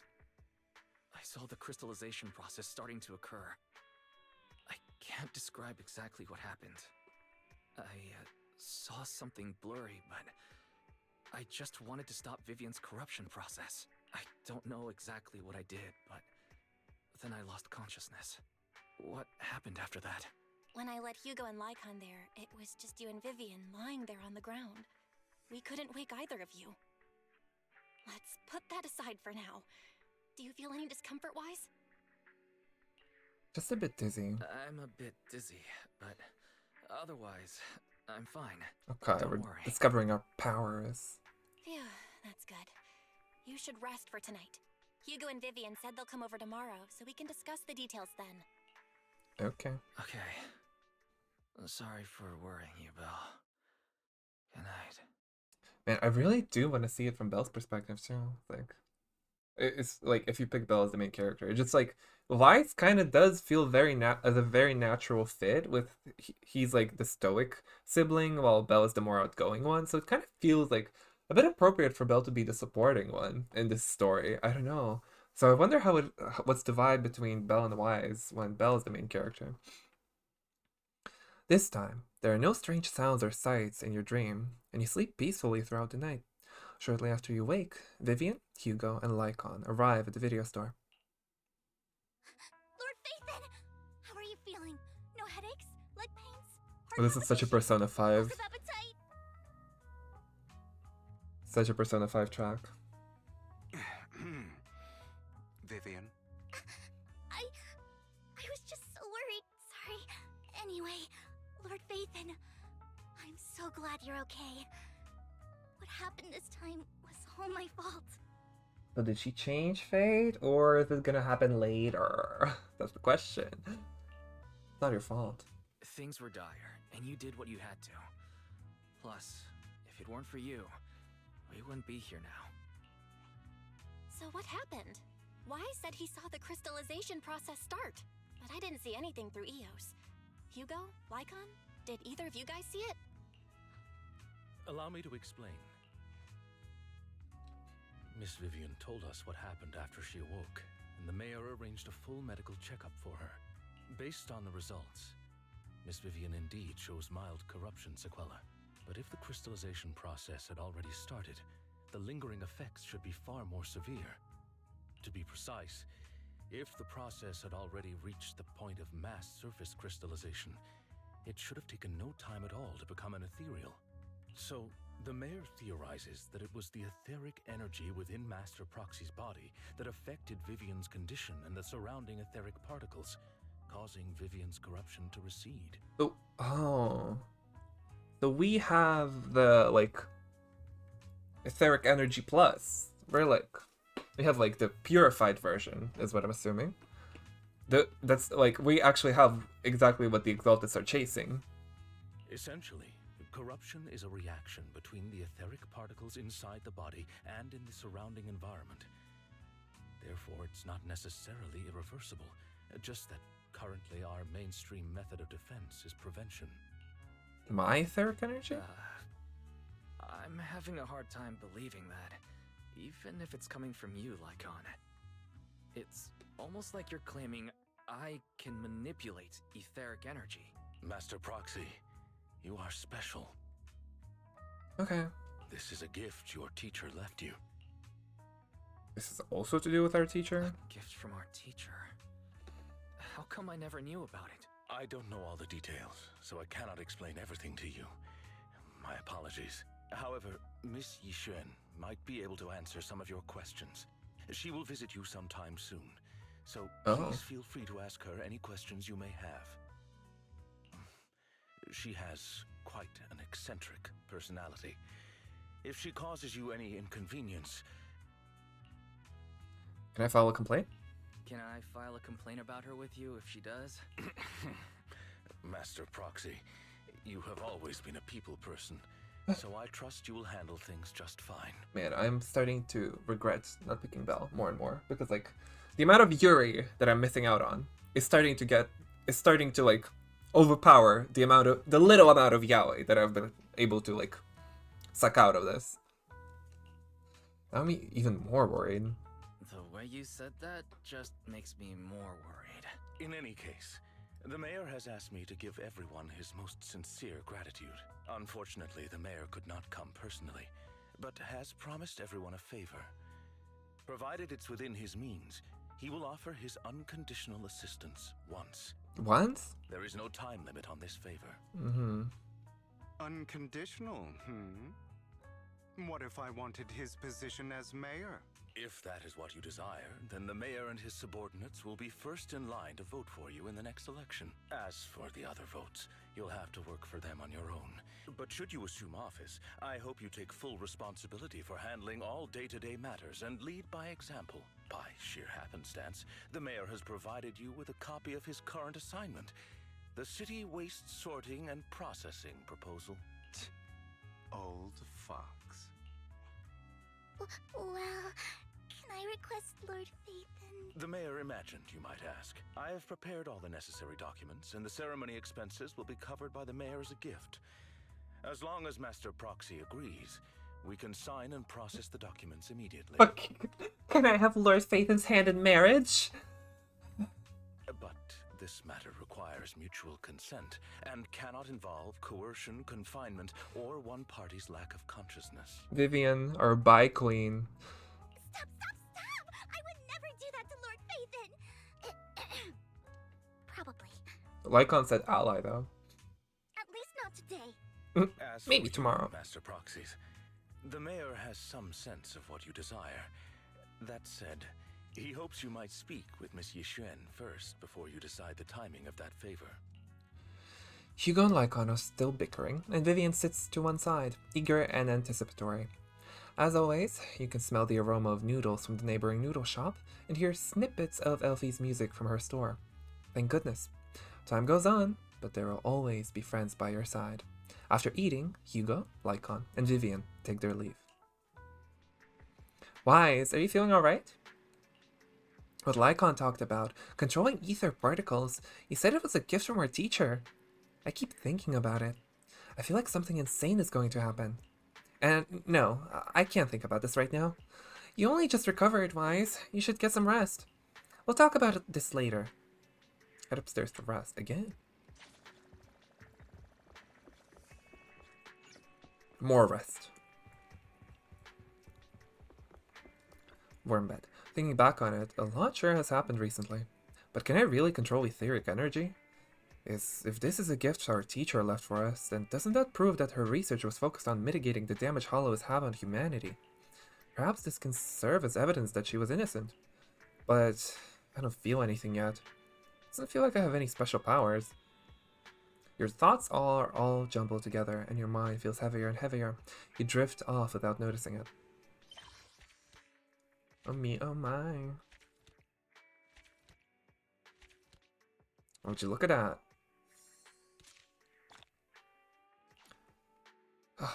Season 1 epilogue. See you guys in Season 2, how about that? New Eridu continues to coexist with sacrifices, and neither daily life nor hidden crises ever cease. New stories and the distant horizons are surely exciting, but one should also cherish each passing day, present or past. One day, they'll become memories worth holding on to.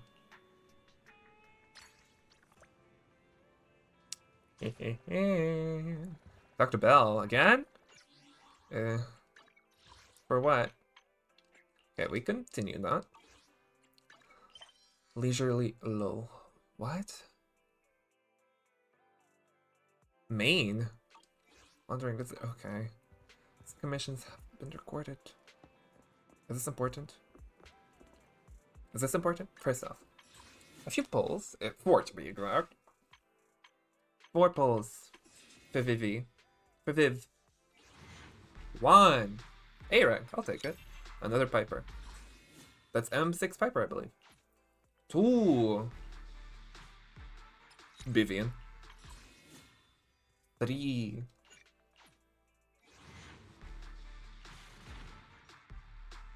Another Vivian. Ah.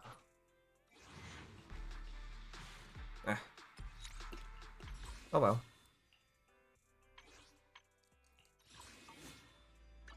This is the M6 Piper.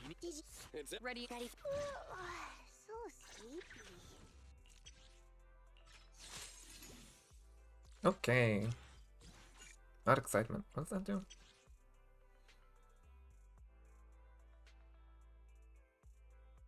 Oh, okay. Oh. Who do I not have at M6? 3, 2, 6, 6, 4. 6, 6, 3. Give me some stats. And actually, I have 1 Sukaku's. Sukaku's the one I really need. Yeah, I was like, you know, I said I'm gonna pull for Vivian. I'm gonna save her, and then like I do this, and also that. Like, oops. I am the eye of It was all for him, okay? It was all for him. Like, double electric stun team. My 4-cost Haramasa team with, I don't even have a good weapon for him. This is the best I got. It's like, damn. Actually, oh, no one's using it actually. Haha. Isn't that something? Overclock. What is something called? Let's fire it up. Come on. The bell. Why, someone calling herself Yishuan is here for you. She's dressed like one of those masters of the mystic arts from those movies. Do you know her? She saved me in the hollow. Oh, she's here? I do. She saved Vivian and me when we encountered some ethereals in the hollow once. Belle, do you remember what the mayor said before? That he'd bring in a Void Hunter ranked special investigator to help us adjust our ether aptitude? Yishuan is that investigator. I see! No wonder she has such a unique presence. According to her, we have good feng shui, and 6th Street is geomantically blessed and a good place to live too. That makes sense. Really? Of course! She looked so serious, it didn't sound like empty flattery. You weren't here when she came in earlier. Asked if she wanted to stay and wait, but she said she wanted to take a look around and you could talk once you were free. If you have time now, we should go find her, Wise. Okay. Alright. Okay. In terms of design, I do like her bird. The bird is cute. Her arms are too thin. Her arms feel too thin. Like, what is that? Also, just like another, like, black, white, yellow girl with, like, pale hair. They definitely have a type, huh? It's like... But the bird, though. The bird is very cool. Wonder if she's, like, a DPS or, like, maybe she's a support. That'd be cool. Anyways. What's up, Yishuan? I did not expect that such a spiritual entity would exist here. It appears this street is a geomantic gem. Okay, this is Hal. A spiritual entity? His name is Howl, and I guess you could count him as a neighbor of mine. Is there anything special about him? No, I was simply a bit surprised. It's rare to find such an intelligent individual of this breed. Even huskies can be really smart, like Howl. You're right. Yet, being overly intelligent comes at a price.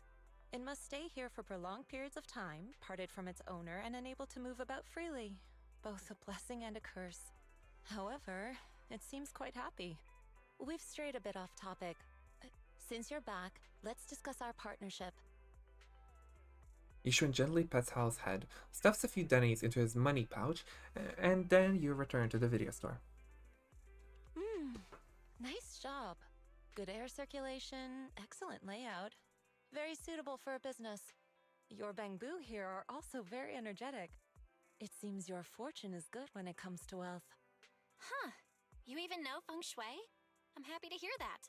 But who exactly are you? I suppose this is our first official meeting since parting ways in the Hollow. Now that both of you are present, allow me to reintroduce myself. My name is Yishuan, a mystic from Yunquei Summit. Mystic? Yunquei Summit? Mystic? Like those people in movies who can tell your fortune and go around blessing people? This is my first time meeting one in real life. But what's Yunquei Summit? Any details you can give? Just an ordinary sect of the mystic arts. Our disciples travel all across New Eridu and sometimes collaborate with authorities. Currently, I'm affiliated with the Hollow Investigative Association. Right now, however, I'm here to discuss a partnership in the name of the Mayflowers. What kind of partnership? So, what sort of partnership are we talking about? I have reviewed the documents provided by the Mayflowers. You previously underwent an implant surgery. After recent adjustments, abnormalities occurred. These abnormalities bear resemblance to the craft practiced by us at Yunquei Summit. If you are willing, I can teach you how to better control your abilities. Are we actually getting playable faith in? That sounds great, but there's no such thing as a free lunch. Since you're willing to teach us your craft, Shifu, you must want something in return, right? That's right. Mayflower will have you join me for some investigations. Looking at my divination results, this will be a complicated and very likely dangerous matter. He's still going over the details, but should have more information for you soon. You can wait until then to decide. Let's leave it at that. The weather is nice today. Perfect for going out. I just happen to need to head to a nearby store to collect something. If you're free, how about coming with me? We have a long path ahead of us, so it would be good to take the opportunity to learn more about each other's ways and methods. Sure. Sounds good. Then let's go. Yishuan Shifu. Where's the store? It's at Luminous Square. It's called Buyan. I know that store. But hasn't it been closed for ages now? Is that okay, Shifu? It matters not. Whatever the situation, let's head over first. It's been ages since I last came to the Yanis Quarter. I'd like to take a look around. Just tell me when you're heading to Luminous Square. We can meet up there. Yishuan nods a goodbye to you and leaves 6th Street. Oh, let's go. Alright. What's up? What's up, lady? Oh, people are loop-de-doop. Please help me check my fortune. Here's my palm. Look, doesn't this thick wet line mean I'm about to strike it rich? Oh my god. I've looked it over, and your fortune is decent. Huh? You barely looked at it, and you're already done? You have good fortune. What? You don't believe me? I do. Thank you so much. Next, it's my turn. Hey, wait, hey, quit cutting in line. Who are these people? So this is where you were. Who are all these people? You're here, Wise? I decided to take a break. I didn't expect so many people to come seeking my divination services. Don't worry, I need no more than a simple spell to solve this matter. Facing the crowd, Yishan remains calm and composed and says, Fortune-telling services is 10,000 dennies per session. in an instant, the people standing in line all flee in fear, scattering in all directions. All gone? Good.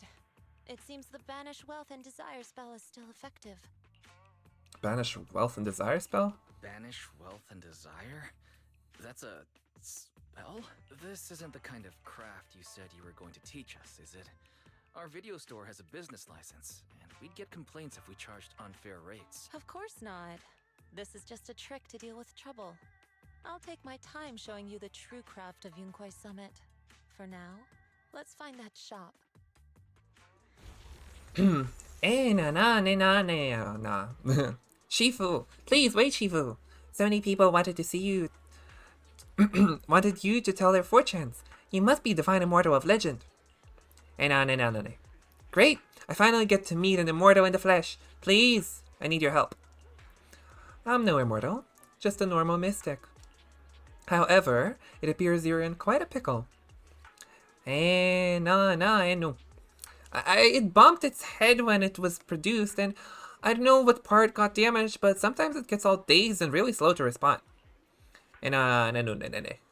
Also, it can't connect to the internet and can't receive messages, so it isn't caught up on anything and ends up looking even more silly. No. Other Bangbu keep mocking it, and it's got a short temper, so it's always fighting other Bangbu. How about taking it to a repair store? No, it's afraid it can't be repaired and will get scrapped, so it refuses to go for repairs.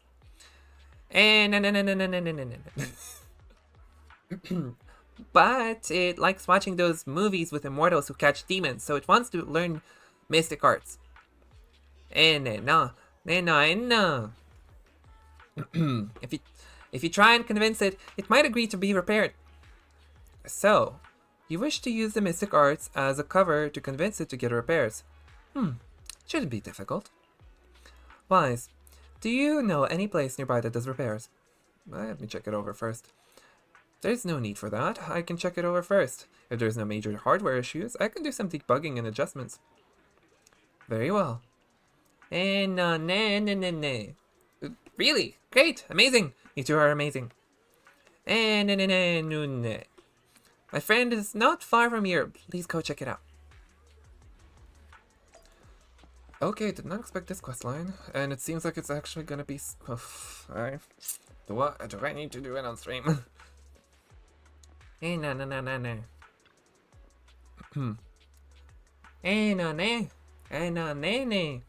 Cece, look! I brought you the Divine Immortal. Really? A real immortal? Yep, really. They're really amazing. I just saw the Shifu say a spell and disperse a whole crowd of people. She even said she'll train you in the mystic arts. Really? I've been waiting for this day for so long. Yes. However, in order to walk the path of a mystic, you must have an innate talent for it. Please allow your senior brother on the path of mysticism to check you over. Wow, great! Now I can be like those movie protagonists, learning awesome mystic arts, gaining divine power overnight, and then taking revenge on those bullies. A dongle for a dongle. A widget for a widget. Everything they did to me in the past, I, CC, will make them pay it tenfold. Check the bamboo parts. Calm down now. Let me check your parts first. And no. Okay, please. You carefully check Bamboo CC's parts. Its network module is a little bashed up, but the damage is minor. You fix it. Okay.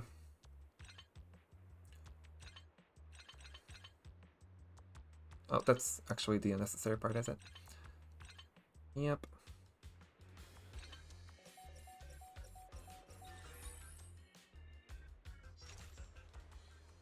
Great, all repaired. How do you feel?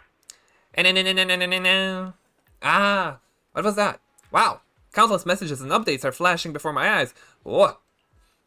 And could this be? Is this what they call enlightenment? Whoa, amazing. And no, and nune. I have been enlightened. Enlightenment. Congrats, you're now connected to the internet. And nah. Thank you. Please be my mentor, my official Shifu. It's a bit too early for that. You have natural talent, but you must hone your state of mind. Once you've matured a little more, you may come to seek mentorship. I do not know much of Bamboo affairs, but I can teach you an incantation, the spell of calming. When you feel agitated and wish to fight those other Bamboo, you can recite this incantation under your breath. Their brains are made of defective parts. Thus, you can avoid conflict and disaster. I see. Their brains are made of defective parts. Bamboo contemplates this for a while, his gaze growing brighter. And that's so amazing. As I recite the spell, those bully Bamboo don't seem so irritating anymore. Thank you for teaching me the spell of calming, Shifu. It really works. You're welcome. Though one should not get into fights if possible. If you must, be sure to win the fight. Understand? Nena. Understood. Thank you, Shifu. No. Thank you, Shifu. Both Shifu. Thank you both for helping us. Since you're all alright now, it's time for us to take our leave. Wise, let's head to that store. Yishuan Shifu, the store is right up ahead. Oh, the bird follows her. Cute. Yishu. Chunky. Yes, this Chunky is the bird. place. Oh, yeah, this store. Ah, this is the one. Seems like it's closed. Seems it's closed. I hope this quest isn't too long. Trip. Not necessarily. 1 second, please. Yishuan walks up to the door, gently knocks 3 times in a rhythm, and then slips a note through the door. A moment later, someone coughs and cracks open the door, passing something to Yishuan. There's someone inside? Huh? Is there someone inside? Relax. The boss prefers to do business with people they know. They like their peace and quiet, so they rarely open for customers. I'm an old acquaintance and just wanted to retrieve something. What a strange business. What a strange private business. What are they doing in here? Shifu, what exactly are you retrieving? Just some things needed for our future investigations. You'll know in time. Is that so? Really? Shifu, I feel like you're always so mysterious. Rest assured, I'm not hiding anything from you. It's simply because the correct time has not yet arrived, so there is no need to rush. Since we've already obtained what we came for, let's part ways here. There will be plenty of time in the future. We will certainly meet again. Okay. Oh, that was random and mysterious. Huh. Wise, you're here. You're back. It's like, did everything go okay? It went well. It went well. It's just that Yishuan Shifu deals with things in a rather unique way. Maybe that's just how a mystic does things. I see. Wise, do you think what Yishuan Shifu claimed is real? Learning mystic arts and whatnot? It sounds like it came straight out of a movie. Are we going to be like those movie protagonists who use talismans to defeat ethereals and magic arrays to suppress hollows? Movies are made up. It definitely won't be as exaggerated as a movie, but I don't think Yishuan Shifu is lying. She really did display mystical powers back in the hollow. I see. Well, I trust your judgment. Plus, The mayor must have his reasons for choosing her to teach us. Yishun Shifu said that the mayor would have us help her on some investigation. I wonder what it is. Either way, we'll find out soon. There's no rush. Wise, you've been so busy recently. You should take this time to rest and have a break.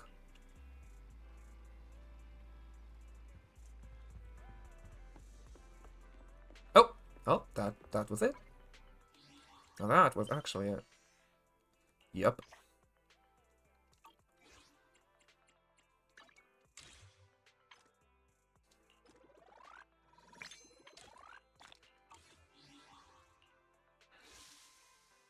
Oh. No. This I'll be doing off stream. Wow. I finished the quest. Name card. Oh, that. Right. Oh my. Oh.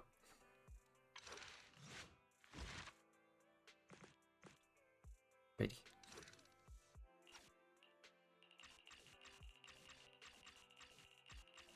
Well, doesn't that's quite long, huh? Alright, well. That was it. How did I enjoy this one? It wasn't bad. Some parts kind of felt like they dragged a bit too much, but honestly, I think I would have loved it way, way more if I was playing Belle. I'm sorry. I love gay shit. It's quite simple, really. I mean, I enjoyed the, like, I don't know, maybe I'm delusional, but it really feels like Hugo and Lycon have insane tension between them. I don't know, it's giving. And you know what? Props to the writers, because I felt the tension. I felt, maybe this is my head, maybe this is my gay brain, like, but it really felt like that. It's like, oh, they're like giving, like, they're so giving they're not over each other exes, like, oof, you know? But other than that, it was pretty nice. It was pretty nice. I'm definitely excited to see what we're going to be doing with 2.0 in the future. In terms of, like, I don't really have much to add. It's like, I liked it. I liked it. Vivian's cute. I hope I get her. So yeah. Thanks for watching. Now, the next stream should be Ace Attorney. Also, a game is coming out literally, like, for me, it's already today. It should be 100 Line Defense Academy. I should be acquiring it sometime soon. And I definitely am interested in playing it. I mean, a game made by Kodaka and Uchikoshi, the people behind Danganronpa and the Zero Escape series, respectively. Insane collab. I just want to see the chaos play out. And apparently it has 100 endings, and all of them like are fairly succinct and unique. That sounds insane. I want to see what's up. And from what I've seen, it's a ride, and I want to experience it. But yeah, hopefully I get to do that soon. See you guys next time. You know, bye bye. Yeah. Totally. Yeah, totally. That is a good intro. Good intro. Yep. Outro.